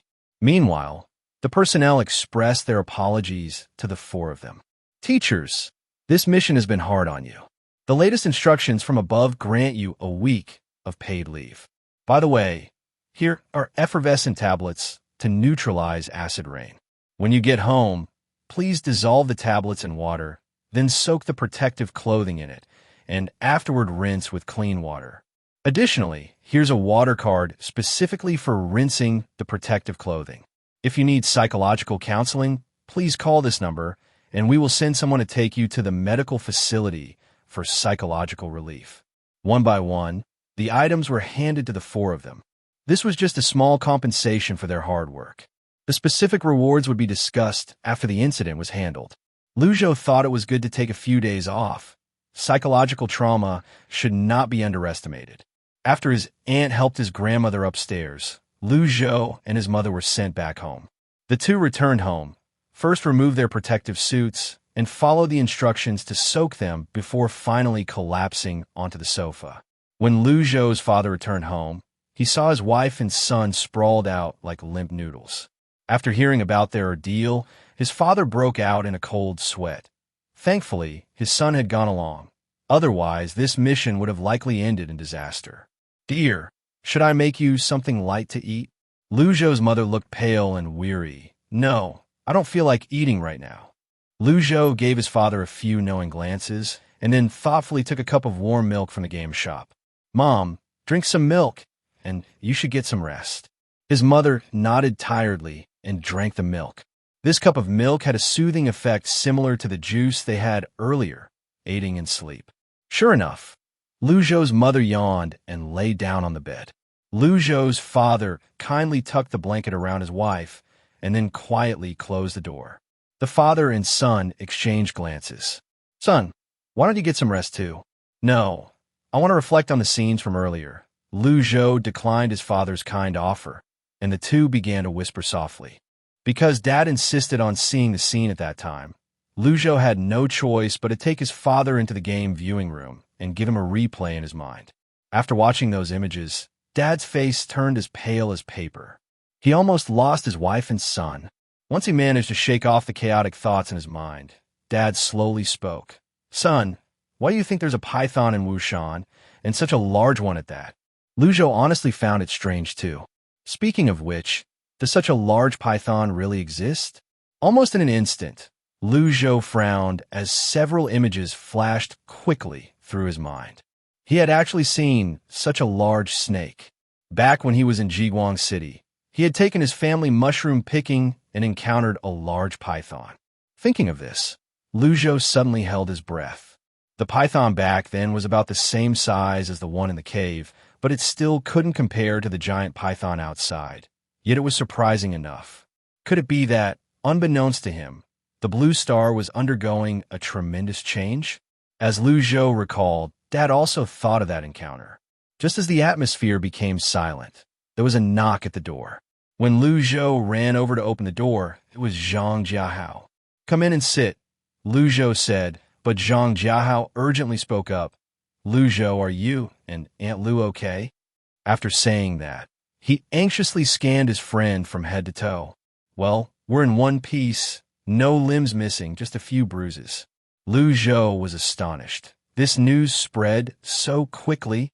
"Yeah, my dad heard about it while delivering goods to someone. I was so worried. I tried calling you earlier, but you didn't pick up. By then, we were probably being chased by the python." Lu Zhou smiled bitterly, but then Zhang Jiahao dropped a bombshell. "Lu Zhou, do you know that they have urgently dispatched helicopters to inspect the area? Do you know what happened?" Lu Zhou looked confused. He had just returned and had no idea what major incident occurred. Where the explosion happened, a huge cave suddenly appeared. The authorities are now preparing to gather personnel and use heavy weapons to attack the cave. It's said that there should be a lot of snakes inside. Zhang Jiahao rattled off a bunch of information, causing Lu Zhou to sit up straight. "Wow, is there a snake den down there? But if they use heavy weapons, they should be able to exterminate that group of snakes." At that moment, Zhang Jiahao hesitated for a moment before continuing. Lu Zhou, I have a feeling that the cave might not just be a simple snake den. There could be other mysterious things inside." Lu Zhou frowned. "Jiahao, do you feel that?" Zhang Jiahao hesitated and nodded. He didn't know why, but ever since he learned this news, his sixth sense had been uncomfortably on edge. This feeling was a mix of fear and anticipation, so complex that he couldn't accurately gauge what his sixth sense was trying to convey. As the two exchanged glances, the walkie-talkie continued to beep. Lu Zhou looked down and saw that it was a call from Wangda. After answering, the first thing Wangda asked was whether Lu Zhou knew what happened in Wushan. Lu Zhou smiled bitterly. "I was one of the people involved in the incident." Wangda was clearly startled and quickly asked if Lu Zhou was hurt. After hearing that Lu Zhou was unharmed, Wangda furrowed his brows and revealed some shocking news that left both Lu Zhou and Zhang Jiahao dumbfounded. Chapter 250, The Interconnected Boundary. "It's great that you weren't hurt. By the way, you should know about that cave incident, right?" Lu Zhou frowned. What happened, Wang Ge? After blowing up the cave, a large hole appeared below. Currently, the official statement is that a large number of snake species have been detected, and an immediate extermination action needs to be organized. However, from what I saw on the machine, there are hardly any snakes inside the cave, so it's not worth mobilizing the military.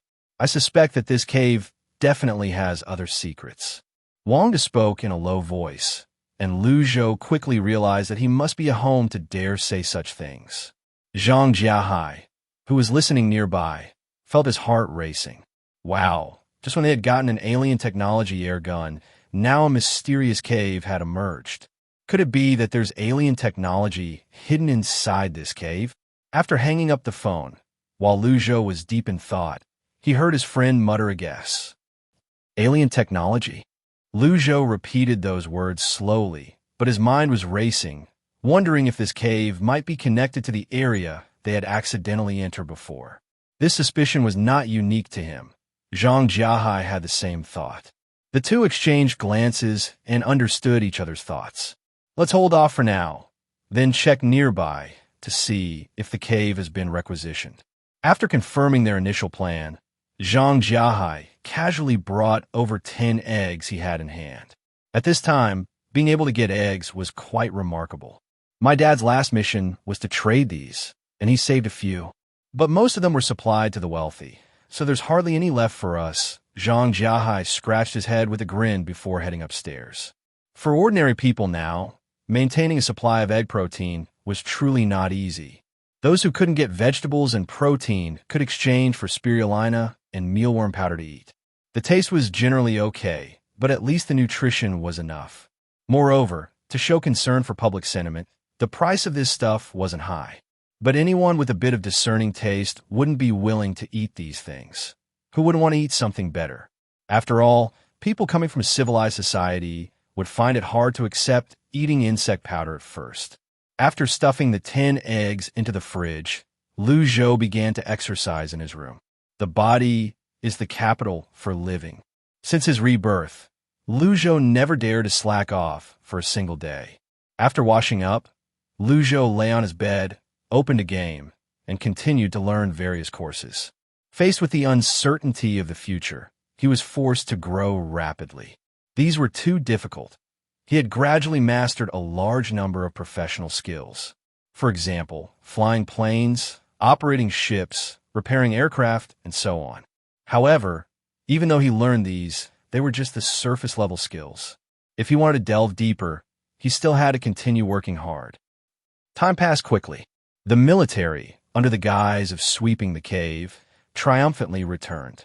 When the army entered the city, Lu Zhou stood on a crowded street, watching military trucks drive deep into the base. These military trucks were sealed exceptionally tightly, and Lu Zhou's eyes were sharp. The number of soldiers guarding the vehicles was clearly greater than during their previous herb-gathering mission. Presumably, there were valuable items inside the vehicles. Not long after the military took the items away, Lu Zhou's mother received a reward for finding the sunflower. The reward included 2 weeks of rest time, 10,000 exchange points, and a large package of supplies. It was quite a good reward. Inside the supplies, there were expensive honey and a single egg. Lu Ma's mood finally improved a bit. Naturally, some of the things were given to Aunt Xia's family. Not long after, the first bottle of medicine for treating lung diseases was produced. The medical facility conducted overnight tests on the medicine's efficacy, confirming it was harmless before starting to recruit severely ill patients from the public as the first batch of trial subjects. Of course, this medicine was free, but if any accidents occurred during the treatment process, the medical facility would not bear any responsibility. These patients were already on the verge of death, and their families somewhat held the mindset of trying anything as a last resort, rushing their loved ones to the medical facility overnight. In the first round of treatment, the cure rate was 69%. This news was not very good, and the experts at the medical facility began a new round of formula adjustments and new combinations. Soon, the second and third rounds of experiments followed one after another. After a month of trial and error, the most suitable proportions were finally adjusted. According to Wei Qingzhu, the Agricultural Research Institute had been busy rapidly cultivating sunflower plants recently. Essentially, all the newly opened experimental fields and growth media were focused on cultivating sunflowers. On the day the experiments were successful, Lu Zhou seized the opportunity to check the situation near the cave. Unexpectedly, he encountered Zhang Jiehua's robbery, and in the end, both could only cooperate. The two of them took Lu Zhou's vehicle to the exit. While pretending to buy and sell things near the exit, they were both secretly observing the exit. So far, there didn't seem to be any troops guarding the exit. Lu Zhou left Zhang Jiehua in the vehicle and quickly made his way to the exit.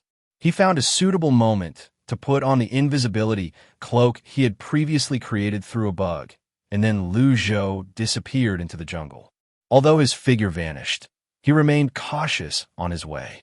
Soon, Lu Zhou arrived at the exit. As expected, there were no troops guarding it. Lu Zhou quickly entered to take a look, and once he did, he discovered a scene that shocked him. Inside the cave, there were previously dense forest trees, but now much of the greenery was gone. Moreover, the previously blue sky had turned completely dark. In astonishment, Lu Zhou took out his aircraft to investigate what was happening. Flying the aircraft, Lu Zhou quickly ascended to the highest point. When he got close enough to the sky, he discovered that it was flashing at an incredibly high frequency. The flickering was so rapid that it was invisible from afar. Lu Zhou rubbed his eyes, thinking he must be seeing things. But the next second, the entire sky revealed another scene. It was a sight that Lu Zhou had never expected. Hundreds of researchers in white lab coats were hurriedly going up and down the stairs, busy with their work. The buildings here appeared quite advanced, not like products of human society. However, the people inside looked similar to humans. Lu Zhou quickly scanned the scene, and soon he saw something that made his scalp tingle. Among these people, he spotted the familiar figure of Old Sunday.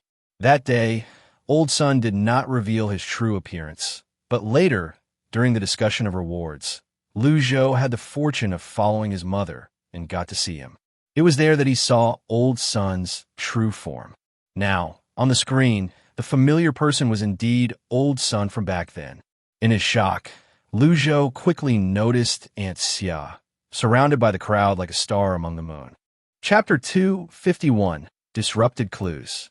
Once confirming that his uncle was on the screen, Lu Zhou pressed down on his pounding heart and cast his gaze evenly over. On the screen, Wei Qingzhu had a demeanor similar to that of Lu Zhou's uncle, gentle and refined. However, only Lu Zhou knew that his uncle was nervous.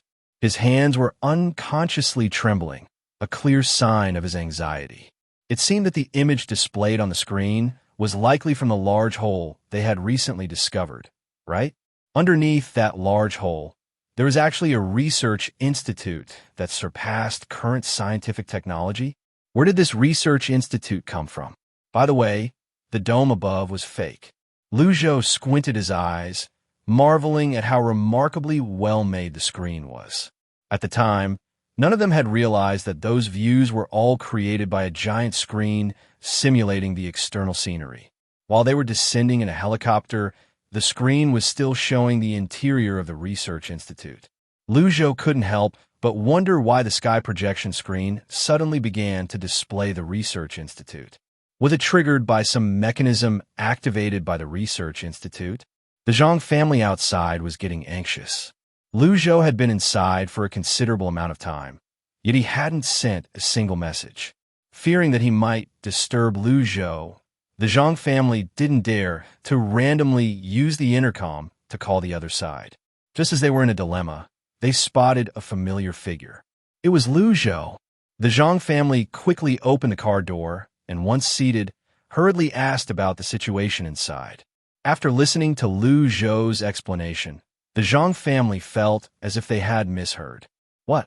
Are you saying that the sky in the cave is fake, and it's showing the interior of the recently excavated cave, which has an alien laboratory? The Zhang family looked at their friend with a strange expression. Lu Zhou calmly took out his phone. Open the video and see for yourself. The Zhang family quickly clicked on it, and soon, as he saw that everything was just as his friend had described, he was left wide-eyed in shock. This. Lu Zhou knew that this news was indeed shocking. However, Lu Zhou decided to wait until his uncle returned before he would go back to inquire about the internal details of the research institute. As the Zhang family was also highly curious, he expressed his desire to accompany Lu Zhou to listen in. Having learned this news, both of them found it hard to react for a moment. As the car drove along, the two remained silent. The acid rain continued to fall, and the fog had somewhat lessened compared to before. The gray, misty weather still left both of them feeling quite uncomfortable. The two went directly to wait downstairs at Wei Qingzhu's place, sitting in the car, both of them waiting for him to come home. Soon, the time for his uncle to return home arrived. Through the misty rain, Lu Zhou immediately perked up. Beside him, the Zhang family quickly sat up, both of them staring intently at the situation outside the car. They were at a spot in the shared parking garage of a recently built adjacent building, which meant that as soon as his uncle returned, Lu Zhou would definitely catch sight of him without exposing himself. Before long, around 7:30, a black car drove straight into the neighborhood where Wei Qingzhu lived. Lu Zhou's brows jumped, and he quickly took out binoculars. Thanks to the dim yellow light at the building entrance and the surrounding darkness, Lu Zhou could vaguely see several people getting out of the black car, with the most prominent figure being his uncle. His uncle's figure and demeanor were quite distinctive. The remaining people were all carrying something on their backs. These individuals did not linger downstairs, but quickly climbed upstairs. Lu Zhou's brows knitted deeper. What were they up to? Zhang Jieqi held his breath, not daring to make a sound. Lu Zhou checked his watch and glanced at the time. It had been 10 minutes. Surely nothing would happen to his aunt's family, right? Just as Lu Zhou was considering whether to call his aunt's home via the intercom, he heard Zhang Jieqi cover his mouth and whisper, "Lu Zhou, they're coming out." The voice was soft, but it couldn't hide his excitement. Lu Zhou continued to observe the scene and noticed that his uncle had come down, followed by those people who no longer had the bags on their backs. Soon after, the group got into a car, which sped away into the dark night. Once they confirmed the people had left, the two quickly parked their car at Wei Qingzhu's door and rushed upstairs at the fastest possible speed. Panting, they arrived at his uncle's door, and Lu Zhou knocked, but no one inside responded. Lu Zhou's heart sank in an instant. Zhang Jieqi noticed his friend's pale face and immediately knocked loudly on the door. After knocking 5 or 6 times, the door finally opened. It was Jiang Xiaolin who answered, looking surprised at the two standing at the door. "Lu Zhou, Jieqi, why are you two here?" Since it wasn't the place to talk at the door, they all stepped inside to speak. Lu Zhou got straight to the point. "Aunt, where's my uncle?" Upon mentioning Wei Qingzhu, Jiang Xiaolin's eyes flashed with a hint of unease, but then she smiled and said, "There's a new mission upstairs that came up suddenly, so your uncle was sent out for work. Just now, your uncle returned to pick up some things with military escorts. By the way, those people were quite thoughtful. They even brought us some supplies." Lu Zhou glanced at the supplies on the floor that hadn't been tidied up yet. Several bags of rice and flour, a few barrels of water, some cans of mill powder, and a bunch of other assorted items. Lu Zhou couldn't help but think that for this mission, the higher-ups had provided a lot of resources. Zhang Jieqi's mind raced as he quickly pieced together the truth of the situation. The two had always been a step behind. They wanted to find out what had happened over there, but had missed Wei Qingzhu's return. For a moment, both felt a sense of regret. Lu Zhou tentatively asked about when his uncle would be back, but his aunt informed him it would take at least a month. A month was indeed a long time. After getting the information he wanted, the two planned to leave. His aunt hurriedly stopped them. "Don't go. You two should stay for a meal. It's already dinner time. How can you not eat something?" Zhang Jieqi quickly declined.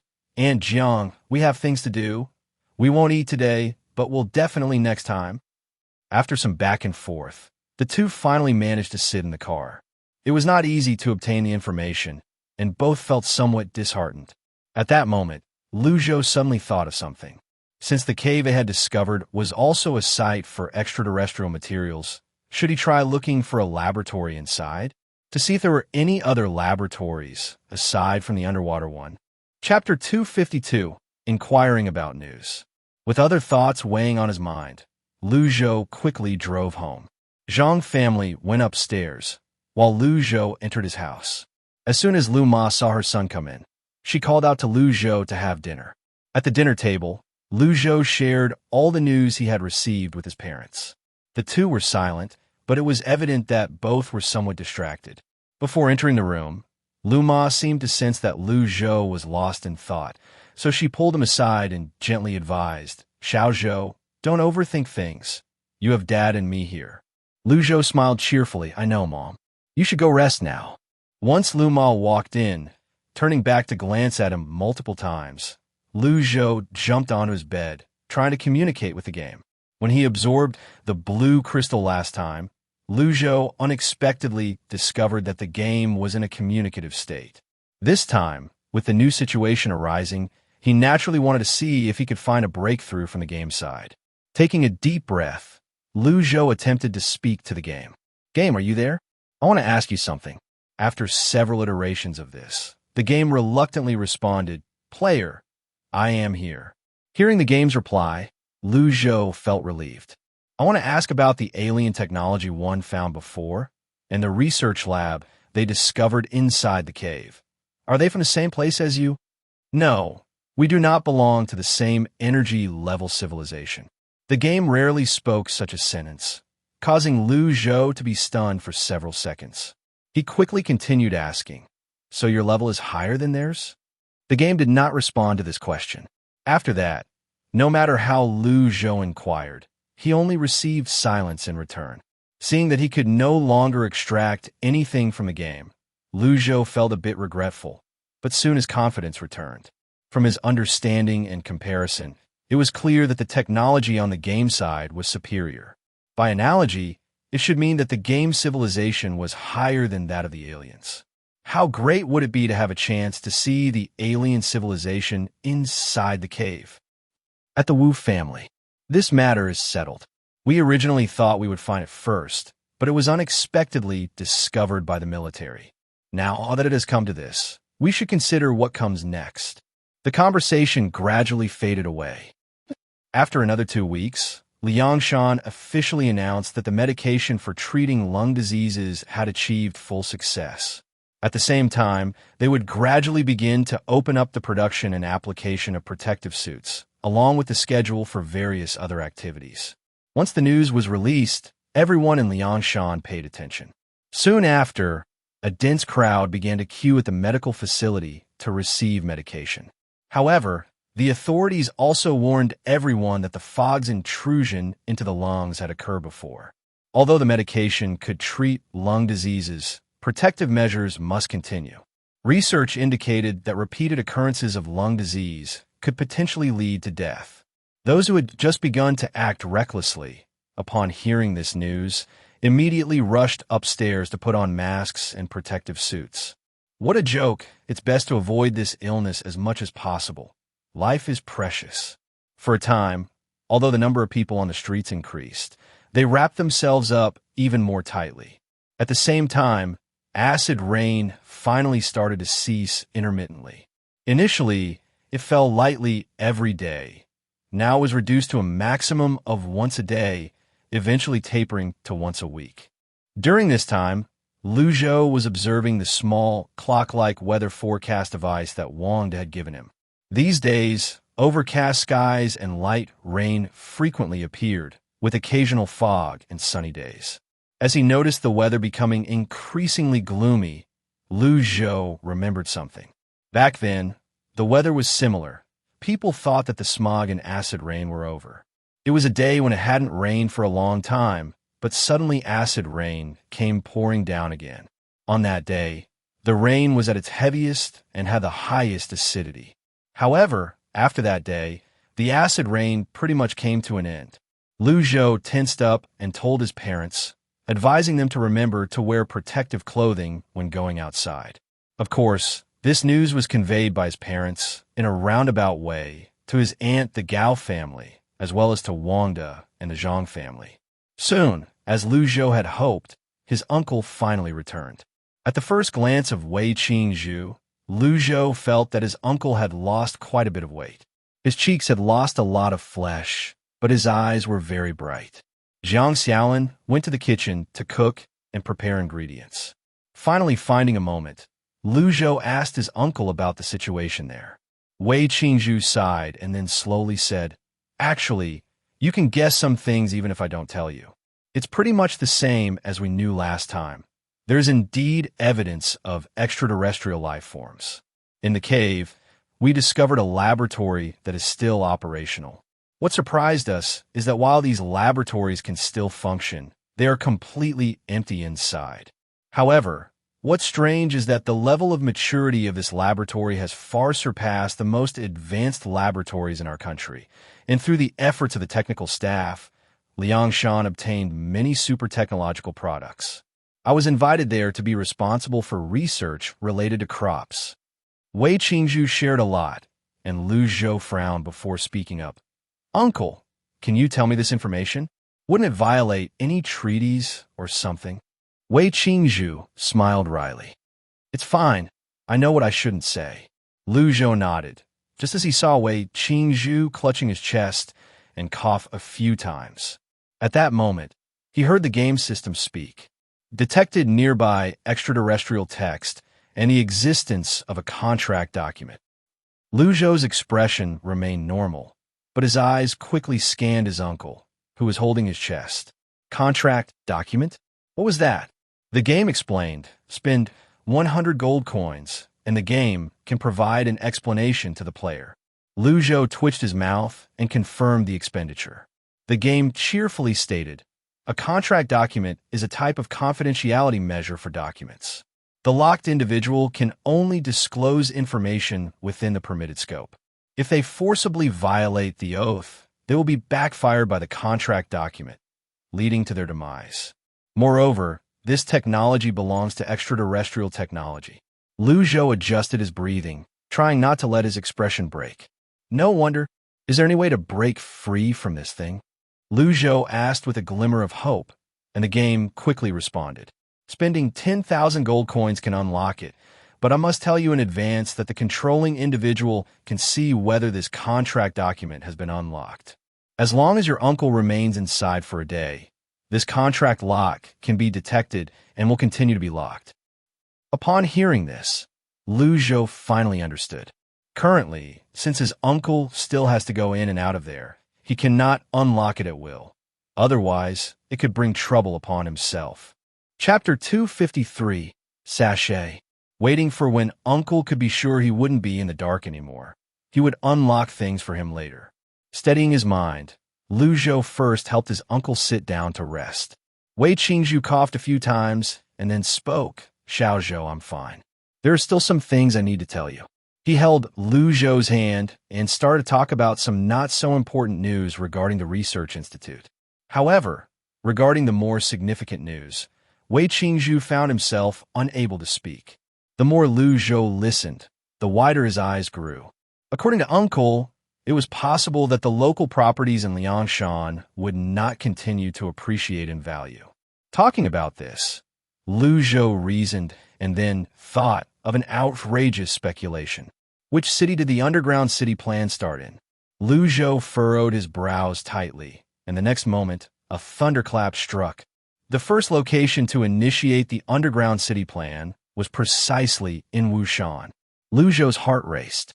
Logically, it was still far from the time to initiate the underground city plan, but the recent experiences in Wushan had unexpectedly revealed extraterrestrial civilizations. Additionally, with Uncle's vague words, Lu Zhou felt increasingly certain that the underground city plan might have already been put on the agenda.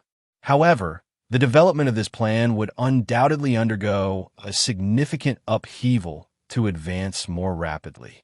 According to what he knew from his past life, it was due to a major earthquake that severely damaged the nuclear power plants, causing global nuclear radiation to spread.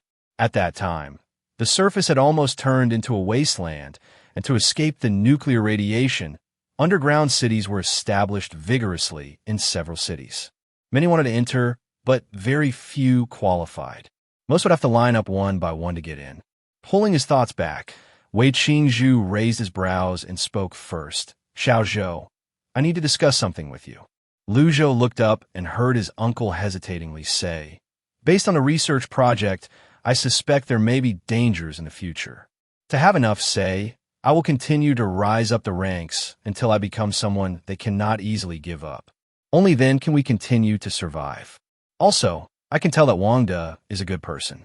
You'd better make sure his parents learn some hardcore skills. The Zhang family and the Gao family should as well. They must learn. Since the Lu family had hardcore skills, Wei Qingzhu didn't mention this. But from Uncle's words, Lu Zhou could clearly hear a sense of fatigue and vigilance. Lu Zhou nodded. I understand, Uncle.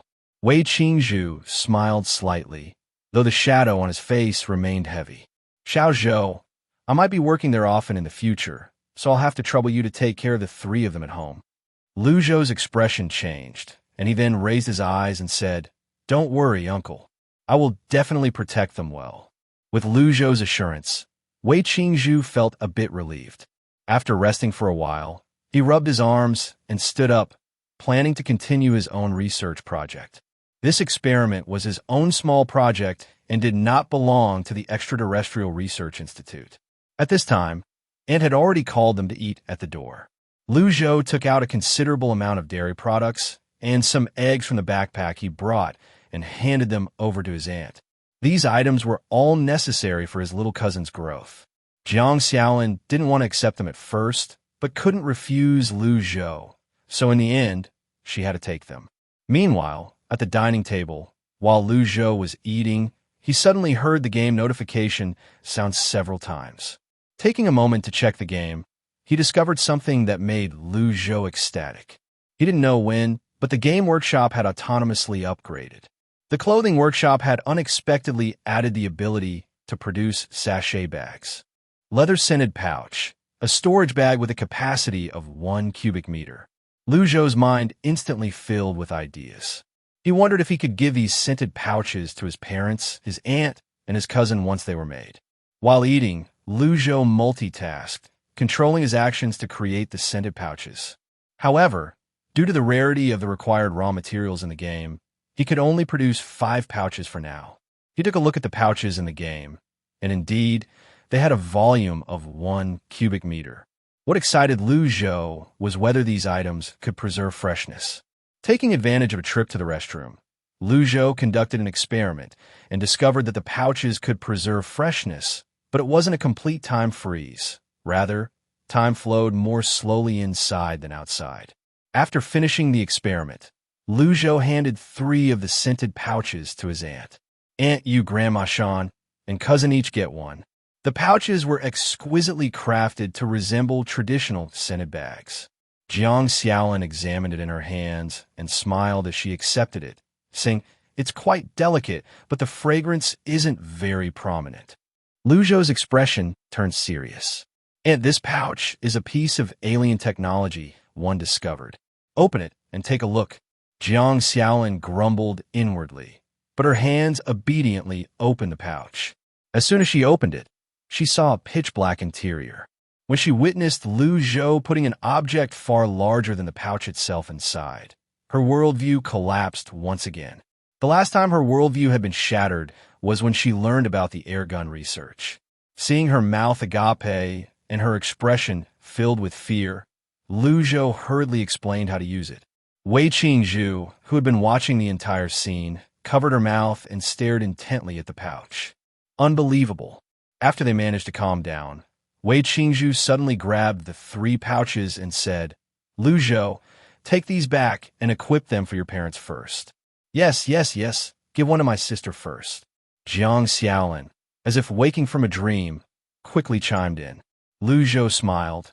Aunt, cousin, don't worry, they will each get one too. You must accept them. Given the current state of the world, our family needs to unite and strive to survive. With these, life will be a bit easier. Only after hearing that his sister would also receive one did Jiang Xiaolin finally accept it. Staring at the scented pouch in her hands, she couldn't help but feel a bit dazed. Wasn't this the kind of spatial storage described in novels she had read before? Wei Qingzhu spoke softly. Lu Zhou, putting everything else aside, we must keep this secret. If this thing gets out, our entire family will be in danger. The three of them nodded in agreement. If this almost mythical storage capability fell into the hands of someone with ill intentions, it would surely bring disaster. Wei Qingzhu tightened her fingers, her expression serious as she continued. Lu Zhou, you're still young, and you might not like to hear some things, but I must remind you, never give this to the Zhang family. I've been able to tell during our travels that their family has decent character. However, they're involved in buying and selling goods, and the prices for fresh versus stale goods vary. If those supplies don't have preservation, it'll be obvious over time, and flaws will surely be exposed. Lu Zhou understood this logic well. Chapter 254, The Beehive Plan. Sometimes, small things can easily reveal themselves. However, when the opportunity is right, Lu Zhou will still consider sharing this with a few other families. After demonstrating its uses and finishing dinner at his aunt's house, Lu Zhou quickly took his leave. Jiang Xiaolin watched Lu Zhou's departing figure, feeling a bit worried. This child Zhou, Jiang Xiaolin was not foolish. She could tell that Lu Zhou had many secrets. However, she wouldn't casually ask about them. Over the years, Lu Zhou had helped her family a lot. Wei Qingzhu gently embraced his wife, resting his chin lightly on her head. Lu Zhou had provided them with a personal space that significantly improved their family's safety. They could store food, water, and self-defense supplies inside it, greatly increasing their survival chances in case of danger. While Wei Qingzhu was organizing the incense pouches, he filled 3 of them to the brim. Inside, there were several items for emergency use, such as protective suits, respirators, and handguns. After giving the incense pouches to his uncle's family, Lu Zhou quickly set his sights on that cave in the Liangshan area from before. He needed to see what the situation was. After making the decision, Lu Zhou began to diligently prepare. During this time, he first reminded the Wang family, the Gao family, and the Zhang family to learn some hardcore skills. Then, he dedicated all his time to studying the courses provided by the game. Now, Lu Zhou's skills were more professional and better than before. Following that, Lu Zhou looked at the small alarm clock sent over by Wang De and chose a misty day to go out and take a look.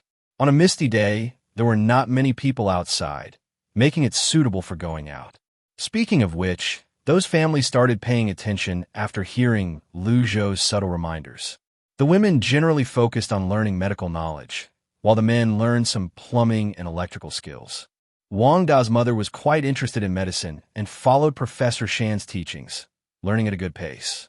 Wang Da's father, on the other hand, learned electrical work from Lu Zhou's father. He had been an intellectual all his life, so learning electrical work was somewhat challenging for him. After several days of effort, he gradually got the hang of it. As for Grandma Zhang, she was older and had never been educated, so the Zhang family eventually found her a suitable job, learning how to scientifically cultivate medicinal herbs. This was a subject closely related to agriculture, and Grandma Zhang was quite pleased with her studies. She would occasionally show off her newly acquired knowledge in front of her family, making them laugh. Now, anyone who wanted to learn would automatically bring exchange points or supplies to learn from others. Although sometimes Lu Zhou's father was reluctant to accept, the other party insisted on bringing things, and over time, he became immune to it. However, he would still occasionally take the items brought over by others and invite them to eat together. Time passed quickly, and in the blink of an eye, it was the day Lu Zhou had chosen. The weather matched what was displayed on the small alarm clock, shrouded in mist. Taking advantage of the fog, Lu Zhou stepped outside. The drive to the cave was unusually smooth. There were far fewer cars on the road compared to before. On a foggy day, everyone became much more cautious. By the time they reached their destination, 2 hours had already passed. Lu Zhou first moved the car away and then quickly walked into the cave. After entering the cave, he habitually looked up at the sky again, but saw nothing. Today's sky was a vast expanse of gray. It was bright, but unsettling. Wei Qingzhu, as usual, underwent inspection before entering the research lab. The research institute was located several hundred meters deep underground, with access relying entirely on an elevator. Surprisingly for the military, they found that the elevator was still operational despite the long passage of time. After the military conducted a thorough check, they were astonished to discover that most of the laboratory was still functioning normally. Even more surprisingly, there were several technologies within the research institute that far exceeded current scientific advancements. For example, there were diagrams for underground transportation systems, structural blueprints for the underground elevators, and numerous schematic diagrams for the hive. In addition, there was cutting-edge research data on materials science, with most materials being heat-resistant. It was clear that if they were to continue exploring underground, heat-resistant materials would be essential. The only frustrating aspect was that no one could understand the written language. The military later enlisted numerous linguists to study the texts, and they finally made some progress.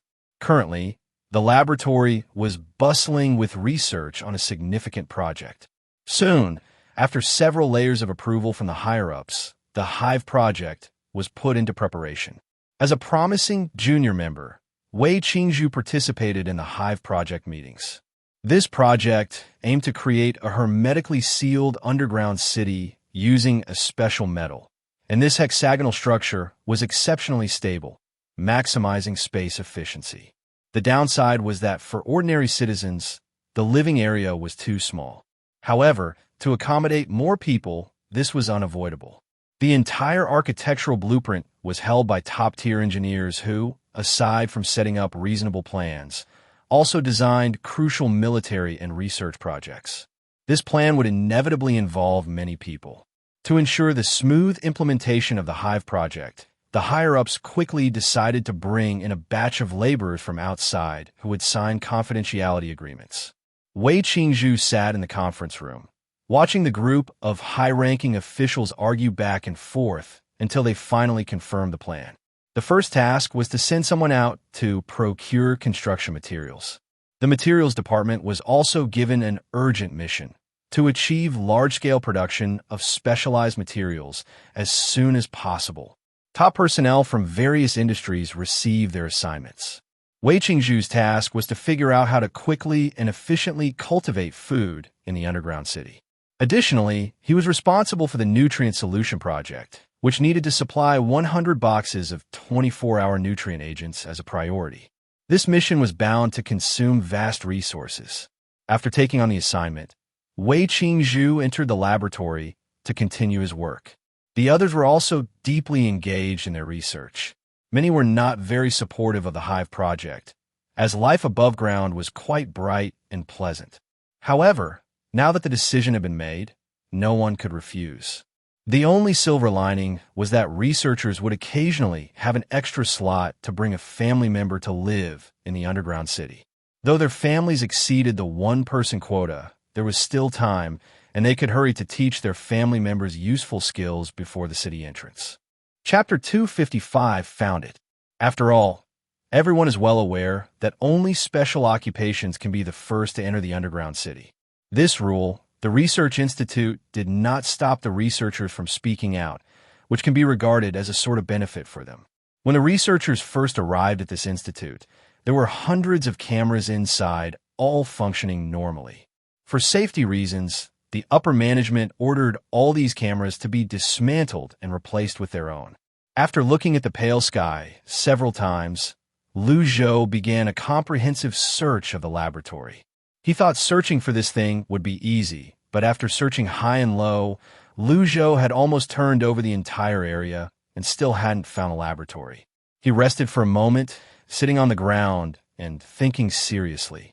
Is it possible that there is a laboratory at the bottom of the lake, and there wouldn't be any construction above it?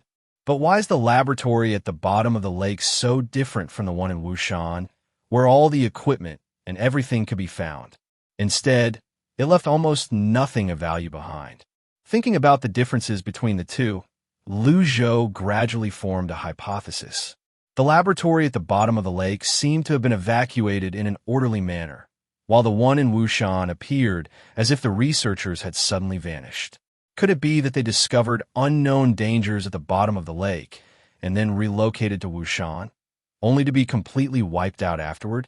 His mind was filled with speculations, and Lu Zhou shook his head, sitting down to eat something first. After regaining some energy, he pondered for a moment and thought of a good opportunity to exploit a bug. Earlier, he had fished out a treasure-seeking device while fishing, and he had already used it once. Now he could use it again, and since the device didn't specify what type of treasure it was, he figured it was fine to consider the research institute as treasure as well. With this thought in mind, Lu Zhou quickly got up and rummaged through his game backpack for a while before finally finding the treasure-seeking device. During the operation, he felt as if the game was hesitating to express something. However, Lu Zhou wasn't the type to care about such things. Before long, he set the treasure-seeking target, and almost the next moment, the treasure-seeking device began to flash yellow lights. Then, in his mind, he saw an image. In the image, a very familiar location appeared before Lu Zhou's eyes. He widened his eyes in surprise, his face filled with disbelief. The location in the image was none other than right beneath his feet where he had entered through the pipe. Lu Zhou dashed toward that spot, reaching down to feel the ground. The surface felt like ordinary ground, and for some reason, this location was particularly easy to overlook. Several times, he had subconsciously avoided this spot. Could it be that some special means were preventing people from discovering it? If it weren't for the game's assistance, Lu Zhou might have never found this thing. Taking a deep breath, Lu Zhou focused and pondered how to open this entrance. Just as the thought of opening the entrance flashed through his mind, the ground suddenly opened into a small circular hole.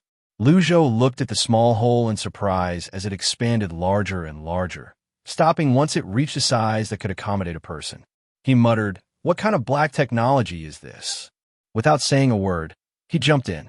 Once inside, he found that there was actually an elevator, which smoothly took him down. The elevator descended rapidly, and by the time Lu Zhou's feet completely touched the ground, he felt a slight dizziness. However, this sensation was short-lived and vanished almost instantly. After getting off the elevator, Lu Zhou looked at the research institute in front of him with surprise. This research institute didn't seem very large. It looked more like a mini research facility.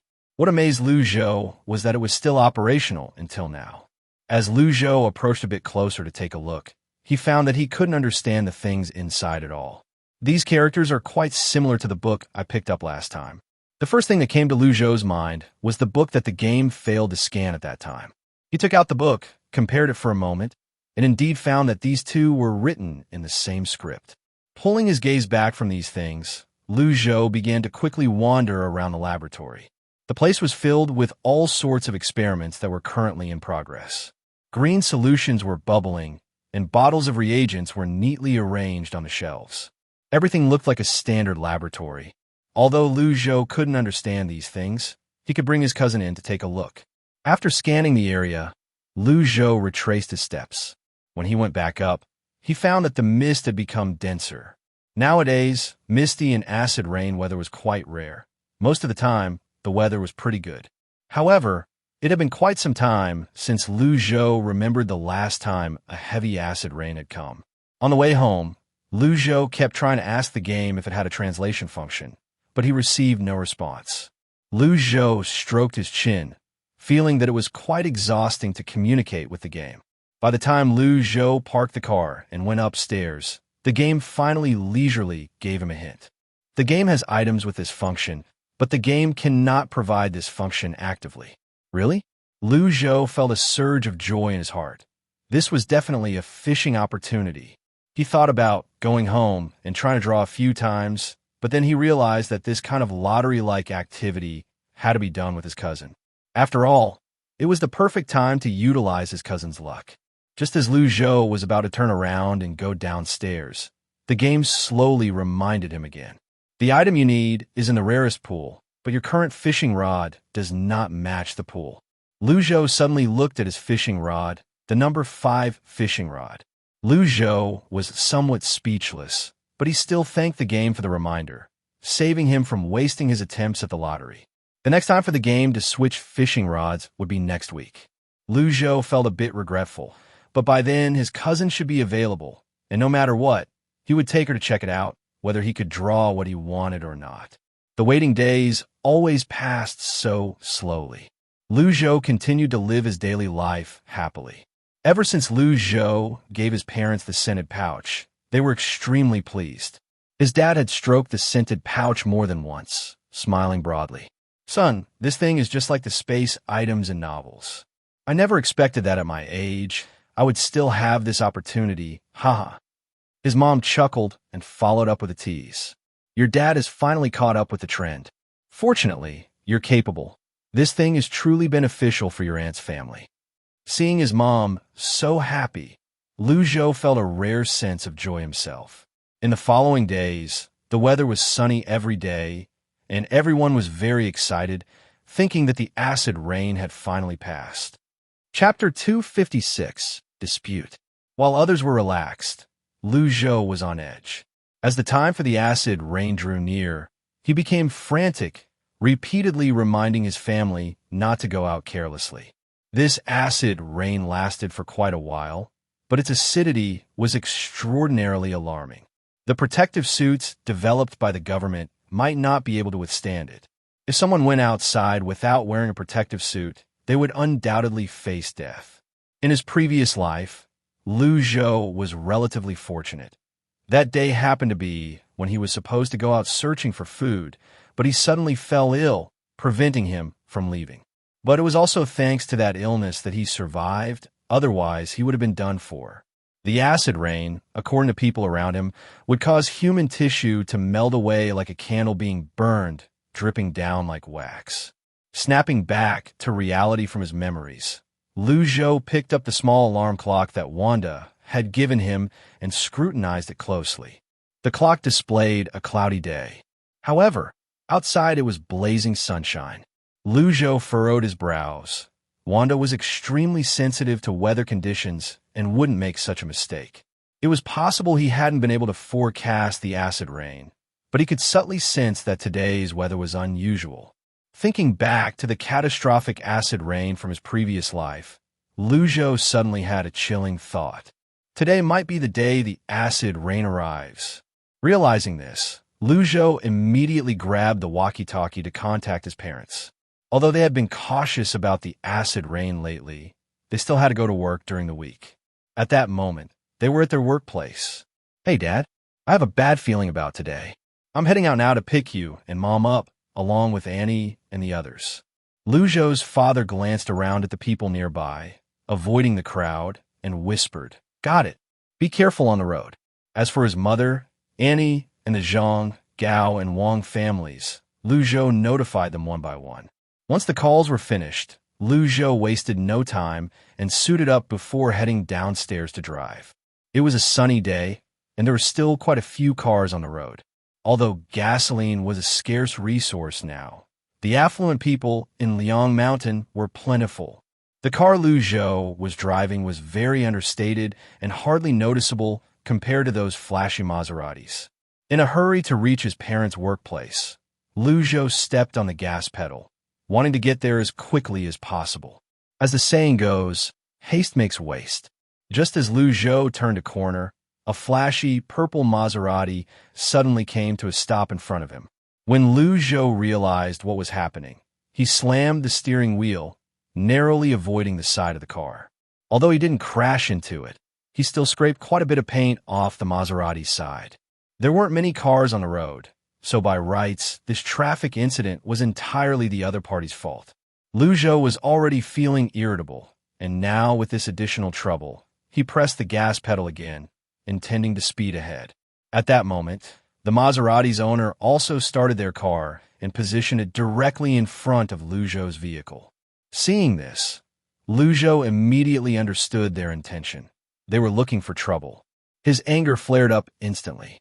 He clenched his fingers tightly, letting out a cold laugh as he eased off the gas. His eyes, however, were fixed on the car in front of him. Before long, 2 men and 3 women got out of the Maserati. They were all dressed fashionably and looked quite glamorous. Lu Zhou squinted his eyes and carefully examined the situation ahead. only to discover that the group opposite was led by a skinny, short second-generation rich kid. Another man was tall and robust, but his eyes revealed a sycophantic demeanor. The three women were all quite beautiful, which surprised Lu Zhou. Even at this time, these people still looked so well-groomed. The short rich kid spoke first. "Hey, come down. We need to talk." His tone and attitude were exceptionally arrogant. The tall man followed up. "You little brat, you scratched young Master Bai's car, and now you want to act like nothing happened? If you don't come down, I might just smash your window." The three women chimed in with sarcastic remarks. "What's the matter? Are you scared? Don't dare to come down." A series of provocations made Lu Zhou feel a bit of a headache. If this were out in the wild, he would have given these people a few peanuts. He disliked arguing in daily life. However, this was the interior of Liangshan, and if he hurt them, things would get complicated afterward. Since he was short on time, he reluctantly rolled down the car window and coldly spoke. "You guys stopped first. The reason there was no rear-end collision is all thanks to my driving skills. So why are you looking for an explanation from me? Good dogs don't block the road. Please move aside." As Lu Zhou said this, he pressed the record button on his phone. The expressions of the five people changed dramatically, and then the muscular man jumped up 3 feet high. "How dare you speak to young Master Bai like that? Let me tell you, the Bai family is not something you can provoke. You little brat, you should find out about the Bai family's reputation before you say such things. Don't think that just because it's the end of the world, you can speak freely. There are many ways to make a person disappear." Hearing the name, Bai family, Lu Zhou's brows furrowed deeply. This person is from the Bai family?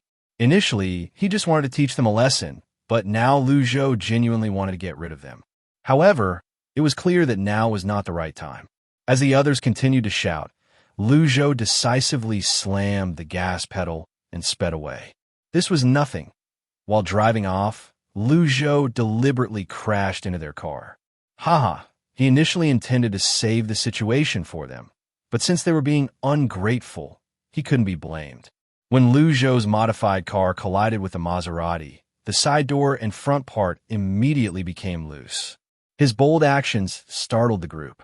Young Master Bai was so frightened that he rolled away, while the rest of the sycophants ran off in a panic. As the group was left inhaling the car exhaust, young Master Bai's face turned extremely ugly. Damn, no one had ever dared to treat him like this. Although he was a bastard of the Bai family, he had always been pampered since childhood. Even if he wasn't the one to inherit the main family business, his status was much higher than that of ordinary wealthy people. But that ordinary person just now actually dared to slap him in the face? The group saw Lu Zhou as an unremarkable commoner. He looked decent, but they all thought he was just an average person dressed in ordinary clothes. When had young Master Bai ever suffered such humiliation? He was instantly displeased. Damn it, what the hell? Hey, you guys, did you notice the license plate of the car just now? The tall man scratched his head awkwardly, while one of the women quickly turned her eyes and leaned in. Young Master Bai, I just remembered it. I'll write it down right now. Chapter 257, Giant Acid Rain. The woman took a book and notebook out of the car and swiftly wrote down Lu Zhou's license plate number. With a flattering smile, she handed it to Bai Xiao. Bai Xiao took a quick glance and then angrily stuffed the paper into his pocket. The others stood silently, not daring to speak. Bai Xiao was the first to get into the car. Just as he was about to start the engine, he realized with dismay that the car was broken down. Seeing the figures of the others outside, he irritably said, Hey, call my family and tell them my car broke down on the road. Have them send a tow truck. Upon hearing this command, the others seemed to snap out of a trance and immediately nodded and bowed in deference. Sure, Bai Xiao, I'll call right away. While they were making the call, the weather seemed to take a turn for the worse. The previously bright sunny day was now shrouded in a layer of gray clouds. A woman looked up at the sky and cautiously spoke. Bai Xiao, the weather doesn't look good. We should hurry back. What if there's danger? Bai Xiao shot her a sidelong glance and, with another beautiful woman attending to him, lit a cigarette. Stop overreacting. The weather forecast said it would be sunny today. It's just a bit cloudy. It will clear up soon. Seeing that he wasn't appreciative, the woman forced a smile and cursed Bai Xiao internally hundreds of times. What a fool. If it weren't for needing him to make a living, she wouldn't stay here. Feeling a mix of fear, she adjusted her protective suit to a more comfortable position. This woman was none other than Huang Ying, the girl whom Lu Zhou had saved before. The two had crossed paths outside the Liangshan Mountains, and after entering Liangshan, Huang Ying struggled to survive.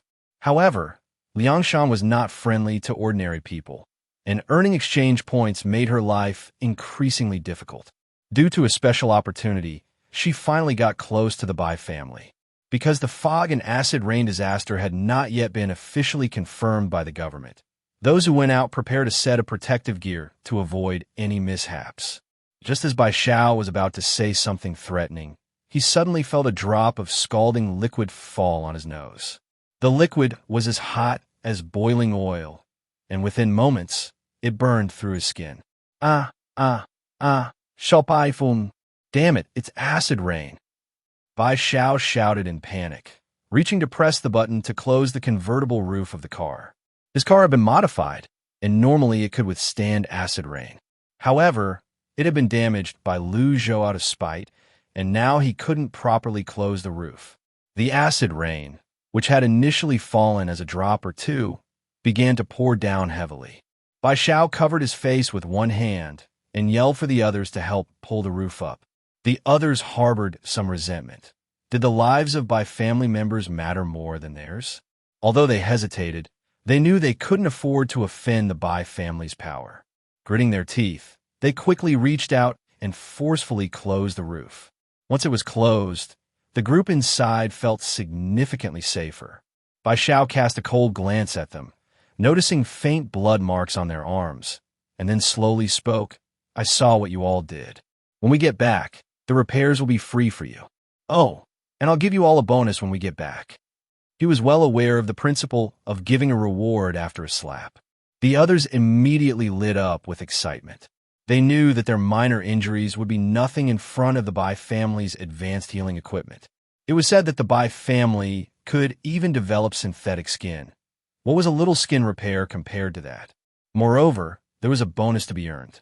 Seeing that several people were looking quite pleased with themselves, Bai Xiao couldn't help but look down on them a bit. However, there was no point in saying much. He needed a lackey, and the other party was after money. It was a mutually beneficial arrangement. Not long after, one of the burly men noticed something was off. "Damn, how can the rain still get in here?" When Bai Xiao heard this, his right eye twitched violently. What the hell? Impossible. This vehicle was specially modified to prevent acid rain. How could it possibly fail? He was eager to look up, but just then, a drop of rainwater landed right in his eye. "Ah, on my eyes, my eyes." He covered his eyes, rolling around in pain, while the other four stared wide-eyed. Someone in the middle cursed under their breath, and then they quickly began putting on protective suits. As the others reacted, their expressions darkened.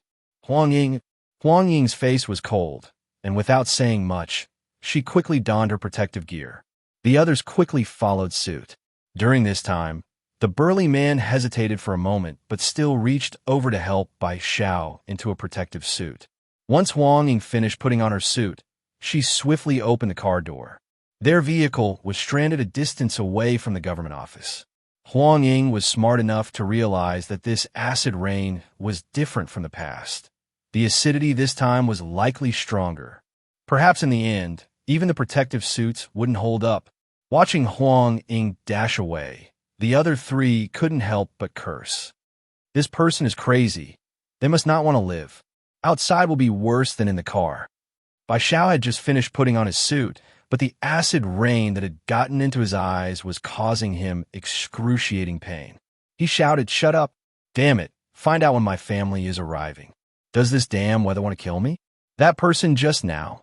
I'll make them pay when I get home. If it weren't for them, I would have been back already." He directed all his frustrations at Lu Zhou, forgetting that he was the one who had instigated things first.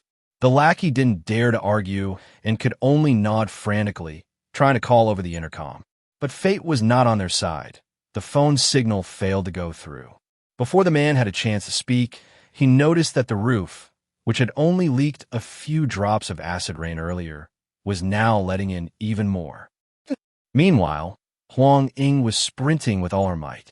The acid rain pelted down on her, but she didn't stop running. The protective suit held up well enough. It managed to withstand the rain for about 800 meters. As she could vaguely see the government building ahead, a drop of rain hit her shoulder painfully. The acid rain had indeed changed. Huang Ying dared not delay and rushed towards her destination. The last stretch of road felt more difficult than ever. The raindrops pounded down on her like they were trying to take her life. The protective suit was about to give way. However, in the end, Huang Ying made it through the door. As soon as she entered, she collapsed onto the floor. Lu Zhou was upstairs talking with his dad, but his eyes caught sight of the familiar woman who had just rushed in. Wasn't she one of those who had an argument with him earlier? Chapter 258, Chaos. When the woman burst in, almost everyone's gaze was fixed on her. Due to the acid rain, her protective suit was already tattered and torn. It was because of this that Lu Zhou could clearly see who she was. The staff reacted quickly, and immediately 2 people with a stretcher came to carry the woman onto it, planning to provide emergency assistance first. Lu's father frowned, and after observing for a long time, finally said quietly to Lu Zhou, "That girl seems to be one of the 3 we rescued back in Jiguang City." Lu Zhou was a bit confused. He had a hard time recognizing faces, unlike his father, who was exceptionally good at it. Hearing his father's words, Lu Zhou focused intently on the woman being carried away. He stared until she was taken out of sight, but he still couldn't recognize her. At that moment, the crowd downstairs was already in a bit of an uproar. After that woman broke through the door, more than a dozen people followed her in, each one looking disheveled and covered in blood. Lu Zhou shifted his gaze from the entrance, and at this moment, the scene downstairs had already turned into chaos. It wasn't just those who had broken in. The acid rain was getting heavier. The rain had even begun to corrode the walls and windows near the outside, and the coarse raindrops were pattering against the windows. The people closest to the door had already moved away from the danger zone in fear. The more Lu Zhou looked, the more worried he became, and after he and his father put on their protective suits, they decided to leave. Their figures attracted a lot of gasps and attention from the crowd. Aren't these 2 risking their lives? With such heavy acid rain, why not just wait for rescue? Going out now is like courting death. Most people were watching with a curious mindset, but these 2 left calmly. After several minutes, the people inside hadn't heard any cries for help from the 2, so they must have left safely. Tisk, these rich people have it good. Who knows what methods they used to get out? The crowd gathered and spoke, their faces filled with envy. However, upon further thought, they realized that staying in the office might actually be safer than staying at home in such dangerous acid rain. Suddenly, they felt a lot better about themselves. On the other side, Lu Zhou and his father had already climbed into their car. The car was made of special materials that wouldn't be corroded by the acid rain. This kind of material, it was said, the government had also researched, but due to its high cost, it hadn't been widely used yet. The car sped down the road, splashing up layers of water. Because of the rain, fog began to envelop the air again. Lu Zhou took out some soap bubbles and blew one for himself and one for his father. This time, the concentration of acid in the rain was too high, and the fog might be toxic, so using the bubbles was convenient and safe. While driving, they noticed numerous car accidents on the road. Most of the vehicles had already been corroded beyond recognition. There were many dead bodies on the street. Occasionally, they encountered people still alive, all of whom were shouting loudly. At the same time, they were struggling painfully and running towards the nearest buildings. This scene resembled a tragedy of human suffering. Lu's father felt his heart constrict, and Lu Zhou stepped on the gas, speeding away even faster. Lu Zhou was driving, while Lu Dad was on the phone with his wife, but unfortunately, there was no signal at that moment. In desperation, the 2 could only drive faster and faster. On the road, Lu Zhou relied on his excellent driving skills to avoid the damaged cars. When they arrived at Lu Ma's workplace, it was once again crowded with people. He vaguely remembered it was the same last time. The two quickly dashed inside and soon found Lu Ma, his aunt, and Granny Dan. The three were so focused on their tasks that they completely forgot about their own safety. Without hesitation, Lu Zhou took out the bubbles and blew 3 of them. Since the bubbles were colorless and tasteless, the 3 of them were completely unaware when the bubbles enveloped them. "Mom, Aunt Granny Dan, I'm here to pick you up," Lu Zhou said anxiously. His aunt was the first to respond. "It's so dangerous outside. Why did you come here?" "We're all fine, you child," Jiang Xiaolin said, her tone filled with concern. Lu Ma then looked over and said softly, "We still need to finish our work. Look, the number of patients below is truly overwhelming." Lu Zhou was worried because of the unusual busyness and danger of the medical facility. He felt uneasy leaving his family there. "Then when you finish work, I'll take you away," Lu Zhou insisted. The 3 of them could only smile helplessly and agree. Lu Dad helped out occasionally, doing whatever he could to assist the 3. Just as they were about to finish their tasks, Lu Zhou heard a faint sound. He held his breath and listened intently, and soon, the slight noise grew louder. "This is bad. The building is going to collapse," Lu Zhou yelled. "The building's going to collapse, run." Lu Dad reacted quickly and immediately carried Granny Dan on his back. Meanwhile, Lu Zhou grabbed his mom with one hand and his aunt with the other, frantically leading his family outside. Just as they ran out, the building behind them collapsed with a deafening crash. The noise was earth-shattering.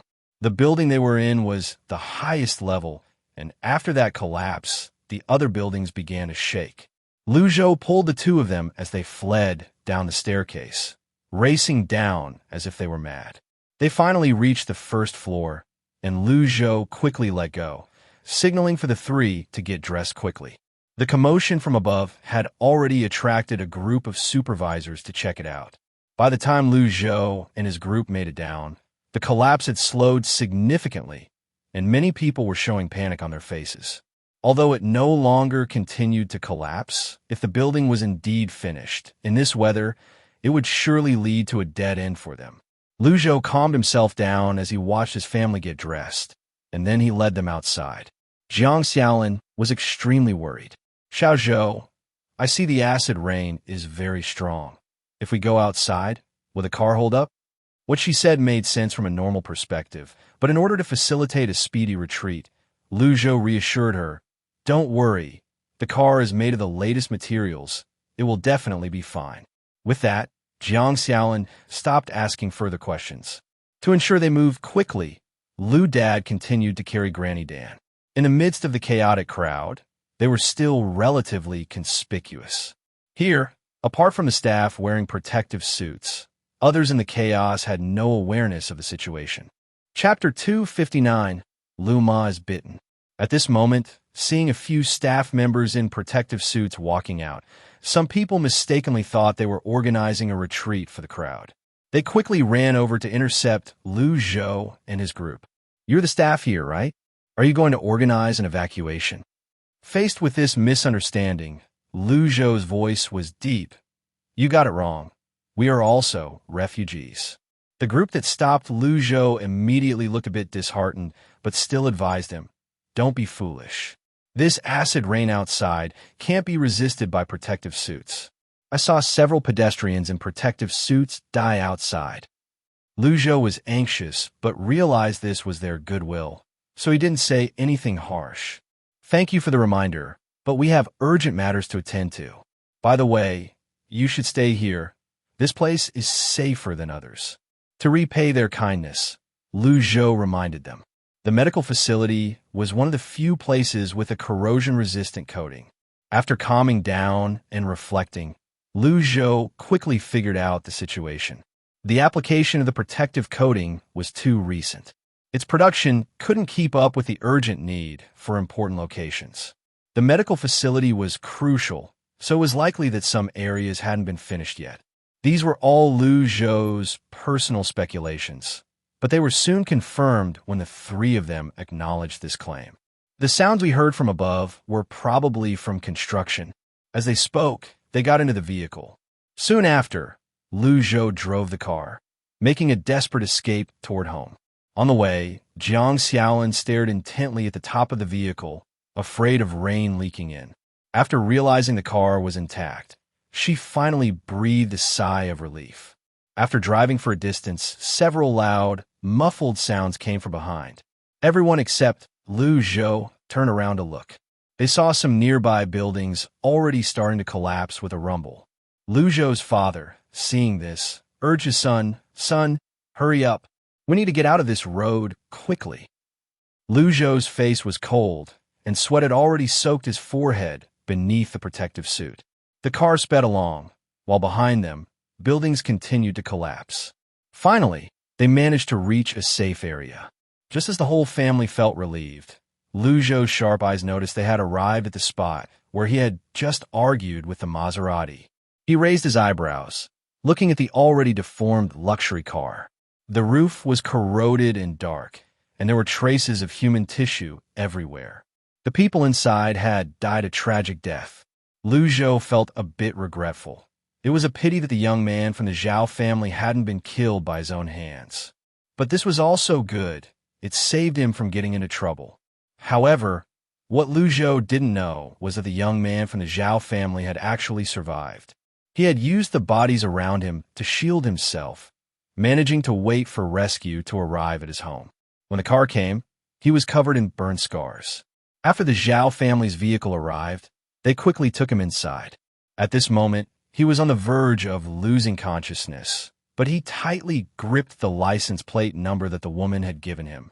The doctor nearby was about to loosen the young man's fingers when he heard him hoarsely say, "Find this." After handing the note to the doctor, the young man immediately fainted. Just as he was about to faint, one of his eyes had rotted away, while the other flickered with intense hatred. Damn it, he was going to make that man pay in blood for what he owed. Meanwhile, in a place unknown to Lu Zhou, Bai Xiao had survived and secretly held a grudge against Lu Zhou. At this moment, Lu Zhou was busy taking his family upstairs to his aunt's house. After all, his little cousin was waiting at home, and in such terrible weather, there could be dangers lurking. The journey was not smooth.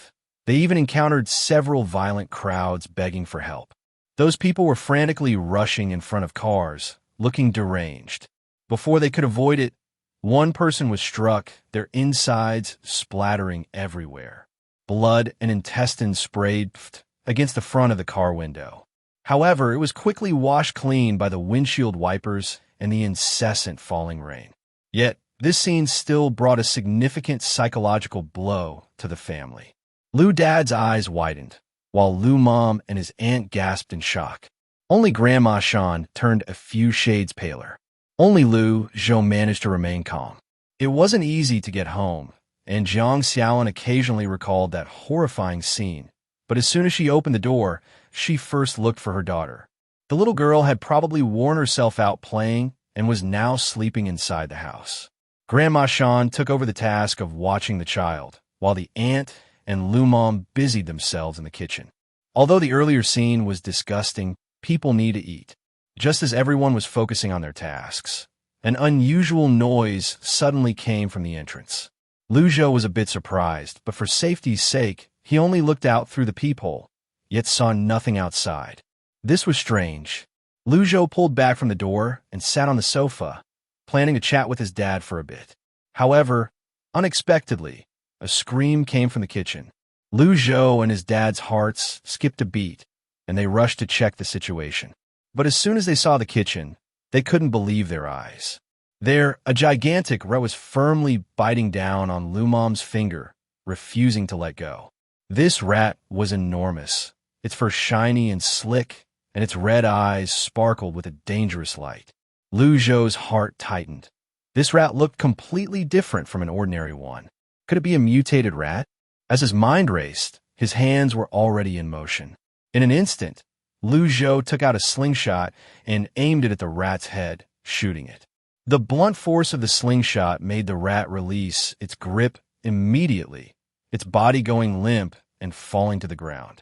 Lu Zhou didn't use a firearm or a bow and arrow, mainly out of concern that the rat's blood might be contaminated and could pollute the environment. The rat lay on the ground, quickly stiffening and losing consciousness. Meanwhile, Jiang Xiaolin was in a panic, sweating profusely, her face pale. Even her tone was laced with a cry. "Sister, sister, your hand is bleeding." Lu Zhou rushed to his mom's side and saw her finger was dripping blood. Moreover, the skin around the bite wound had already turned a dark blue. A thick wave of despair and regret washed over him. Jiang Xiaolin was almost in tears. "It's all my fault, sister. If you hadn't blocked that for me, you wouldn't be like this now." As Jiang Xiaolin cried, she tried to calm down, trembling as she took out emergency medical supplies from her backpack. But how could she not feel despair? This kind of rat must be carrying a virus. Her sister needed rabies vaccines and serum, or she would definitely be in trouble. However, after enduring such harsh weather, those delicate vaccines had long since become ineffective. Chapter 260, The Mouse Swarm. The fear and despair of almost losing his daughter weighed heavily on Lu Zhou, making it hard for him to breathe. Lu Zhou's expression hardened as he quickly grabbed hydrogen peroxide and iodine from the emergency kit prepared by his aunt. As he cleaned the wound, Lu Zhou worked swiftly.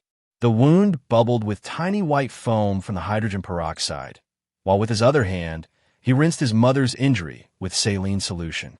After that, he applied iodine for disinfection.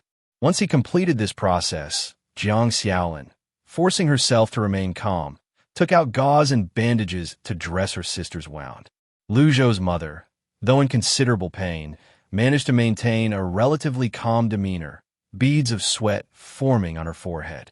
Lu Zhou's father wiped the sweat from his wife's forehead and then prepared to inject her with the vaccine and serum he had brought. These precious medicines had been hastily shoved into the gaming room along with the refrigerator, and they were proving to be invaluable now. The rabies vaccine required a total of 5 injections, but the serum only needed to be administered once. Lu Zhou's mother was well aware of the timing for the rabies vaccine, as she used to be responsible for vaccinations and other related matters. Enduring the pain, Lu Zhou quickly followed his mother's instructions and injected her with the vaccine and serum. Seeing this scene, Jiang Xiaolin gradually relaxed. No matter how Lu Zhou got the vaccines, as long as his sister is safe, that's all that matters. The effect was apparent. After treating the wound and administering the vaccine and serum, Lu Zhou's mother looked much better. Lu Zhou's father helped her sit on the sofa, while his aunt felt an immense sense of regret. At that moment, Lu Zhou suddenly thought of another matter. He quickly rushed toward the bedroom where Tong Tong and Grandma Shan were. "The mice are quite aggressive. We can't let them harm the elderly or children." Upon entering, Lu Zhou saw Grandma Shan reading a book, while his little cousin was still fast asleep. Lu Zhou cautiously scanned the room, and he didn't forget to ask Grandma Shan if she had seen any strange creatures. Grandma Shan naturally said no, and he meticulously checked his little cousin for any injuries. No wounds or anything. Thank goodness, thank goodness. Could it be that these mice only resided in the kitchen, looking to nibble on some food? Lu Zhou couldn't help but wonder, while he carefully inspected the entire room. Behind him, his aunt followed closely. Now that her daughter was safe, Jiang Xiaolin finally exhaled, her face showing a hint of reverence. "Oh my God, how can those mice be so big? We need to wake Tong Tong up and gather on the sofa. We don't want anyone getting attacked alone later." His aunt moved quickly, and before long, she had carried his little cousin to the sofa. The family formed a circle, their expressions serious. Lu Zhou's mother was feeling much better, but Lu Zhou suddenly remembered the scratching sound he had heard earlier at the door. Could it also have been the mice? For some reason, this thought popped into Lu Zhou's mind. He got up, put on protective clothing, and took out a weapon, planning to go outside to take a look. The safety inside the house was left in the hands of his father and the others. To avoid any unexpected incidents, Lu Zhou slowly opened a crack in the door and then widened his eyes. Through the gap, he saw the hallway swarming with countless mice. As soon as the door opened, the mice bared their teeth and jumped, attempting to rush at the door. Lu Zhou reacted swiftly, slamming the door shut with all his might. In the next moment, A violent scratching sound echoed from outside the door. The sound is just the noise made by the mouse's own claws scraping against the door. A few people in the house are still inspecting if there are any mice that have sneaked in, but they're first startled by the noise outside. What sound is that? Dad Lu, holding a metal shovel, has a cautious expression. There are mice everywhere outside. I don't know what's going on. After Lu Zhou answered, his face turned pale, and he quickly moved to the window. When he looked outside through the window, he found that everything was quiet as usual. Strange, why are all these mice gathering indoors? Could it be that the acid rain is so severe that there's no place for them to hide outside? Lu Zhou cautiously speculated, while he turned back to the kitchen. After he carefully searched, he discovered a nest of newborn mice in the drainpipe. This group of hairless mice was squeaking, and their eyes hadn't even opened yet. The others looked at these few baby mice and turned pale. Annie trembled and said, "This is impossible. I clean the house every day. How could we attract mice?" Lu Zhou pointed to the drainpipe and said, "The mice must have crawled up through the pipes." At that time, Lu Zhou had mentioned that steel plates could effectively seal off the walls, but they couldn't control windows and the various holes. So it was reasonable for the mice to sneak in. Let's temporarily seal this pipe. These mice clearly look problematic, Lu Zhou suggested, and Auntie quickly nodded. This task was ultimately given to Dad Lu, while Lu Zhou took care of the nest of mice. Annie checked the other food in the house to see if it had been damaged by the mice, and found that the rice bag had been ruined by them. There was still over 2 pounds of rice, and Jiang Xiaolin felt a bit heartbroken. "Damn mice, there's mouse droppings all over the rice." Mom Lu comforted her, "Just throw it away. If someone eats it and gets sick, it won't be worth it." Annie naturally understood this logic, and after they all worked hard to clean up a bit, the commotion upstairs and downstairs started to heat up. The pots and pans clanged loudly, and the sounds of people running around, along with the screams of adults and children, echoed back and forth. The soundproofing of the house was limited. Lu Zhou felt as if the ceiling above him was being stomped on, and the thudding noise made it feel like it was about to collapse. Well, this is all about catching mice. These people need to be careful. After all, Lu Zhou has vaccines to save those who get bitten, but for others, getting bitten would definitely be disastrous. As Lu Zhou speculated, the family upstairs had happened to stay home today. Who would have known that not long after, what should have been a sunny day would quickly turn into a heavy acid rain day? Moreover, the terrifying thing was that the concentration of this acid rain was higher than before. Raindrops were pattering against the windows, and the male and female heads of the household hurriedly covered the windows with extra coverings, fearing the acid rain would seep into the house. Although the rain outside was getting heavier, at least the family was together, temporarily preserving their lives. However, this good fortune didn't last long, as they soon encountered mutated mice that had hidden in their home without them realizing it. These mice had glowing red eyes, and when they saw people, they were fierce and showed no fear. They were also quite large, with the biggest ones being about the size of small wild cats. Moreover, this family's mice were much more numerous than those in Jiang Xiaolin's family. Chapter 261, Artificial Creatures. The mouse went wild, rushing at people and biting them. The man and woman grabbed knives and frantically slashed at the mouse from all directions. After a fierce struggle, the family finally managed to kill the mouse, but both the man and woman were injured in the process. At first, they didn't think much of it. Since the disaster began, getting injured had become quite normal. However, soon the increasingly bruised wounds reminded the two of them. This mouse was not ordinary. It might be poisonous. Many other families shared the same misfortune. However, there were indeed few households that could kill the mouse without getting hurt. Among those bitten, not all had wounds that showed changes. Some had ordinary wounds instead. It wasn't the kind of bruised and swollen appearance. Basically, if the wound showed any abnormal signs, aside from those who reacted quickly and cut away the affected flesh, most people with a sense of luck would inevitably develop a high fever, accompanied by delirium. This illness progressed quickly, usually manifesting within 4 hours of being bitten. The intense acid rain and the mutated mice were soon reported to the government. As for the acid rain, the government still had ways to provide assistance. But regarding the mutated mice, the government could only broadcast a warning to the public to avoid contact with mice and especially to avoid being bitten. If, unfortunately, bitten, one should immediately address the bruised arm and quickly remove the necrotic flesh. After hearing this announcement, the public felt anxious and hopeless. Natural disasters came one after another. Blue Star was giving humanity no way out. On Lu Zhou's side, the mutated mice crowded the hallway, and the safest place at the moment was his aunt's house.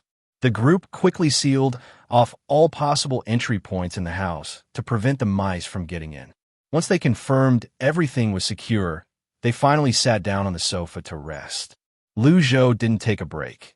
Instead, he pondered whether there had been mutated mice during the last acid rain. According to his memory, there hadn't been any mutated mice at that time. After all, the commotion caused by these mice was considerable. Had there been any, he would have known about it by then. The atmosphere in the room was tense and somber, with everyone silent, lost in their thoughts. Lu Zhou rubbed his fingers, starting to consider how to defend against these mice. He had a guardian shield. If he activated it, the mice would pose little threat to him. But he was more curious about why the mice had mutated and what variable had caused this change. In fact, it was a great opportunity to fish for information since his little cousin was obediently sitting on the sofa, making it easy for Lu Zhou to tap into her good luck. But the only regret was that Lu Zhou's fishing rod had just reset at midnight. At that moment, the intercom rang. Upon answering, it was his uncle. He had learned about the situation outside from the research facility and immediately wanted to check if his wife and children were safe. After confirming that they were all unharmed, Wei Qingzhu finally sighed in relief. Lu Zhou was about to ask his uncle about the origins of the mice. However, after hearing what his uncle said, everyone was stunned.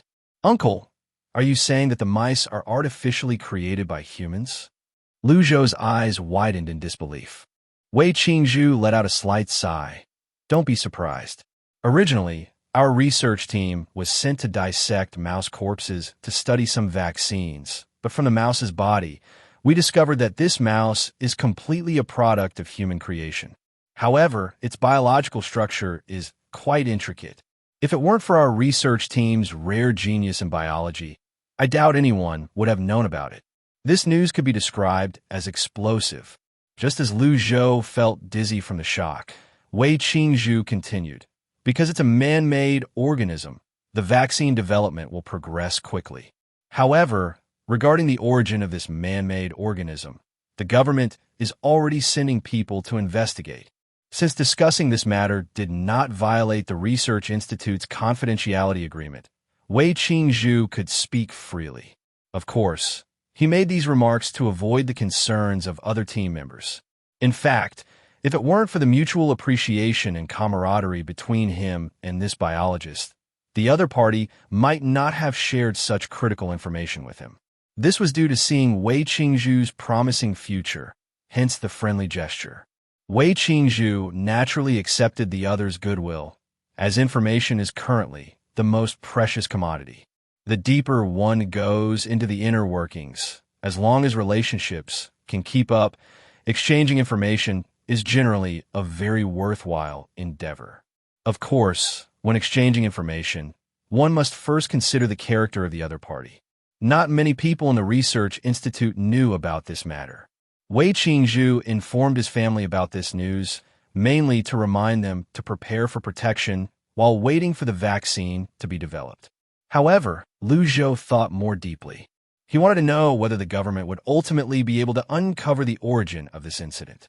After hearing Lu Zhou's question, Wei Qingzhu frowned slightly, then hesitated before speaking. "Xiao Zhou, try to stay out of this matter. It's not a good thing, and it's very dangerous. If there are any developments, I will let you know." After receiving his aunt's assurance, Lu Zhou had to temporarily put aside his concerns. After chatting with his aunt for a few moments, the communication ended. Then, Lu Zhou suddenly realized something. The signal had already been urgently repaired by the government. However, the water and electricity issues had yet to be attended to. The acid rain had persisted for 3 consecutive days, driving people to despair. Living on the top floor, the house had already begun to drip, drip, drip, with rain leaking in.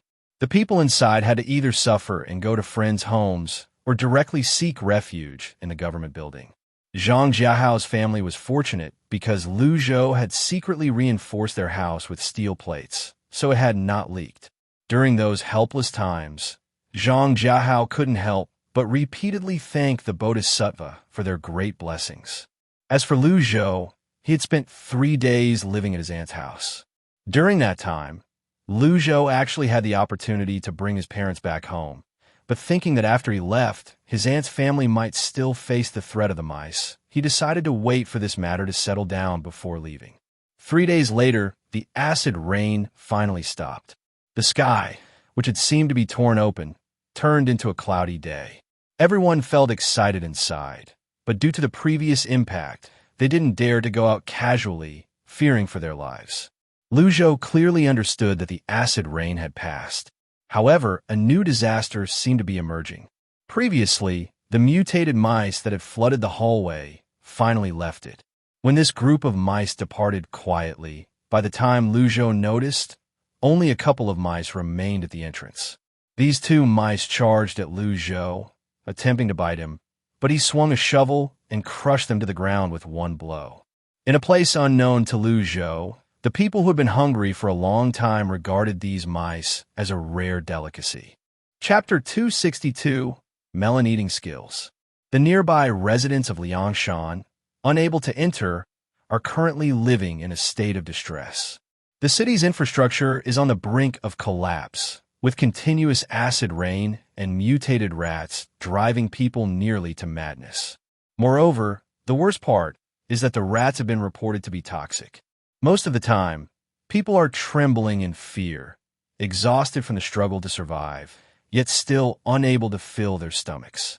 Finally, under the pressure of starvation, people extended their claws towards the rats. Soon, pots of rat soup began to emerge. Those who had been hungry for a long time looked at the rat meat as if it were a supreme delicacy. Many felt that they could no longer live like this, so they decided to eat their fill before moving on. After these people finished eating the rat meat, they found themselves feeling surprisingly well. Everyone was ecstatic. Although being bitten by a rat could mean death, the fact that it could fill their bellies was enough motivation to continue. Quickly, those who didn't want to die put on their thickest clothes and began a frenzied rat-catching campaign. The rats remained fierce, but against this group of people with glowing eyes who were reckless and desperate, they could only flee in all directions. Lu Zhou had stayed up all night, partly to better understand the situation outside, and partly to wait for the fishing rod to refresh so he could catch fish. He sat alone on the sofa while his parents had already been urged to sleep. His grandmother, aunt, and little cousin had also gone to bed. Before they went to sleep, Lu Zhou prudently blew a protective bubble around each of them for safety to prevent any strange toxic gas from appearing in the middle of the night. At the same time, Lu Zhou activated the protective shield. The range of this shield wasn't large, but it was just enough to cover his entire family. When he activated the shield, Lu Zhou noticed a clear durability indicator next to it, 300/300. Previously, Lu Zhou had tested the shield, and he found its durability was hard to wear down. It only decreased under very strong impact. As Lu Zhou looked at the clock while sitting on the sofa, he pondered. For some reason, he had an inexplicable feeling that something big was about to happen. This feeling was strange. In his previous life, when he struggled to survive at the bottom of society, he only worried about food and drink, and such a level of anxiety was beyond his thoughts. In this new life, Lu Zhou thought he could lead his family to live more comfortably, but one mystery after another kept coming at him. Why did the note found at manhwa's house say that the end is near and that we are all ants? Why were his cousin and aunt subjected to research in their previous lives? What secrets were involved in his uncle's participation in scientific research? Artificial beings underwater laboratories, and Wushan Experimental Institute. Lu Zhou tried to avoid these matters, but as he moved forward step by step, he found that the closer he got to these issues, the more they seemed to find him. His initial small wish was for his family to live together in happiness and stability, but now it seemed that if he did not get involved in these matters, the troubling issues would still come knocking at their door. In his previous life, he and his aunt and cousin had lived low-key and hard enough. Yet in the end, his loved ones were still taken away for experiments. Lu Zhou tightly gripped his wrist, feeling hesitant for the first time due to the uncertainty brought by the future. Compared to those who knew so much, he still felt too weak. He could only ensure his own escape quickly, but when it came to his family, he felt somewhat powerless. Still, his uncle was reliable, at least relieving some of his pressure. Hopefully, his uncle would bring him good news soon. Lu Zhou lowered his head and saw that the pointer had just hit midnight. The fishing rod in the game refreshed right on time. Lu Zhou took a deep breath, first squatting at his little cousin's door, and then slowly chose to draw a fishing rod. As he drew the fishing rod this time, a similar wonderful feeling surged in his heart. This feeling was filled with happiness and satisfaction. You have drawn the rose number 7 fishing rod. Lu Zhou squinted his eyes, steadied his trembling heart, and then looked at the game. Soon, a line of text appeared in the game. Congratulations to the player for obtaining the rose number 7 fishing rod. Here it comes. Sure enough, it came. Lu Zhou was ecstatic and quickly chose to do 10 consecutive draws. Normally, in a 10 consecutive draw, there would be at least one powerful item drawn. This time, it was even more exaggerated. He actually drew 3 skills at once. Lu Zhou immediately looked at the new items he had obtained. Secret Scroll releases a group of secret shadows, making the covered person invisible and increasing their movement speed by 300%. Death Scythe releases a giant scythe aimed at a single target, which can lock onto the target with 100% precision and deal a guaranteed lethal blow. Gossip, a special skill that randomly refreshes a new piece of information every day. Whether it's useful or not needs to be judged by the player themselves. Among the 3 skills, Lu Zhou was most pleasantly surprised by the 3rd skill, Gossip.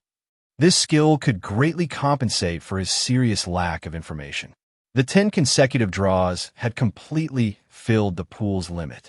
Lu Zhou habitually collected food from the game. At this time, he directly filled up some rice, flour, and cooking oil from his aunt's house. The quantity was not excessive. However, he suspected that his aunt might have already guessed something. So Lu Zhou sighed and took out dairy products and eggs from the game, and then also pulled out honey to stuff into his aunt's cabinet. After doing all this, Lu Zhou noticed that the gossip skill had triggered a hint. The family upstairs has all died due to being bitten by rats.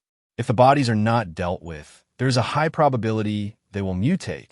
Lu Zhou frowned slightly. This was outrageous. He hadn't expected that gossip would mean this. Although it wasn't exactly what he had in mind, having something was better than nothing. The next day, Lu Zhou quickly anonymously informed the city cleaning team responsible for handling the bodies. These people didn't even carefully check who sent the anonymous letter and went straight to the upstairs apartment to collect the bodies. When the cleaning team arrived, they were shocked. The bodies in this house looked quite different from the ones they had seen before. The level of decay was more severe, but when the cleaners threw the remains into bags, they discovered something that shocked everyone. There were 3 bodies, but they had 9 legs. Initially, everyone thought there was a mistake in counting the number of people, but after careful comparison, they confirmed that indeed there were 3 bodies. But where did the extra 3 legs come from? This incident caused panic, and the cleaning team immediately reported this strange occurrence. At the same time, a rumor began to spread among the public. People who had been bitten by rats might turn into monsters. The power of the rumor was tremendous and even triggered a lot of panic among people.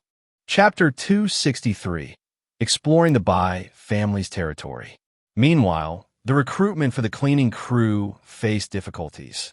Nobody wanted to participate in such a dangerous activity.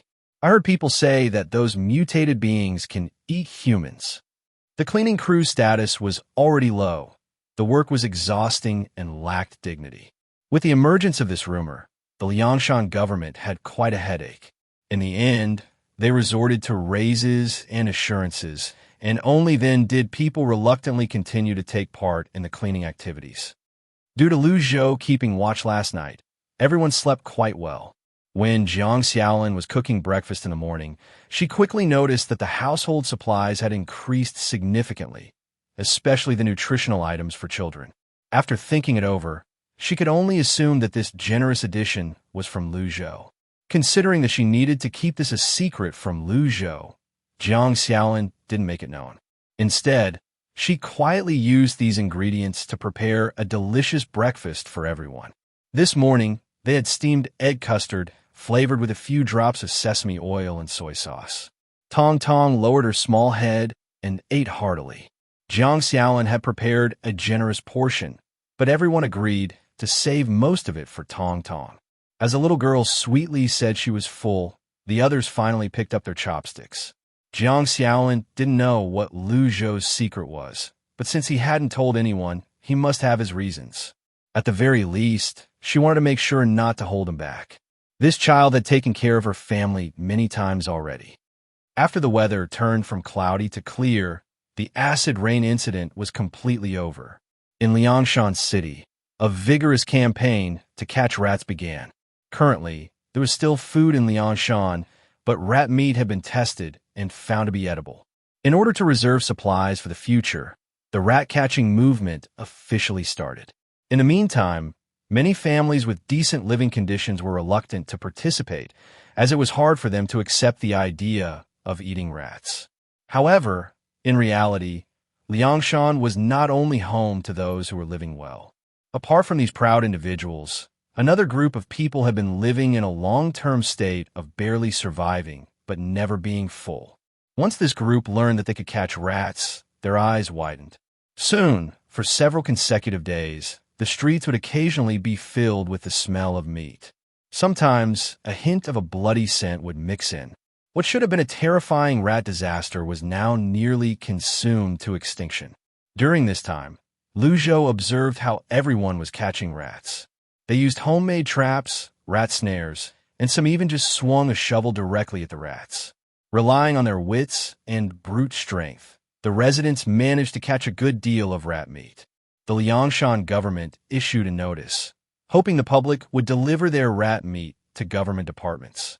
They would record the quantity of prey captured and then mass sterilize the rat meat at high temperatures, turning it into canned food.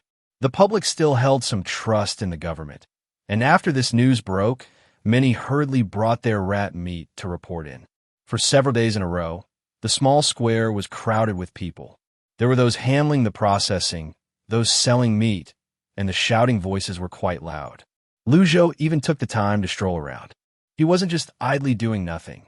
Rather, it was because the gossip skill had just sent out a message. The crowd trading rat meat in the square is getting larger. It is rumored that the military maintaining order has been stationed nearby in significant numbers. At first, Lu Zhou didn't pay much attention to this news, but he quickly realized something. In the past, there wouldn't be this many soldiers in the square. Now, all of a sudden, they are gathered together. Could something be happening? With a mindset of just trying it out, Lu Zhou hurried to the square. However, when he first arrived, he took a quick look around and indeed saw that there were soldiers in the square, but they weren't doing anything out of the ordinary. They were all there to maintain order. This outcome was within his expectations. The gossip skill doesn't always provide useful intelligence. He hadn't gathered any significant information at the moment. Feeling somewhat disheartened, Lu Zhou was turning to head home when he suddenly heard the buzzing sound of helicopters overhead. Looking up, he saw more than a dozen military green helicopters swiftly flying low over the heads of the crowd. In addition to the helicopters, there were also more than a dozen drones quickly flying by. The loud noise drew everyone's attention upwards. As Lu Zhou observed, he furrowed his brow. So many aircraft, what are they planning to do? Calming himself, Lu Zhou carefully observed the flight path of the aircraft. This group of planes was all flying towards a familiar direction. Lu Zhou's pupils suddenly constricted. That direction is where He Yin works. Previously, when he was entrusted by Wang to pick up He Yin on the way home, he had noticed that her work situation seemed off. But at that time, due to a lack of preparation and because He Yin wasn't very clear about the situation inside, Lu Zhou had to temporarily put off any exploration. Now, the military was heading toward that place. There was an 80% chance it was the same location. In that instant, Lu Zhou decided to take a look on the way. If the military acted directly, he would at least be able to discover the truth. If the military didn't act or failed, then it would serve as a warning for him as well. After making his decision, Lu Zhou wasted no time. He immediately headed to a remote field and took out the aircraft he had prepared earlier. Of course, he couldn't just fly out in the open. After activating the stealth scroll, he confirmed that the aircraft was in a concealed state. Only then did Lu Zhou feel assured to pilot the aircraft closely behind the military. The stealth scroll was incredibly powerful, capable of evading infrared, radar, sound wave detection, etc. Moreover, it also had a speed-up function, allowing Lu Zhou to catch up with the helicopters in front in no time. Once Lu Zhou was airborne, he quickly noticed something was off about the helicopters. From a distance, it wasn't apparent, but as he got closer, he could see that these helicopters looked different from the usual ones. They had several black box-like components added. Lu Zhou wasn't sure what those were, but the game could help him scan and confirm what they were. Soon, after scanning with the game, the results appeared immediately. Improved helicopter technology modified with alien technology, now capable of launching missiles. Seeing this, Lu Zhou raised his eyebrows slightly. As expected, with enough people, they managed to modify the helicopters using alien technology in such a short time. Moreover, the modified helicopters looked quite deceptive. You couldn't imagine how such small helicopters could be transformed into threatening weaponry. On the military side, they didn't notice Lu Zhou's tracking at all, but instead, they were heading towards their destination at the fastest speed. The mission directive this time was to investigate the pharmaceutical area and search for evidence of illegal research by several families. If necessary, violent means could be employed. Chapter 264, Stealth. With the objectives set by the higher-ups, this batch of soldiers as military personnel had to be the first to acknowledge and take practical action. The helicopter buzzed as it flew ahead, while Lu Zhou quietly followed from behind. Thanks to the stealth effect of the game item, no one, except for him, could know of his presence. Eventually, the helicopters in front slowly landed in a place that Lu Zhou was extremely familiar with. He guessed right. This was indeed where He Yin worked. After the helicopters reached their destination, they each followed their predetermined routes and flew to various positions. Soon, more than a dozen helicopters buzzed away into the distance. At the same time, Lu Zhou noticed that the area below had already been temporarily surrounded by the military. The troops arrived a little later, but once they were here, they quickly surrounded the Bai family area with a new type of material. This material was a recently developed combat support tool from the Research Institute. At first glance, it looked like an ordinary net, but it prevented humans from escaping. These devices could passively capture humans based on their DNA. If someone thought it was just an ordinary fence and tried to get through, it would trap them firmly. Lu Zhou, in the air, used the game's scanning ability to thoroughly scan the equipment and setups below. Many of the things he saw left him stunned. These new technologies must have been created after the government made contact with extraterrestrial research institutes, right? Lu Zhou held some doubts, but he avoided those dangerous items first. He flew low over the area, nerves taut, observing the situation below. The number of troops participating in this operation was not small. Each of these soldiers was well equipped, swiftly darting between buildings. They had already begun to infiltrate the interior of the building. Recalling the purpose of his visit, Lu Zhou found a suitable place to land the helicopter and got out. He first concealed the helicopter, then swiftly entered the building. Due to the effect of the stealth scroll, Lu Zhou's movements were completely silent. Upon entering the Bai family's industrial building, Lu Zhou's gaze quickly scanned his surroundings. At first glance, the interior looked like an ordinary research institute.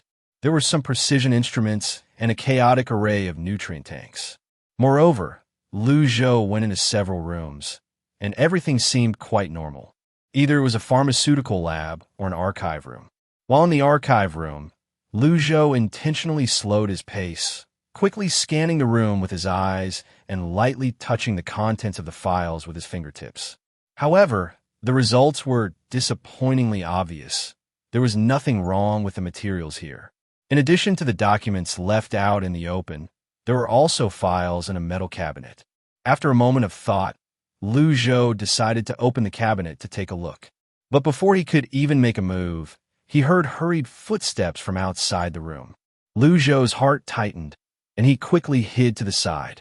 At that moment, he saw two female employees in white lab coats enter. Both of them looked anxious, but their hands were tightly gripping a set of keys, which they inserted into the lock of the metal cabinet. Click! Accompanied by the sound of the lock clicking open, the two individuals quickly retrieved the documents inside with remarkable speed. As they took the materials, they occasionally turned around to glance at their surroundings, their cautious demeanor immediately raising suspicions in Lu Zhou. He quietly moved closer and saw one of them quickly pressing something inside the cabinet. Upon closer inspection, he noticed that right beneath her fingertips was a small metal panel. If the woman hadn't opened it, it would have been nearly impossible to tell that this panel could be lifted. As Lu Zhou held his breath, he carefully watched the woman input the numbers. The code consisted of a combination of digits and letters, and the woman typed at such a rapid pace that Lu Zhou almost couldn't keep up. However, in the end, he managed to memorize the entire password. After the password was entered, a small door opened to reveal a large storage compartment filled with numerous documents. The two individuals remained silent, their faces grim as they hurriedly stuffed the documents into their bags. From Lu Zhou's perspective, time seemed to pass slowly, but in reality, it was moving exceptionally fast. The whole process took no longer than 3 minutes. As he looked at the materials in their arms, he barely restrained the urge to rush forward and snatch the documents from them. I can't act recklessly. I need to see where these two plan to escape to. Lu Zhou had parked his helicopter at the back of the Luo family enterprise, a location deep within, which meant that the military wouldn't arrive quickly. It was likely that the relevant personnel from the Luo family had immediately realized the military was coming and had rushed to salvage important documents. That's why Lu Zhou was able to catch a glimpse of these two in action. He was determined to see where they intended to hide such crucial information. He remained silent, closely following the two women as they navigated through numerous hidden mechanisms. Following behind the two researchers, Lu Zhou quickly realized one thing. Their level of expertise was likely quite high. This was the first time he encountered a scenario resembling those he had seen in movies, complete with intricate mechanisms. Heavy doors and complex high-tech corridors surrounded him. As the two researchers swiftly passed through, they swiped their ID cards. Along the way, Lu Zhou witnessed the impressive technological capabilities of the Luo family, and he felt a sense of awe within him. With technology of this level, the Luo family must be hiding some secrets. Finally, when they reached the last large door, Lu Zhou was nearly blinded by the intense light inside, which almost made it impossible for him to keep his eyes open. Once the light faded, he finally got a clear view of the interior structure. At first glance, Lu Zhou found it hard to describe his inner shock with words. Towering high above, the space was filled with mechanical pods, each surrounded by sturdy glass doors. Lu Zhou squinted his eyes. The glass seemed to be a measure to prevent something from escaping. Aside from these mechanical pods, there were numerous lab coats bustling about inside. To avoid losing them, Lu Zhou followed closely behind the two researchers while quickly scanning the surroundings. Unbeknownst to them, the two researchers led Lu Zhou through several laboratories. Along the way, Lu Zhou kept his eyes wide open. Inside the labs, some areas were filled with high technology, while others were disturbingly bloody. As they passed by one particular room, Lu Zhou caught a strong whiff of the metallic scent of blood. Chapter 265. Senior Researcher Wu Shui. Among the two female researchers, the younger woman cast a cold glance at the laboratory and spoke with a chill in her voice. Dr. Chu has started his experiments again. It always ends up smelling so bad. The other researcher, Lu Zhou, glanced at the name tag of the woman beside her, Wu Shui. There's no helping it. This experiment is set up for those big shots, and Dr. Chu is well regarded. Wu Shui's eyes held a hint of mockery. The bloody human experiments had gone on for decades, all to satisfy the selfish desires of these people. She came to the Bai Family Research Institute solely to have more freedom to conduct her research, not to please these upper-crust fools. The project Wu Shui was responsible for was currently the core project of the Bai family. The key content of the project was to explore the effects of the T-34 substance on the human body in various aspects. The mysterious T-34 element was initially discovered from a humanoid alien. This alien possessed extremely high intelligence and agility. To capture this alien, their research institute paid a huge price, and during the process of conducting experiments, multiple accidents occurred. A total of 243 cutting-edge researchers lost their lives before they finally extracted a miraculous substance from the alien. This substance had enormous benefits for the human body. It could improve human genes, physique, and intelligence. Moreover, this substance could significantly slow down the inevitable aging process of the human body, representing a new kind of genetic modification material. Because the first generation of researchers had names that included the letter T, and the substance was discovered on March 4th, it was officially named T-34. However, the corresponding research difficulties were numerous as the biological structures of aliens and humans were completely different. The biggest challenge in Wu Shui's research was the improvement and application of T-34. Previously, when the T-34 substance was used roughly, those experimental subjects had severe bodily rejection reactions. However, what was fortunate was that those who were implanted did indeed present the advantages of the T-34 substance. Currently, there were still 2 surviving experimental subjects.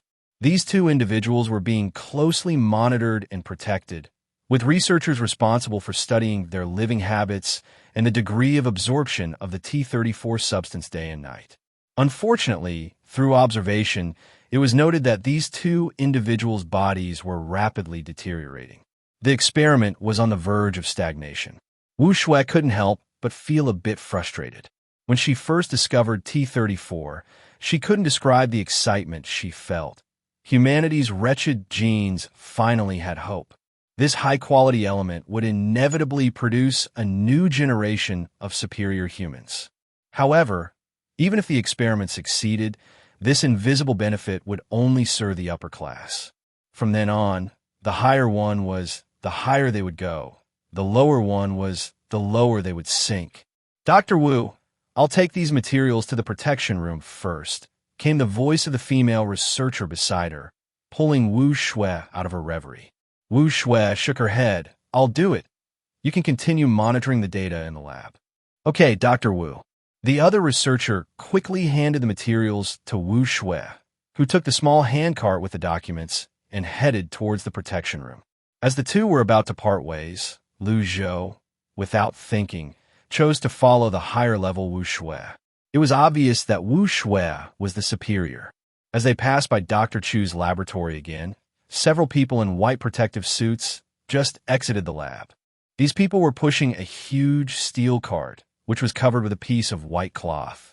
The inside of the cart was very deep. Lu Zhou couldn't help but want to take a look inside. But unfortunately, all he could see was the white cloth. However, an unexpected event occurred in an instant. The white cloth suddenly made a KTS sound and was then forcefully torn apart. What emerged first were a pair of bloodstained hands. These hands only had the shape of human hands, but their skin texture looked completely non-human. Then, to everyone's astonishment, the cloth was completely ripped away, revealing the full interior of the cart. Lu Zhou took a look and felt that his worldview had been greatly shaken. Inside, it was densely packed with corpses, and upon closer inspection, Most of the dead were children. Their deaths were horrific. Among them, the unknown creature that had ripped the cloth apart had arms that were indistinguishable from human arms, but its body clearly resembled that of a child. However, at this moment, the thing in its eyes sparkled with something that struck fear into anyone who looked at it. Lu Zhou barely blinked when he saw that in the next second, this creature jumped out of the cart and lunged at Wu Shui with claws bared. The person closest to the cart was Wu Shui, and when the change occurred, she was naturally in the most dangerous position. Lu Zhou's brow twitched. Wu Shui was likely doomed. This creature, by appearance, seemed much more lethal than the slender Wu Shui. But then, in the next second, Lu Zhou's eyes widened. At the moment the monster charged, Wu Shui executed a neat backflip away from the creature, and in the next second, pulled a surgical knife from her lab coat pocket. Before the people next to the cart could react, Wu Shui coldly stabbed the monster to death, one blade at a time. The speed at which the monster was taken down was astonishing. This completely shocked Lu Zhou. Wu Shui seemed to be quite skilled. If he were to take action against her, he would have to be extremely cautious. Lu Zhou immediately thought of the creature. The monster lay on the ground, bleeding profusely. Only then did the people next to the cart react, rushing over with pale faces to handle the monster's body, and then frantically bowed and apologized to Wu Shui. "Dr. Wu, we are very sorry. It was our oversight." They looked utterly pale, and some of the more timid ones were nearly begging Wu Shui on their knees. As a recipient of the apologies, Wu Shui remained cold-faced as she looked towards the laboratory. Soon after, security personnel rushed over, first taking away the group of researchers who had made the mistake, and then asking Wu Shui in a low tone whether she was injured. Once they confirmed that Wu Shui was unharmed, they breathed a sigh of relief. "Dr. Wu, we are very sorry to have startled you. We will handle these people according to regulations." Lu Zhou, who was eavesdropping, vaguely sensed that the regulations were no trivial matter. At that moment, another person emerged from the laboratory.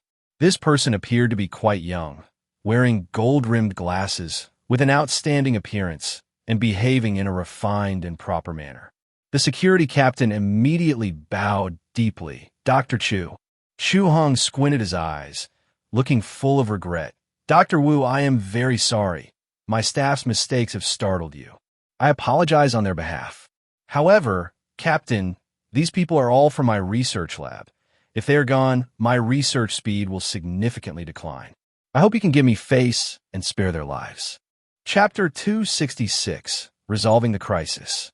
Faced with two equally ranked researchers in a laboratory, Captain Li could only laugh it off and leave. Once everyone had gone, only these two remained, and Lu Zhou suddenly heard Dr. Chu chuckle softly. "Dr. Wu, you must be feeling quite miserable after losing the data on the Jiguang organism. I wonder how much your future research will be affected." This person seemed to take pleasure in their misfortune. Lu Zhou immediately recalled the data on the Jiguang organism. Almost in the next second, he remembered the document he had previously held in his hands. The Bai family valued that data highly, but he had taken it midway. It turned out that it was the research material Wu Shui needed. A flurry of thoughts raced through Lu Zhou's mind, and in the next moment, Wu Shui ignored him completely and continued forward, clutching the data. Lu Zhou quickly followed this woman.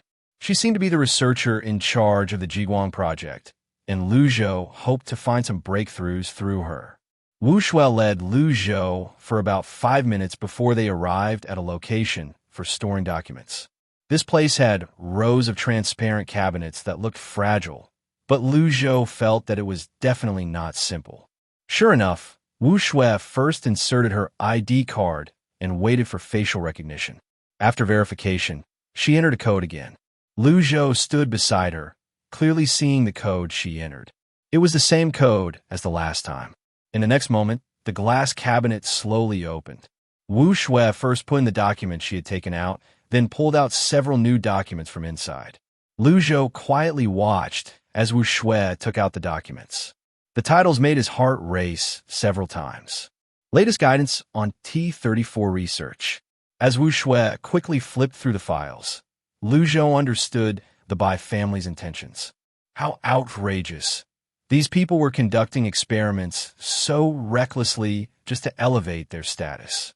As Wu Shui's fingers swiftly skimmed through the documents, shocking lines of text appeared before Lu Zhou's eyes. January 1st, experiment subject 566 suffered massive hemorrhaging. Resuscitation failed, deceased. January 2nd, experiment subject 567 experienced rejection reaction. March 16th, experiment subject 933's fusion speed could not be controlled. Reading through the entries, Lu Zhou felt a sharp pain in his chest. So many people had died in such a short time. This research by the Bai family was simply too lethal. Recalling his aunt and little cousin from his past life, Lu Zhou's eyes turned red. After finishing the documents, Wu Shui quickly walked to the rows of mechanical pods that Lu Zhou had seen when he first entered the experimental facility. The pods were surrounded by glass, and Wu Shui reached out to compare her fingerprint before the glass door slowly opened, followed by the mechanical pod gradually opening as well. Wu Shui seemed to be looking for something, opening several mechanical pods in succession. Inside the pods, individuals were soaking in a light green solution. There were both adults and children.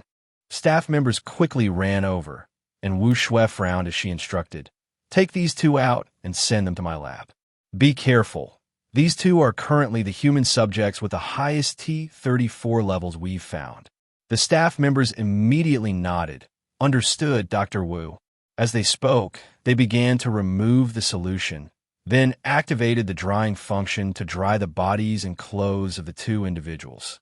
Lu Zhou stood motionless, staring at the two people who had been taken out. It was an adult and a little girl. Both appeared to be in a state of unconsciousness, and Lu Zhou watched as the group quickly carried the two away. After confirming that these two were not his aunt and cousin, Lu Zhou took out his phone and began recording the area. Once the recording was finished, Lu Zhou hurriedly followed Wu Shui to her lab. After waiting for a short while, Wu Shui's lab finally welcomed the arrival of the two individuals. She smiled with satisfaction, lowered her head, and began calculating something with paper and pen. Now it was Lu Zhou's chance to act. For someone like Wu Shui, a senior researcher, especially one involved in research regarding his relatives, Lu Zhou felt a natural malice towards her. Go die. As long as she's dead, these people will no longer disturb my family. Holding on to this thought, Lu Zhou took out a neurotoxin pistol, planning to eliminate Wu Shui. However, he soon felt his heart racing. His gaze inadvertently swept over a metallic wristband on Wu Shui's wrist. What is that? Lu Zhou, being cautious, immediately had the game assist him in scanning it. The game quickly provided the results. Bomb Watch can detect the life signs of the wearer. If it cannot detect the wearer's life signs, it will automatically detonate. Lu Zhou's palm tightened. If I kill Wu Shui too quickly, I might get hurt myself. But then Lu Zhou thought about his protective shield. He was unsure how powerful this bomb was and whether the shield could withstand it. However, the risk was too great. After all, as long as there were records in the data room, these researchers could still manage to find a way forward. Killing Wu Shui was not the most beneficial outcome. Lu Zhou quickly adjusted his mindset and made a decision. First, destroy the data room, then look for an opportunity to kill Wu Shui. After making his decision, Lu Zhou took out a tranquilizer dart and shot it into Wu Shui's body. Wu Shui quickly slumped on her chair, but she was still alive. The tranquilizer would last for 6 hours. To avoid drawing attention, Lu Zhou first hid Wu Shui in one of the cabinets in the lab. Then he took off Wu Shui's ID badge. It wasn't enough to just do that. Lu Zhou also casually placed a tracking device on Wu Shui. After completing all this, he turned and ran toward the room where the data was stored. This data, especially regarding T34, would be a deadly blow to my cousin and aunt if any faction got hold of it. The human pursuit of superiority made Lu Zhou trust no one. As he approached the room, Lu Zhou activated a disguise that altered his appearance to look like Wu Shui. There were guards at the entrance, and when they saw Lu Zhou, They immediately bowed their heads in acknowledgement. Open the door.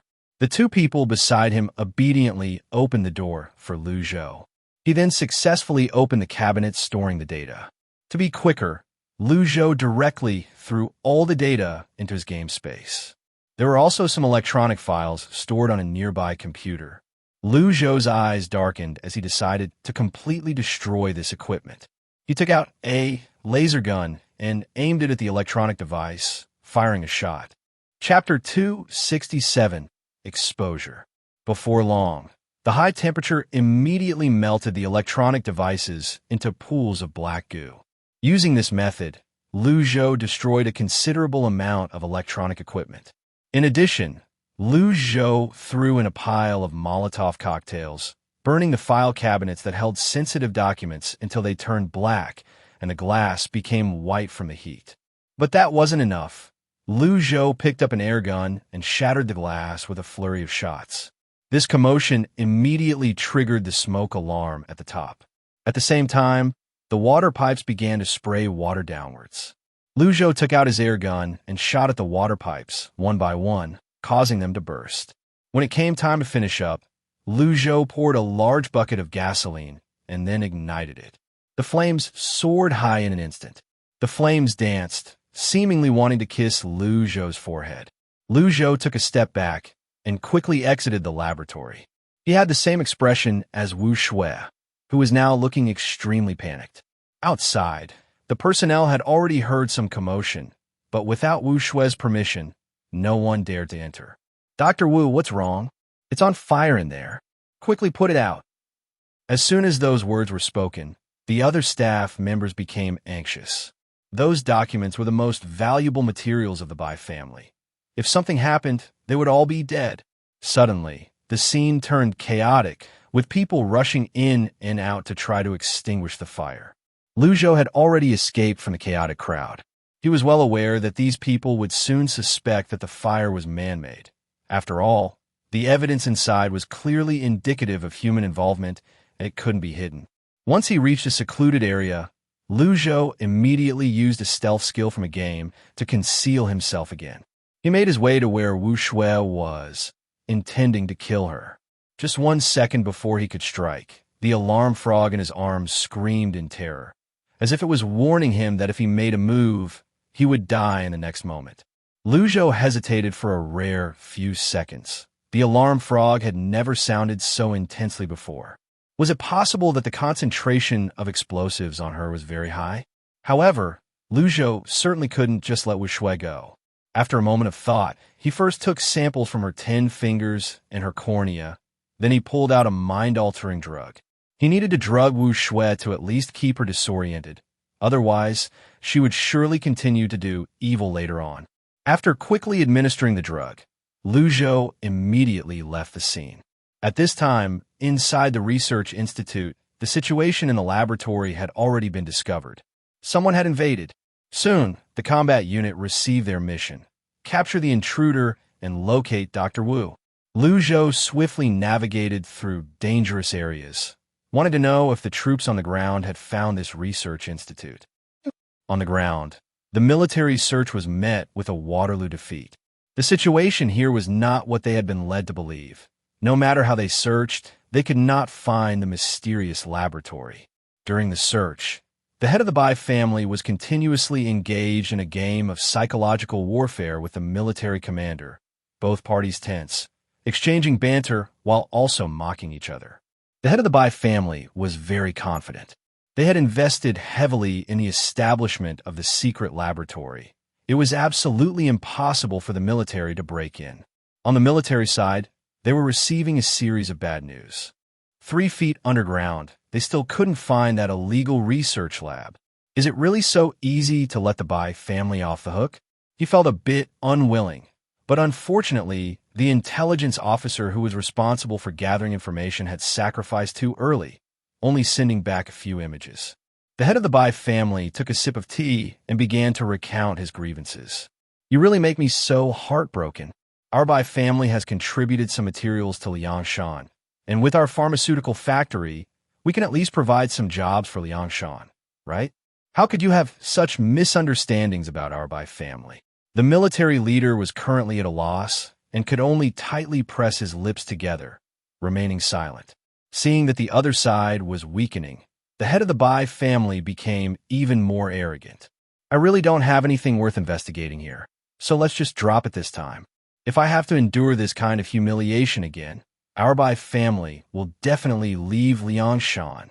We are always concerned about the people, but now we are being insulted like this. Alas, I feel so disheartened. The head of the Bai family continued to express his feelings, while the military leader furrowed his brows tightly. What kind of monster do you think the Bai family is? Do you really think I don't know? But without evidence, he could only suffer in silence. One bad news after another came from his subordinates, and the military leader was already ready to give up. Just as he was about to say a few words, a violent explosion sounded not far away. The sound was earth-shattering, shaking the few people in the room to their seats, making them momentarily feel as if they had flown into the air. What happened? Both the Bai family and the military were stunned, their eyes wide open at the sound. Someone beside them quickly whispered, "Leader, we are investigating." Outside the building, a group of people stood in shock as a violent explosion erupted from underground. When the explosion occurred, even the pharmaceutical factory on the surface was blown to smithereens. Quickly, the military realized it's from there. They immediately rushed towards the source of the explosion, eager to investigate the internal situation. Meanwhile, the people from the Bai family who were working in the pharmaceutical lab were in a terrible situation. These individuals had been hired by the Bai family as a cover, and their daily tasks involved refining various human organs through different methods for use in medicine. Of course, while these people were refining medicine, the materials they used had long been pulverized, so they were unaware of the Bai family's secrets.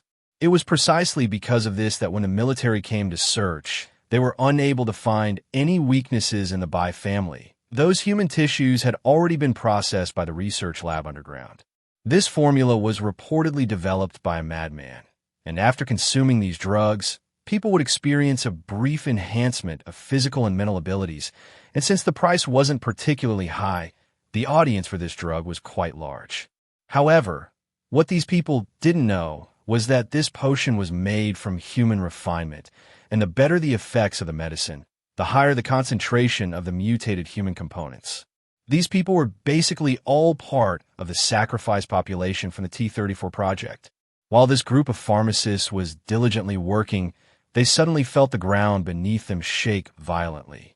Some quick-witted individuals hurriedly evacuated, and soon, the ground started to undulate like a rubber ball. In the next second, it exploded like a balloon that had been pricked with a needle. After a long time, these employees dared to look down through the hole created by the explosion. They had expected to see an empty space, but when they looked down, they unexpectedly came eye to eye with the people from the underground research lab. In that instant, everyone was dumbfounded. What's going on? Why are there still people underground? Upon closer inspection, the underground structure seemed to be quite unusual. Chapter 268, Bad Luck for He Yin. As the two parties stared at each other, the researchers below reacted more quickly. Before the ordinary employees above could respond, the researchers had already urgently triggered the alarm. The alarm sounded in a vibrating manner, and at this moment, everyone in the research facility was aware that the location of the research facility had been exposed. This was a rather bad situation because the work in the research facility was highly confidential. Once the facility was exposed, those who saw would naturally need to be dealt with in advance or absorbed into the facility as part of the team. The vibrating alarm signal attracted the security personnel from the research facility. These individuals, with cold expressions, quickly ascended to apprehend the crowd above. Instantly, chaos erupted among the crowd.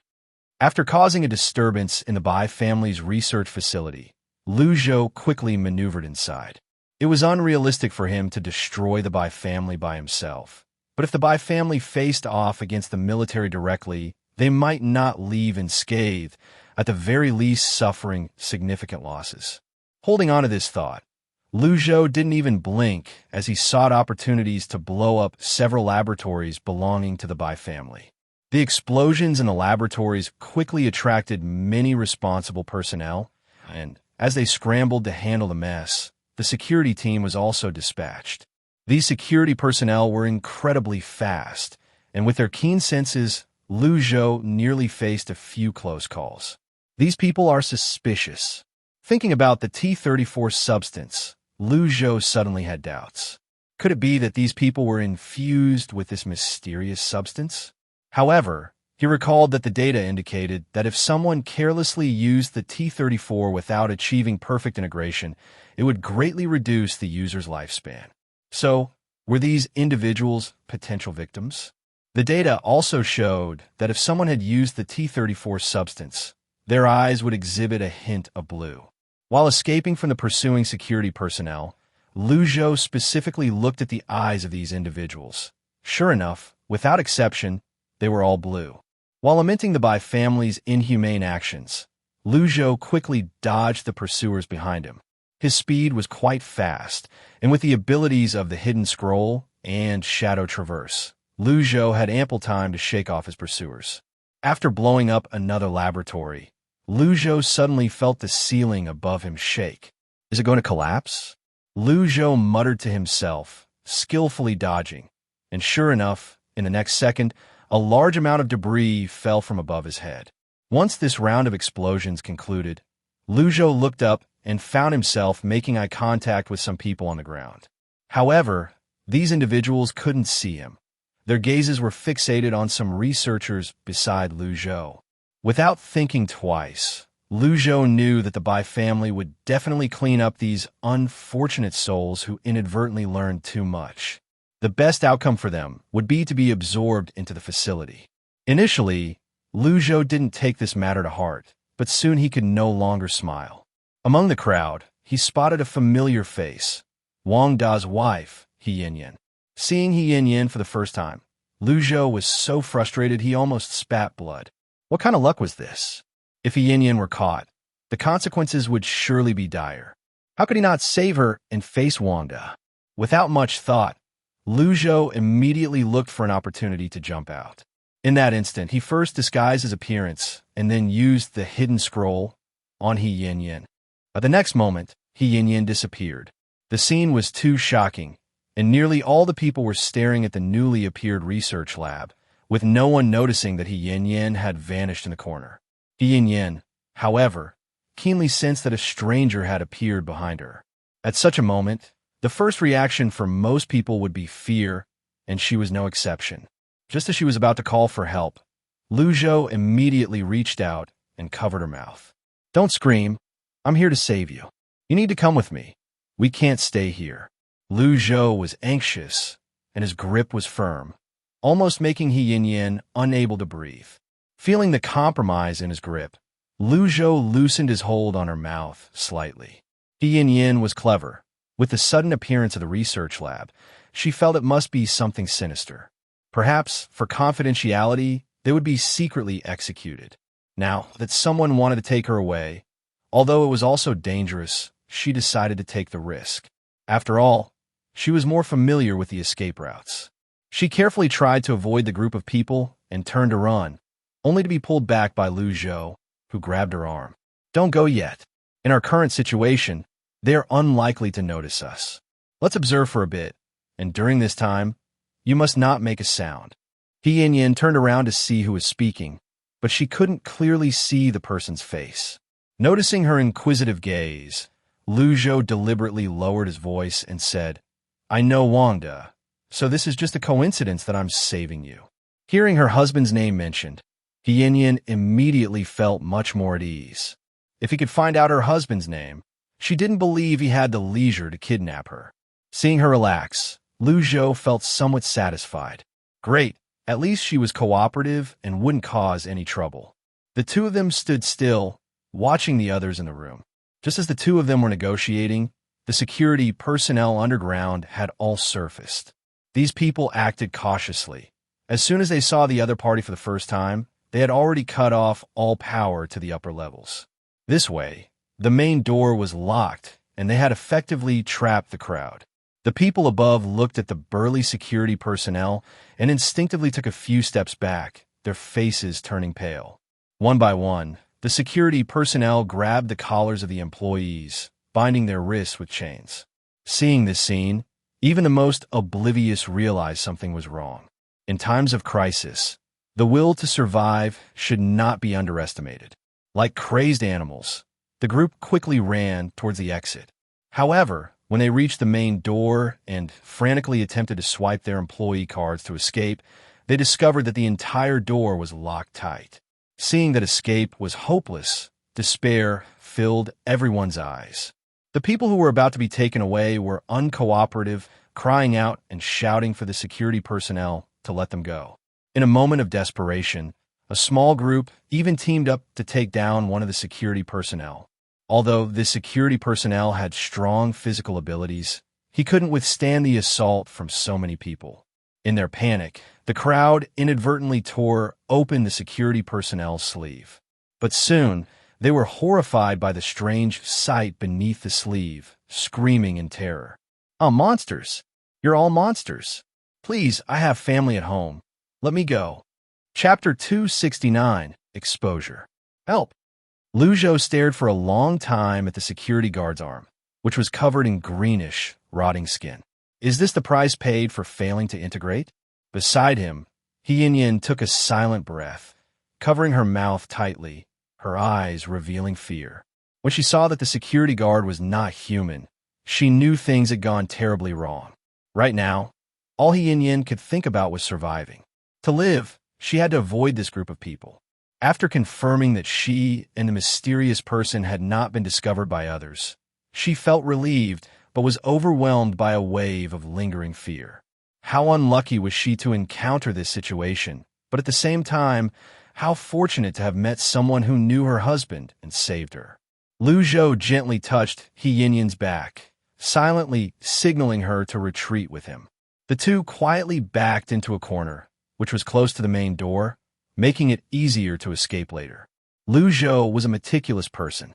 Seeing Yin's pale face, sweating profusely from her palms and forehead, he took out a small, energy-restoring candy he had made in the game workshop.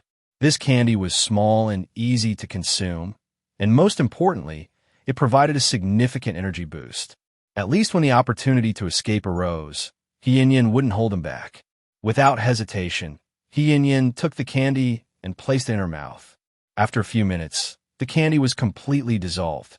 Her nervous and fearful emotions strangely eased significantly after consuming the candy. At the same time, the fear that had paralyzed her legs seemed to vanish, and she even felt an illusion that she could run a marathon if she needed to. Seeing that Yin was okay, Lu Zhou turned his gaze back to the security guards and the ordinary employees. These ordinary employees were far less physically capable than the security guards, and they were quickly subdued one by one. Humans are intelligent creatures. At that moment, despair spread across the faces of these people. They had already realized their impending tragic fate. Lu Zhou's expression darkened, feeling anxious. Had he created such a commotion that the outside military hadn't noticed? If they hadn't noticed, he would have to disguise himself as someone else when he found an opportunity to escape and transmit the footage from a Bai family. Let's just say it plainly. The Bai family must be kept in check by the military. Otherwise, Lu Zhou felt he wouldn't be able to significantly suppress the opposing development. The ordinary employees cried and begged, but after seeing no way out, they were fearfully led away by the security guards. Some refused to go, and those who resisted were shot in the head by the security guards. When the gunfire erupted, the heads exploded like watermelons, red and white splattering everywhere. Seeing this scene, anyone who had thoughts of resistance quickly sobered up. Everyone, terrified and shocked like frightened sheep, obediently followed the security guards underground. Just then, a rumbling sound suddenly echoed from above. That sound was a helicopter. Lu Zhou immediately looked up, and sure enough, he saw military helicopters in green, a dozen of them, coming over.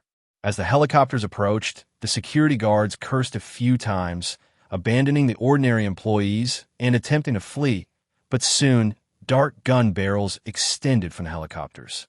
Tat tat tat. After the gunfire rang out, a wave of bloodshed followed. The ordinary employees stood dazedly in line, while the security guards responsible for holding them had already been shot to pieces. Blood and entrails were everywhere. Some people with lower psychological resilience kept gagging. A hint of relief flickered in their eyes. All ground targets eliminated. Proceed to land the helicopter. Yes, Commander. Soon, these soldiers stood in formation on the ground. The officer in charge quietly issued orders. Team 1 will handle crowd control. The other teams, follow me down.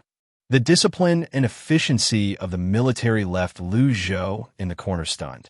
Once the commanding officer had made the arrangements, the crowd was quickly organized. Seeing this, He Yin finally breathed a sigh of relief. It seemed that the military was still trustworthy. This scene eased Lu Zhou's concerns about the military a bit. However, for He Yin's safety, Lu Zhou could not allow her to be exposed here. Even if the military had no ill intentions, there was still no guarantee of safety for these people if the list of witnesses leaked out. Lu Zhou noticed that as the crowd was calmed, each person registered their names. They were then taken away one by trucks that arrived on the scene. A team was stationed at the entrance, while the other small teams went down to carry out their tasks. Above, the head of the Bai family was practically grinding his teeth in anger. How could his supposedly impenetrable and deeply hidden laboratory be discovered? And it was caught on the spot. The military district officer in front of him was beaming with joy. Mr. Bai, I'm sorry, but I must take you away first. Any discussion can be held in our interrogation room. The officers and soldiers carrying out the mission were wide-eyed when they saw the underground laboratory. The scale of it was something they had only seen before in the Wushan research facility. What's going on? How is it that such high-tech laboratories are appearing one after another? Are these the handiwork of extraterrestrials? However, thoughts aside, they remained efficient in their work. Soon, under the command of their officer, the soldiers apprehended 307 researchers, isolating the most dangerous ones among them.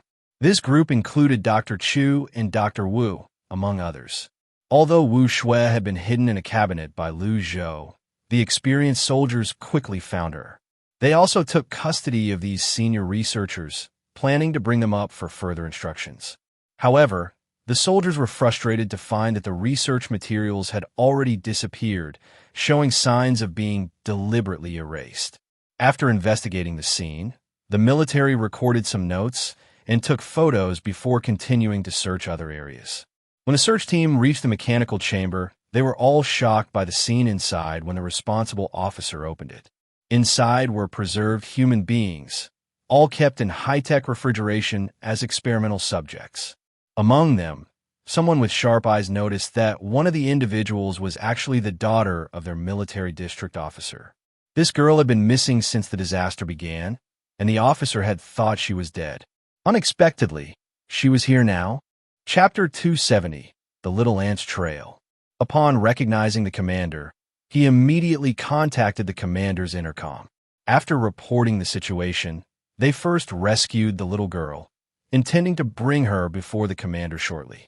Of course, the remaining researchers were also escorted into a large truck, awaiting the military's judgment on them later. As the military personnel continued their exploration of the mysterious research facility, they quickly discovered Dr. Chu's gruesome experiments. Upon entering, they were first greeted by a room filled with various organs. These organs were mostly submerged in a light green solution, slowly and subtly moving.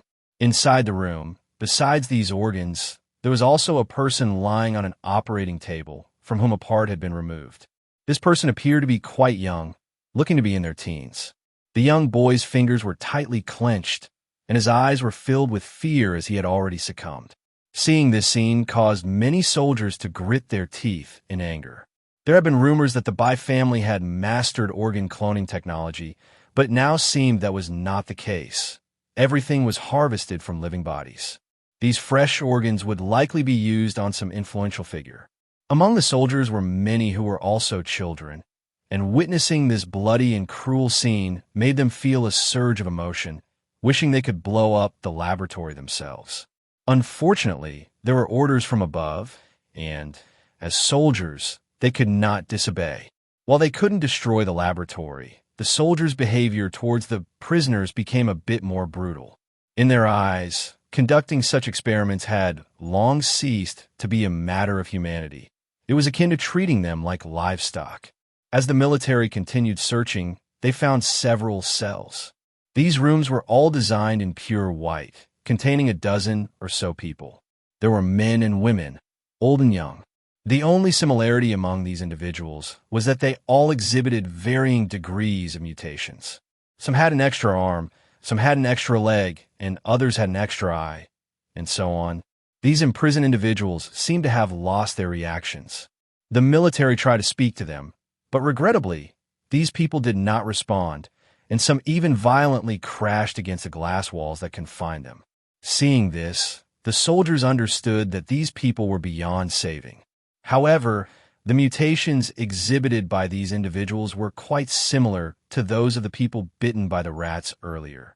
After signaling to their superiors, the leading officer finally took a large group of personnel and left. Currently, 3 teams remained at the laboratory to oversee it. The Bai family's pharmaceutical factory, which served as a front for their side business, was also ordered to halt all operations immediately. Of course, the ordinary employees were still unaware of why the pharmaceutical factory had been abruptly shut down.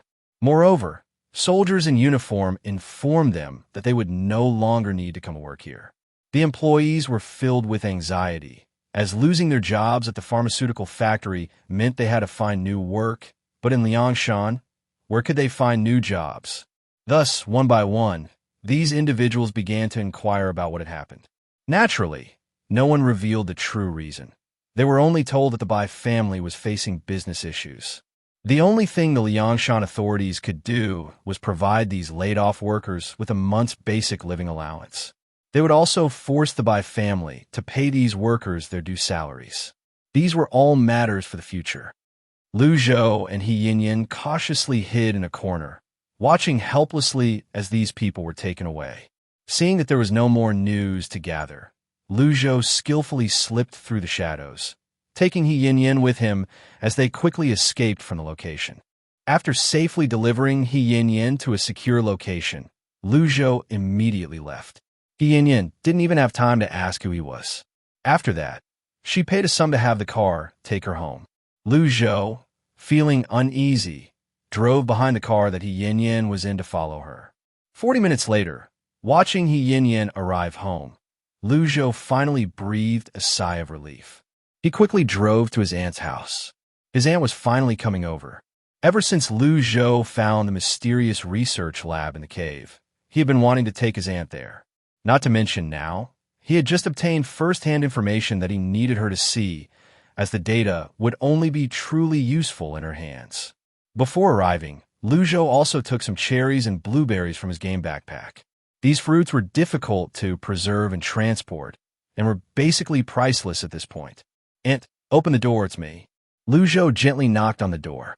Soon, he heard movement from inside the house. Almost the next second, the door opened. To his surprise, it was Grandma Shan who answered.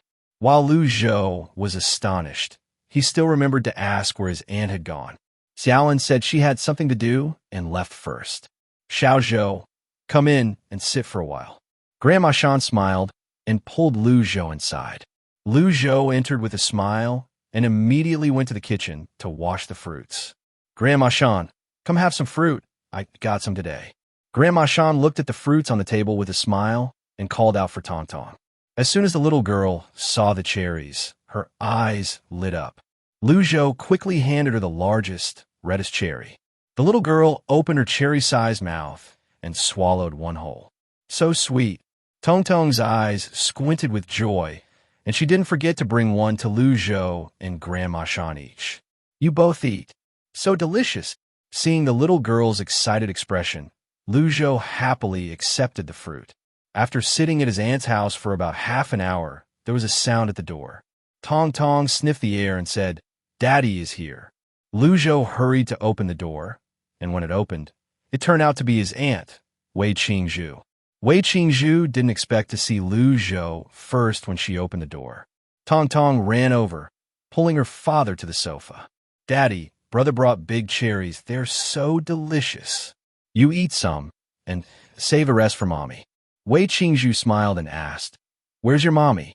"Mommy said she went to find Uncle Zhang to exchange some things, and she'll be back soon." Lu Zhou thought for a moment and suggested, "Let me call my aunt over. It's late, and it's not safe." No one in the family had any objections, so Lu Zhou dialed the intercom. Soon, the Zhang family's phone was connected. From the calm and smiling state he had at the beginning to the serious look on his face moments later, it took less than a few seconds. "You're saying my aunt didn't go to find you?" Lu Zhou frowned, seeming uncertain. The Zhang family was a bit confused. "Aunt Jiang hasn't come over. What's going on?" Lu Zhou suddenly felt something was wrong and immediately signaled for his aunt to call his parents. Chapter 271, Deliberate Revenge. Soon, the results came out, and my aunt did not go back to her own home. This was unexpected. Seeing that the atmosphere was tense, Lu Zhou asked Grandma Shan to take his little cousin back to the room first, as he wanted to speak to his uncle alone. Once it was just the two of them, Lu Zhou's tone revealed a hint of urgency. "Uncle, my aunt has disappeared." Wei Qingzhu also had a grim expression. It's possible that she was taken by the forces of the Bai family. "How did these people find out about Xiaolin's test results?" "After you warned me last time, I told Xiaolin several times to be careful. How could this happen?" At this point, Lu Zhou immediately thought of something: the treasure-seeking device. By exploiting a bug, this thing could definitely locate his aunt. Last time, Lu Zhou used it to find a hidden entrance, so it should work this time as well. Quickly, he closed his eyes and rapidly entered the game interface. After confirming the use of the treasure-seeking device, it began to flicker. In Lu Zhou's mind, a scene suddenly appeared. In the image, he found himself in a splendid courtyard, and just as he was wondering where this place was, he saw his aunt bound hand and foot, thrown on the floor. On the sofa sat a person completely wrapped in bandages. The scene flashed again, and Lu Zhou narrowed his eyes, catching a glimpse of a Bai family plaque. It really is at the Bai family. However, this place did not look like a laboratory, nor was it inside some vehicle transporting his aunt. It appeared to be a residential home of the Bai family. Upon realizing that his aunt had not been taken away by the research institute, Lu Zhou felt a surge of relief.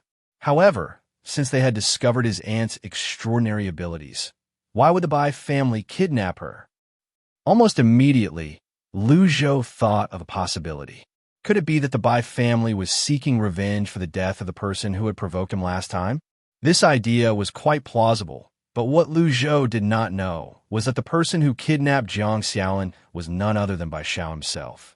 Upon considering the possibility of revenge, Lu Zhou immediately informed his uncle of this matter. His uncle rubbed his chin and took out a special intercom.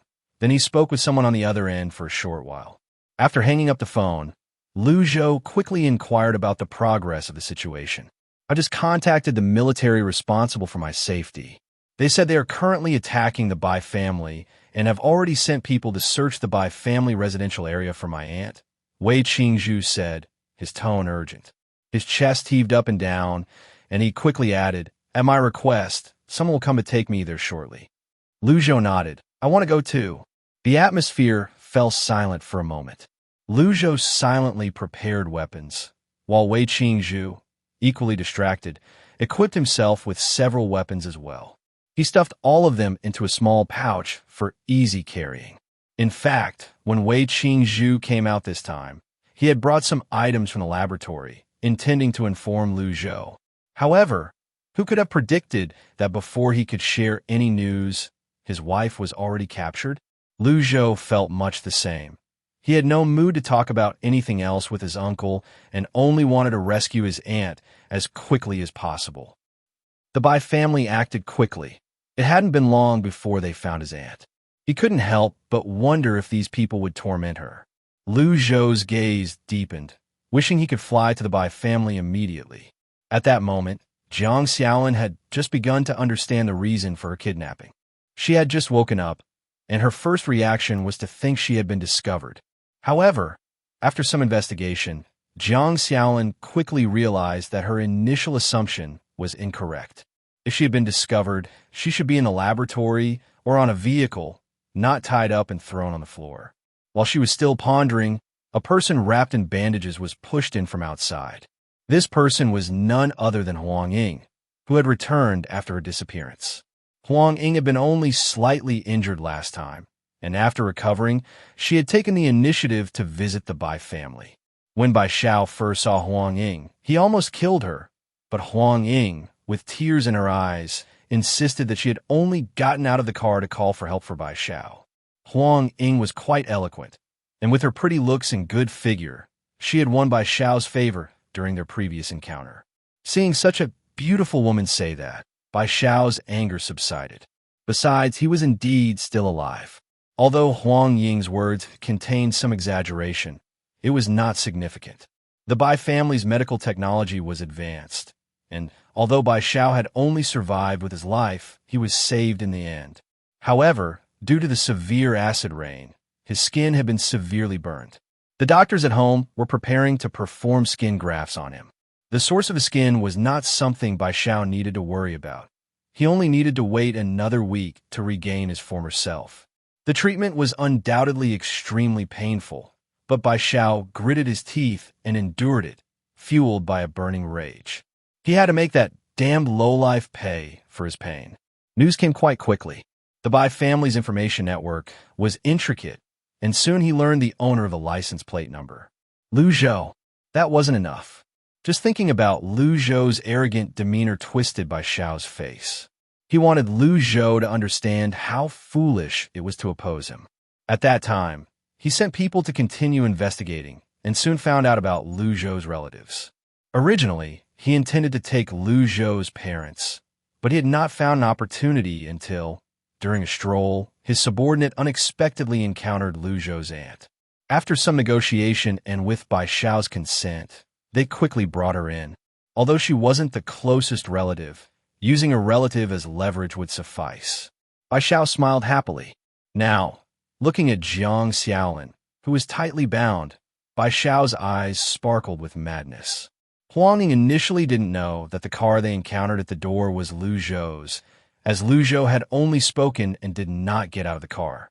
After arriving at the Bai family, Huang Ying quickly learned who that unfortunate person was. Lu Zhou's skills were indeed impressive, but the Bai family's influence was all-encompassing. Why would he be so foolish as to provoke the Bai family? Huang Ying considered herself a selfish person, but that didn't mean she was cold-blooded enough to disregard the feelings of her lifesaver. Bai Xiao sat in a wheelchair, his face twisted in rage. Huang Ying, go find a bottle of gasoline and pour it on this woman. I want to burn her to death. You will record it, and then I will see what that so-called Lu Zhou's reaction will be. Huang Ying frowned, feeling 1,000 unwillingnesses in her heart, but those who defied Bai Xiao had never ended well. However, she was clever and thought she might have a way to buy some time. Chapter 272, Gratitude. Bai Xiao, burning her to death now and filming it. I think it's too lenient, don't you think? After all, she's just a commoner. When you catch him, let him watch his loved ones burn to death because of him. How satisfying would that be? Huang Ying suppressed her discomfort deep inside and wore a flattering smile on her face. Bai Xiao initially intended to burn the woman in front of him immediately, but after hearing Huang Ying's suggestion, he pondered for a moment and quickly agreed with her idea. Anyway, he didn't care about taking revenge right away. The most important thing was to make Lu Zhou watch as he tortured his family.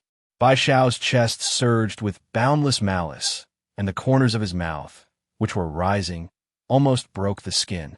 However, he managed to suppress it.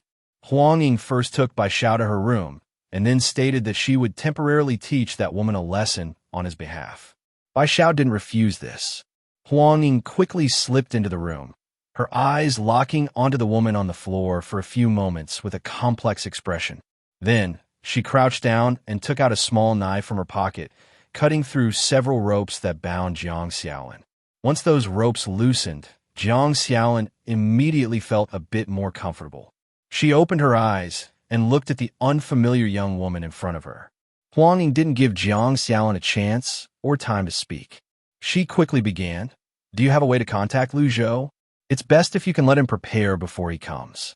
Bai Xiao plans to burn you to death when Lu Zhou arrives, all to take revenge on him." Jiang Xiaolin had just woken up and hadn't heard Huang Ying and Bai Xiao's conversation earlier. Upon hearing Huang Ying's words, a flash of surprise crossed Jiang Xiaolin's eyes, followed by confusion. However, given her situation, she nodded quickly and began to search for her intercom device. But soon, she realized that her intercom had been taken away. Actually, aside from her everyday intercom, Jiang Xiaolin had another backup. Normally, she kept the backup in her fragrance pouch for emergencies. Now, my intercom is missing. It must have been taken away. Jiang Xiaolin forced a bitter smile, and Huang Ying's expression grew heavy. She nodded slowly. "It's okay. Bai Xiao will definitely lure him out for revenge. But in that case, Lu Zhou wouldn't be able to prepare in advance." Huang Ying felt restless, contemplating whether to find an opportunity to relay a message to him. While hesitating, she caught sight of the camera above her head, flashing a red light. Huang Ying immediately extended her hand viciously, pretending to slap Jiang Xiaolin repeatedly. Her expression was fierce, but her mouth said, "You better scream a bit. I've been sent here to teach you a lesson. If you don't, we'll both be in trouble soon." Jiang Xiaolin reacted quickly, hastily tilting her head to one side, making it appear from the camera's angle that someone had slapped her head to the side. To make the act more realistic, they continued for a while until Huang Ying noticed the camera above her head flashing again. Bai Xiao turned off the surveillance. After taking a slight breath, Huang Ying whispered, "Don't make a sound. I'll bring you something to eat later." Jiang Xiaolin subtly nodded, and soon Huang Ying left. After scanning the area to ensure no one was around, Jiang Xiaolin cautiously found her backup intercom in the fragrance pouch. Besides the intercom, Jiang Xiaolin also discreetly activated the tracking device that Wei Qingzhu had given her earlier. This tracking device is only provided to the families of high-end talents. It is said that once this locator is activated, the military will immediately assist in pinpointing the exact location of the individual. In addition to reporting her location, Jiang Xiaolin also wanted to personally tell Lu Zhou to be careful. However, just as she got the walkie-talkie in her hand, she heard a commotion outside the door. Jiang Xiaolin quickly hid the walkie-talkie as fast as she could. The person who came in was Huang Ying, who was currently holding a loaf of bread. At that moment, after Wei Qingzhu reported the case of his wife being kidnapped to the military, the incident was immediately classified as a significant accident. Soon, a team of soldiers specifically responsible for rescuing Jiang Xiaolin began to investigate with full force. At this time, the military tracking device suddenly displayed a geographical location. This location was clearly a residential area belonging to the Bai family. The leaders of the team exchanged glances, momentarily unable to figure out what had recently happened with the Bai family. The head of the Bai family branch had just been taken to the interrogation room for dealing with some messy matters, and before that was resolved, now they had another case of an important talent from the Bai family being kidnapped. TSK. The Bai family members were truly reckless. The military had long been aware of the conflicts between Lu Zhou and the young master of the Bai family. Regardless, this matter was initiated by the Bai family's fault. Moreover, seeing that the Bai family was currently in a desperate situation, coupled with Wei Qingzhu still being the youngest and most promising researcher, the military leaders' hearts had already leaned towards him. These nuances were better felt than expressed. As Lu Zhou and his uncle were escorted by the military to the Bai family residential area, Lu Zhou noticed that his uncle's expression was not good. Worried about his aunt's safety, Lu Zhou, throughout the journey, only briefly mentioned this matter to his parents and spent the rest of the time thinking about what to do next. Thanks to the tracking device, this team found the target location almost effortlessly. As they approached the Bai family, all the soldiers immediately got out of the vehicles and took up defensive positions. They formed a sealing perimeter around the Bai residence, making it impenetrable. Lu Zhou fixed his gaze on the scene before him, and then he noticed that his walkie-talkie was ringing. When he looked closely, he realized it was a call from his aunt. Thinking that the caller might not actually be his aunt, Lu Zhou answered the phone coldly. As expected, "Is this Lu Zhou? Your loved one is in our hands. I give you 3 hours to come to me, or just wait to collect your loved one's corpse." The voice did not belong to the young master of the Bai family. It must be one of his lackeys. Upon hearing this, everyone around held their breath, eager to listen for any information. Lu Zhou's voice was as cold as ice. "I will come, but let me make it clear. If anything happens to my loved one, I will definitely not let you go." Hearing this, the other party was amused by Lu Zhou's naivety, laughing so hard they could hardly catch their breath, and left him with a final sentence, "I'll be waiting," before hanging up. Once the call ended, both his uncle and the military officer nearby had grim expressions. Chapter 273, Kicking the Iron Plate. Due to the deep roots of the Bai family, before this operation, the military officer had specifically consulted the higher-ups, who indicated that talent should be prioritized. Now, hearing the Bai family members being so arrogant, the officer could hardly wait to take his subordinates and capture these people immediately. A bunch of social parasites. They rely solely on their ancestors' glory. Wei Qingzhu's fingers were cracking from being clenched tightly, and in the next moment, he exhaled, trying to calm his frantic emotions. The people from the Bai family were still gathered around Bai Xiao, flattering him. What they didn't know was that soon, the Bai family would face the military's intimidation and strikes. The military district was already dissatisfied with the power of the aristocratic families, and this would be a good opportunity to teach the opposing side a lesson. A covert confrontation was unfolding. A person continued to advance forward, hidden a few hundred meters away from the Bai family courtyard. Due to the hostage situation, the military suggested that Lu Zhou go in first to attract the other party's attention, and then they would take over from there. Naturally, Lu Zhou did not refuse, and the military sent someone to help him put on a bulletproof vest. Without hesitation, he quickly donned the gear, and the next moment, he rushed to the front of the Bai family's main gate and began shouting insults. After seeing this scene, the hidden military personnel were dumbfounded. "You kid, you went straight for throwing a brick to attract Jade." They complained, but the effect was indeed quite good. When Lu Zhou insulted the other party for the 1,001st time, the main gate was suddenly flung open, and a group of people rushed out. They thought it would be a bunch of armed forces, but instead, it was a group of unruly young people. Among them, some were holding guns, and leading them was Bai Xiao, who was wrapped in bandages. At that moment, Lu Zhou's attention was immediately drawn to his aunt. She was pushed out violently, and because of the speed of this group, she lost her balance and fell to the ground.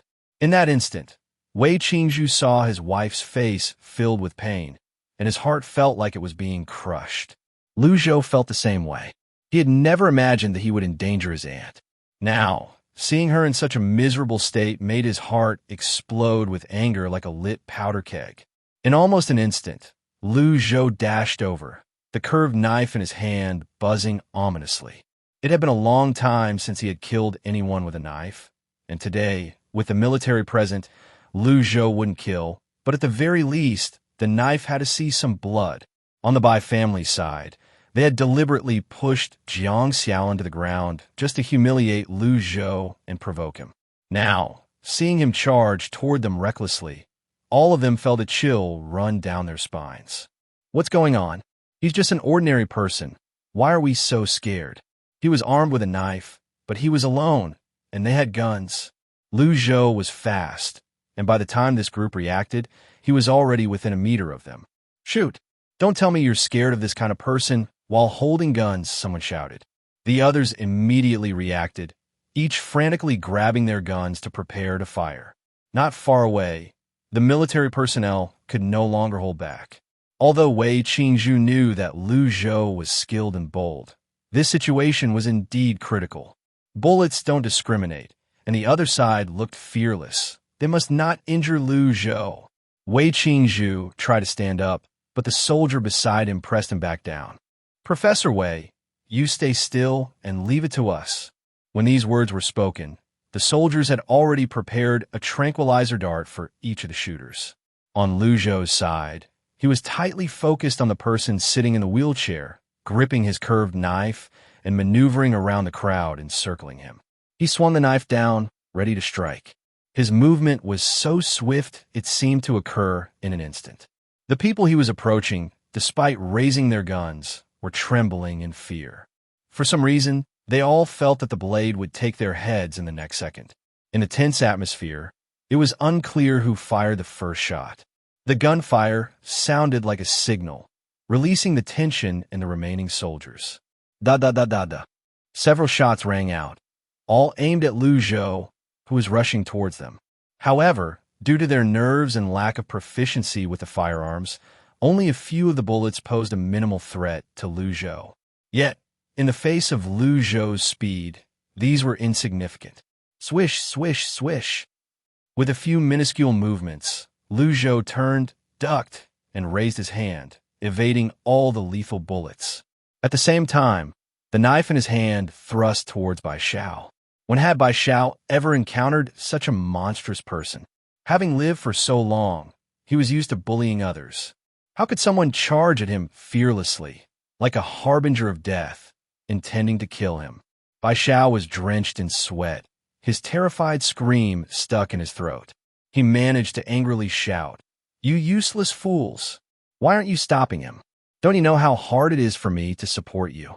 Despite his words, the people around him were collapsing one by one.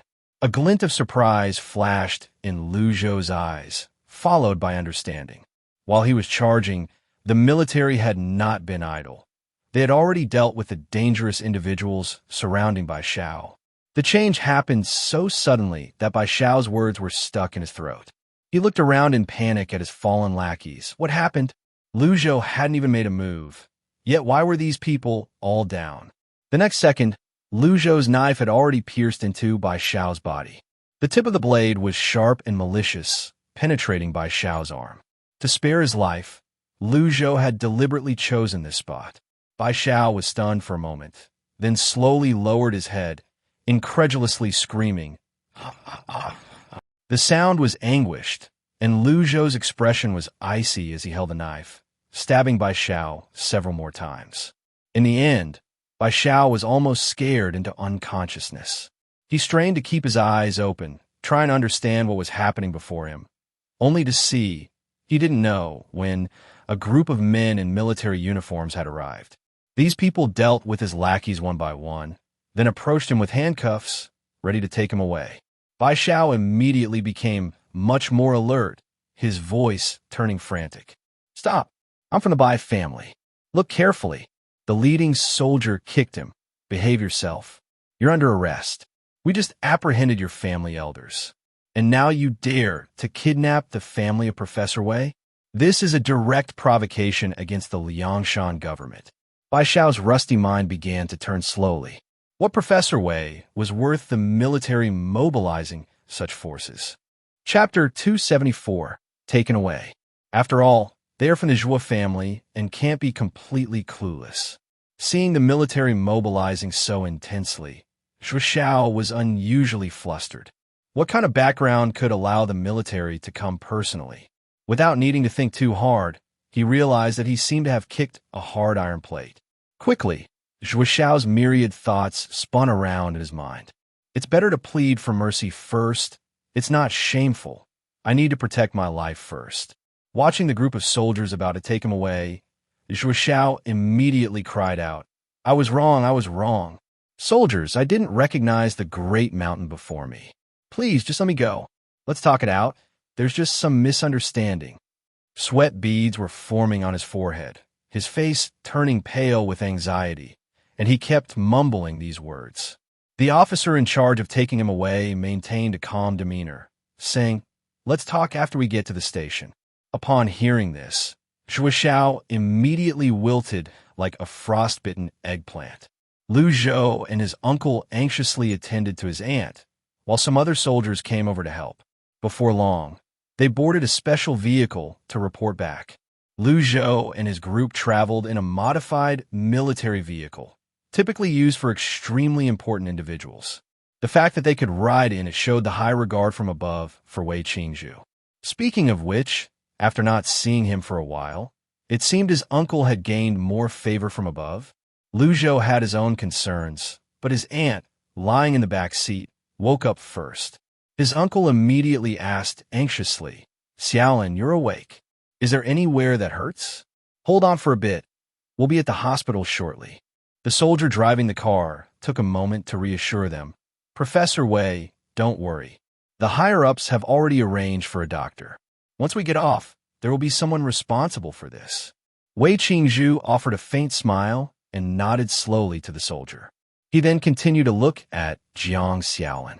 Jiang Xiaolin lay in the back seat, feeling comfortable. The soft cushion beneath her made the ride nearly bump-free. It was just the occasional voices breaking her train of thought. "I'm fine, my health is okay." After saying this, Jiang Xiaolin refused to speak further. Wei Qingzhu sighed softly and then fell silent, quietly taking care of her. Lu Zhou, meanwhile, was lost in thought. Zhuo Xiao was surprisingly still alive, but, judging by the military stance, this time the Zhuo family was going to suffer greatly. Now, they just had to take his aunt to the hospital to check her condition. If she was fine, he needed to quickly inform his uncle of everything he knew. The vehicle sped along, and before long, they arrived at the medical facility. As soon as they got out, a large group of medical staff rushed out, almost flying as they pushed his aunt inside. Lu Zhou and his uncle nearly couldn't keep up with the swift actions of the medical staff. Of course, the reason was that there were too many people crowded around them. On the other hand, the vehicle responsible for detaining Zhuo Xiao did not stop, but headed directly to the interrogation room. Zhuo Xiao was carelessly thrown into the back of the car. He sat in a wheelchair, angrily looking out the window at the scene outside. "Why is everyone only concerned about that woman when I'm also injured?" He was in so much pain in his arm that he took the opportunity to speak to the officer in front of him. "My arm is injured too. Can you take me down to have a look?" After he finished speaking, the officer in front didn't even glance at him. After an endless silence, Bai Xiao obediently closed his mouth. At this moment, he fully understood one thing. The Bai family had likely offended the military region in some way. In the past, even when the two sides had serious disputes, it never escalated to this point. Could it be that the military was really planning to completely sever ties with his family? Thinking of this possibility, Bai Xiao shuddered all over. He was just an uneducated, rich second generation, completely incomparable to the elite descendants of the Bai family. If he really fell out of favor with the military today, the main branch of the Bai family in Kyoto wouldn't even spare him a glance. Thinking of this possibility, Bai Xiao felt for the first time that his fate was even worse than those commoners he used to look down on the most. He was the most peripheral person in the Bai family, and they would never let him know any useful information. However, Bai Xiao was somewhat lucky, as he had unexpectedly heard a piece of news before. When he first learned of this news, he was shocked. Later, he didn't have much to do, so he carefully verified it and found out that it was indeed true. This news could save his life at the most critical moment. Bai Xiao's eyes flickered. He decided to take things one step at a time. If the Bai family didn't plan to help him, he would fight back to the bitter end. Whoever gave up on him, he wouldn't let them off easily. The car didn't stop and quickly took Bai Xiao to the interrogation room. On Lu Zhou's side, he watched helplessly as his aunt was pushed into an operating room.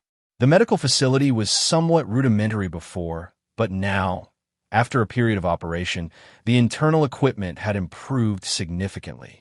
Many of the instruments were brought over from a large hospital, and after a little repair, they could be used directly. His aunt, like Lu Zhou, sat on a chair outside the door, both maintaining a silence. Before coming here, Lu Zhou had already told his family that his aunt had been found. At that time, Lu's mother expressed a desire to come, but in the end, Lu Zhou persuaded her not to. After waiting for more than half an hour outside the door with his aunt, a doctor quickly came out from inside. "The patient is mostly fine. you can go in to visit. She will either stay for observation or can go home. It's up to you." Wei Qingzhu immediately thanked the doctor earnestly, and then she and Lu Zhou quickly entered the room. Inside, there was only his aunt for the time being. Wei Qingzhu hurriedly walked over and held Jiang Xiaolin's fingers. "Xiaolin, you're okay. You're okay. Rest for a bit." Jiang Xiaolin opened her eyes, looked at the two most important people around her, who both appeared exhausted, and then felt relieved enough to sleep. The ward suddenly fell silent. Lu Zhou quietly used a game to check the surroundings, and after confirming that he had not found any hidden cameras, he leaned closer to his aunt's ear and whispered, "Aunt, I have something important to tell you." Wei Qingzhu, in the joy of her wife's stable condition, was also interested in listening to Lu Zhou. When Lu Zhou recounted what he knew, he saw his aunt's face fill with shock. Perhaps fearing that his aunt wouldn't believe him, Lu Zhou took out some hidden information from the Bai family. What he casually pulled out happened to be Wu Shui's research on the T-34 material. Chapter 275, Each with Their Own Thoughts. Lu Zhou's expression was serious. "Uncle, although the Bai family has been arrested by the military, I think this experiment might not only interest the Bai family.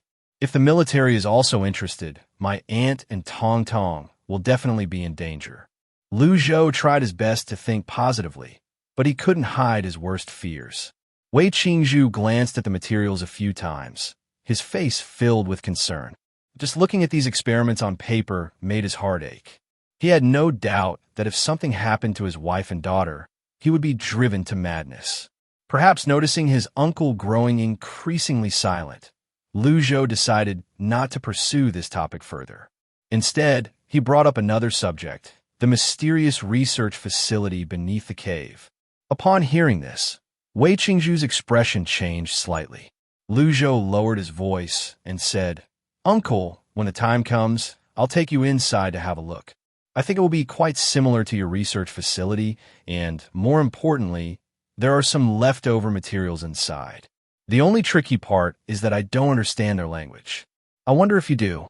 Wei Qingzhu furrowed his brow and replied quietly, "I understand it only partially. Experts are still guessing at those languages. For now, the content of our laboratory has to rely on guesswork. However, alien technology is indeed impressive. Many things are almost impossible to guess, but with our existing knowledge, we can still apply it." When it came to research, Wei Qingzhu's brow rarely relaxed a bit. Throughout his life, he took the greatest pride in his research work. With this work, he could provide the best living conditions for his family and maximize the military's resources to protect them. Wei Qingzhu's gaze became a little calmer. Lu Zhou then began to ponder another matter. Last time, he wanted to rely on his little cousin to draw out a translation function item, but he didn't manage to get it.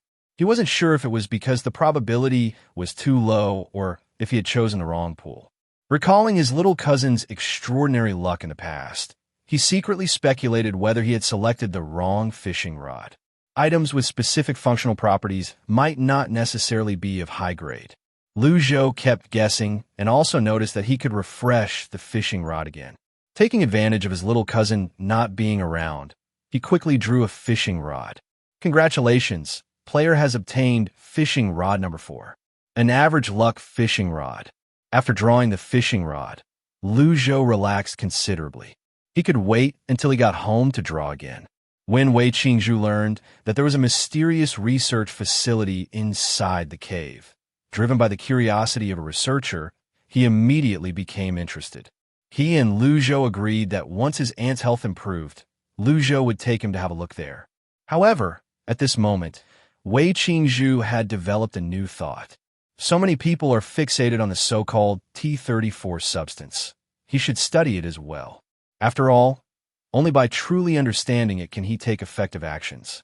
Moreover, he was most interested in studying whether the substance in his wife and daughter could be reduced in concentration through human intervention, thus eliminating future risks. At that time, while Wei Qingzhu was in the Wushan research facility, he discovered many high-tech machines there. Unfortunately, those devices could never be used to research his own topics.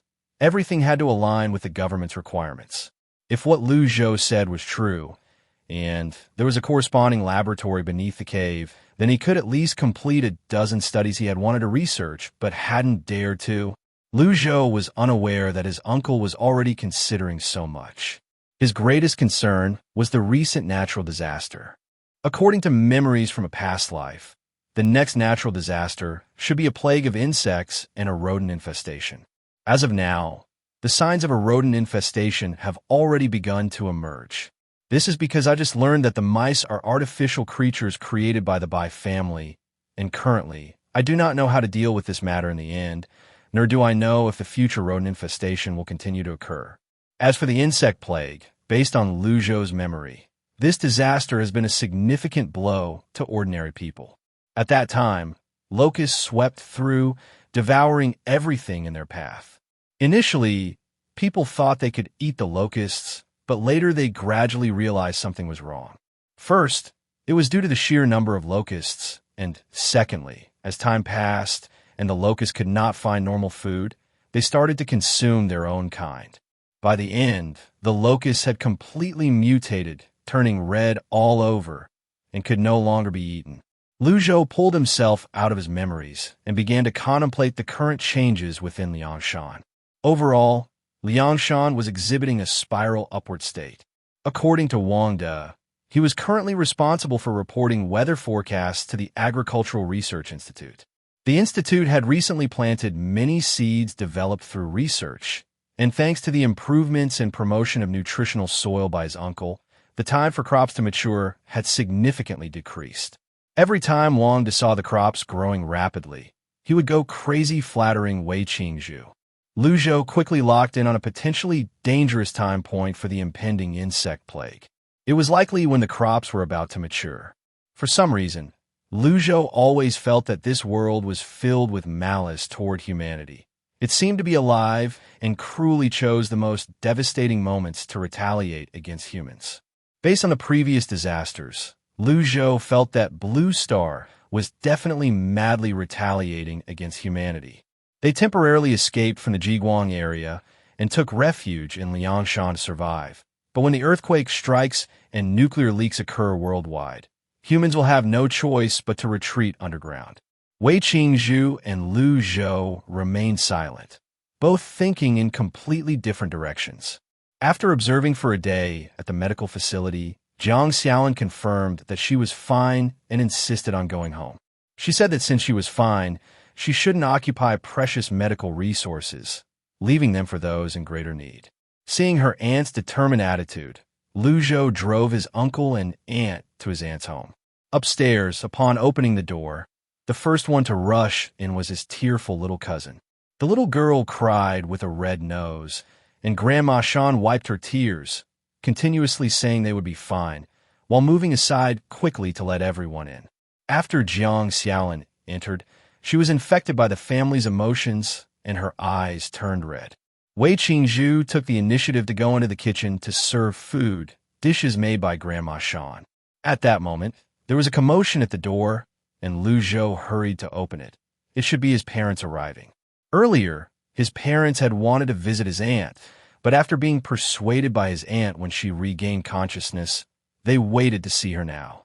As soon as they entered, Lu's mother ran to her sister to check on her health after seeing her son was fine. After ensuring her sister looked all right, Lu's mother finally relaxed. The whole family sat together and had a reunion dinner. Meanwhile, Bai Xiao was undergoing inhumane torment. Chapter 276, The Crazy Information. As soon as he got off the car, he was taken to the interrogation room. The room was pitch black, and before Bai Xiao could react, he was pushed down onto a cold iron bench. Just as he sat down, his head spinning, he noticed someone sitting across the table, a middle-aged man in uniform. This man had a fierce look on his face and seemed quite intimidating. Bai Xiao couldn't help but shiver. The interrogation room was small and dark, and his already fragile mental state was now even more on the verge of collapse. Bai Xiao, do you know what crime you have committed? The man opposite him snorted coldly, without even lifting his head. Brother Bing, what do you mean by that?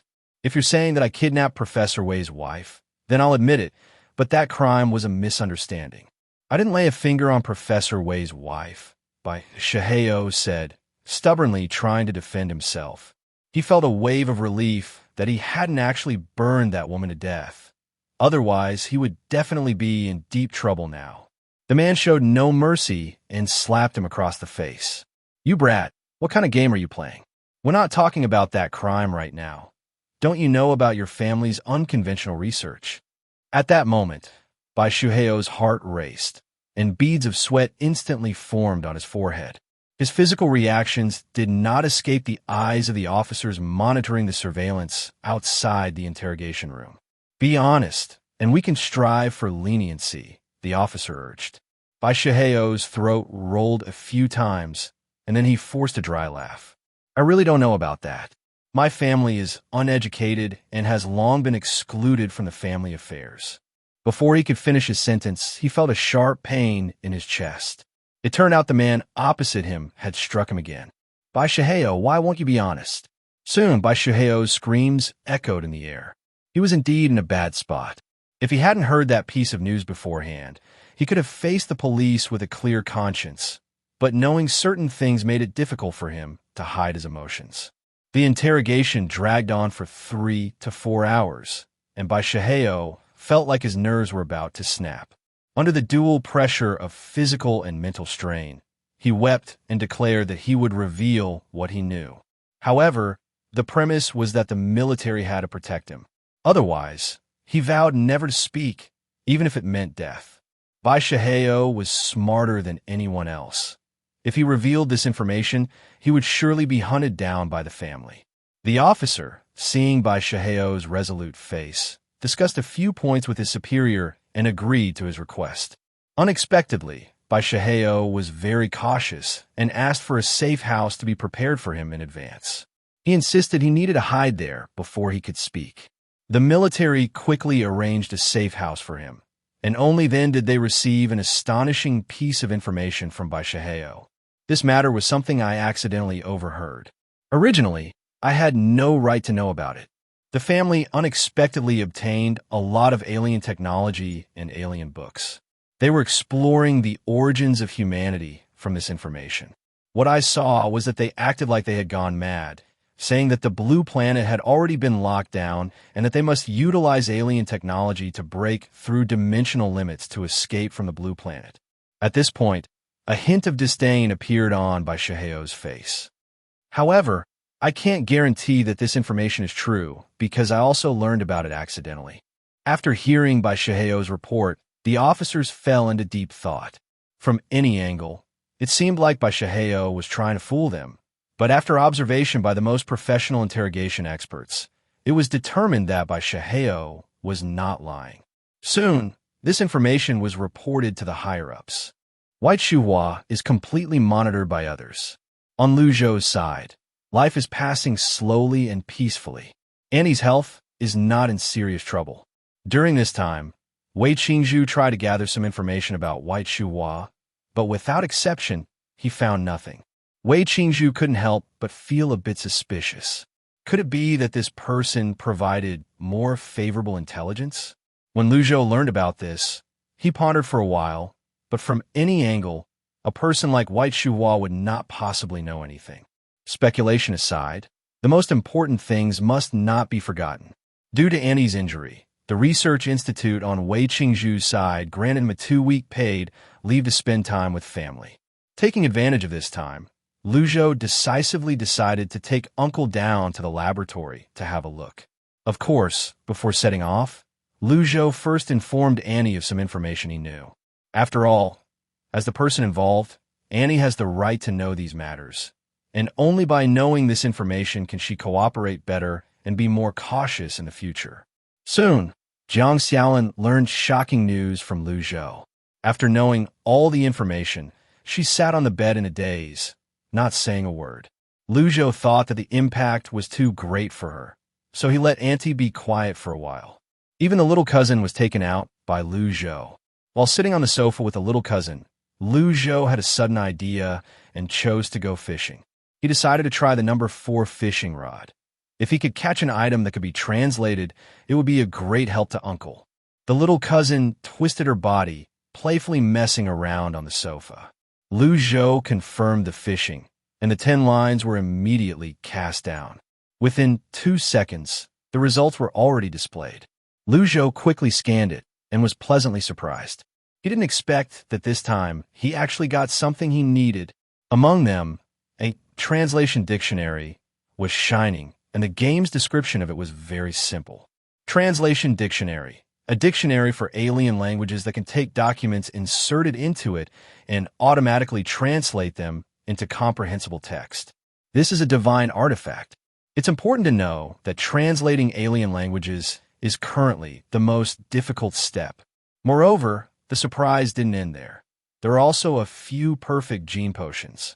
This perfect potion showed that it could silently enhance the intelligence and physical quality of the drinker, ensuring they wouldn't be detected by any testing methods. There were a total of 9 perfect potions.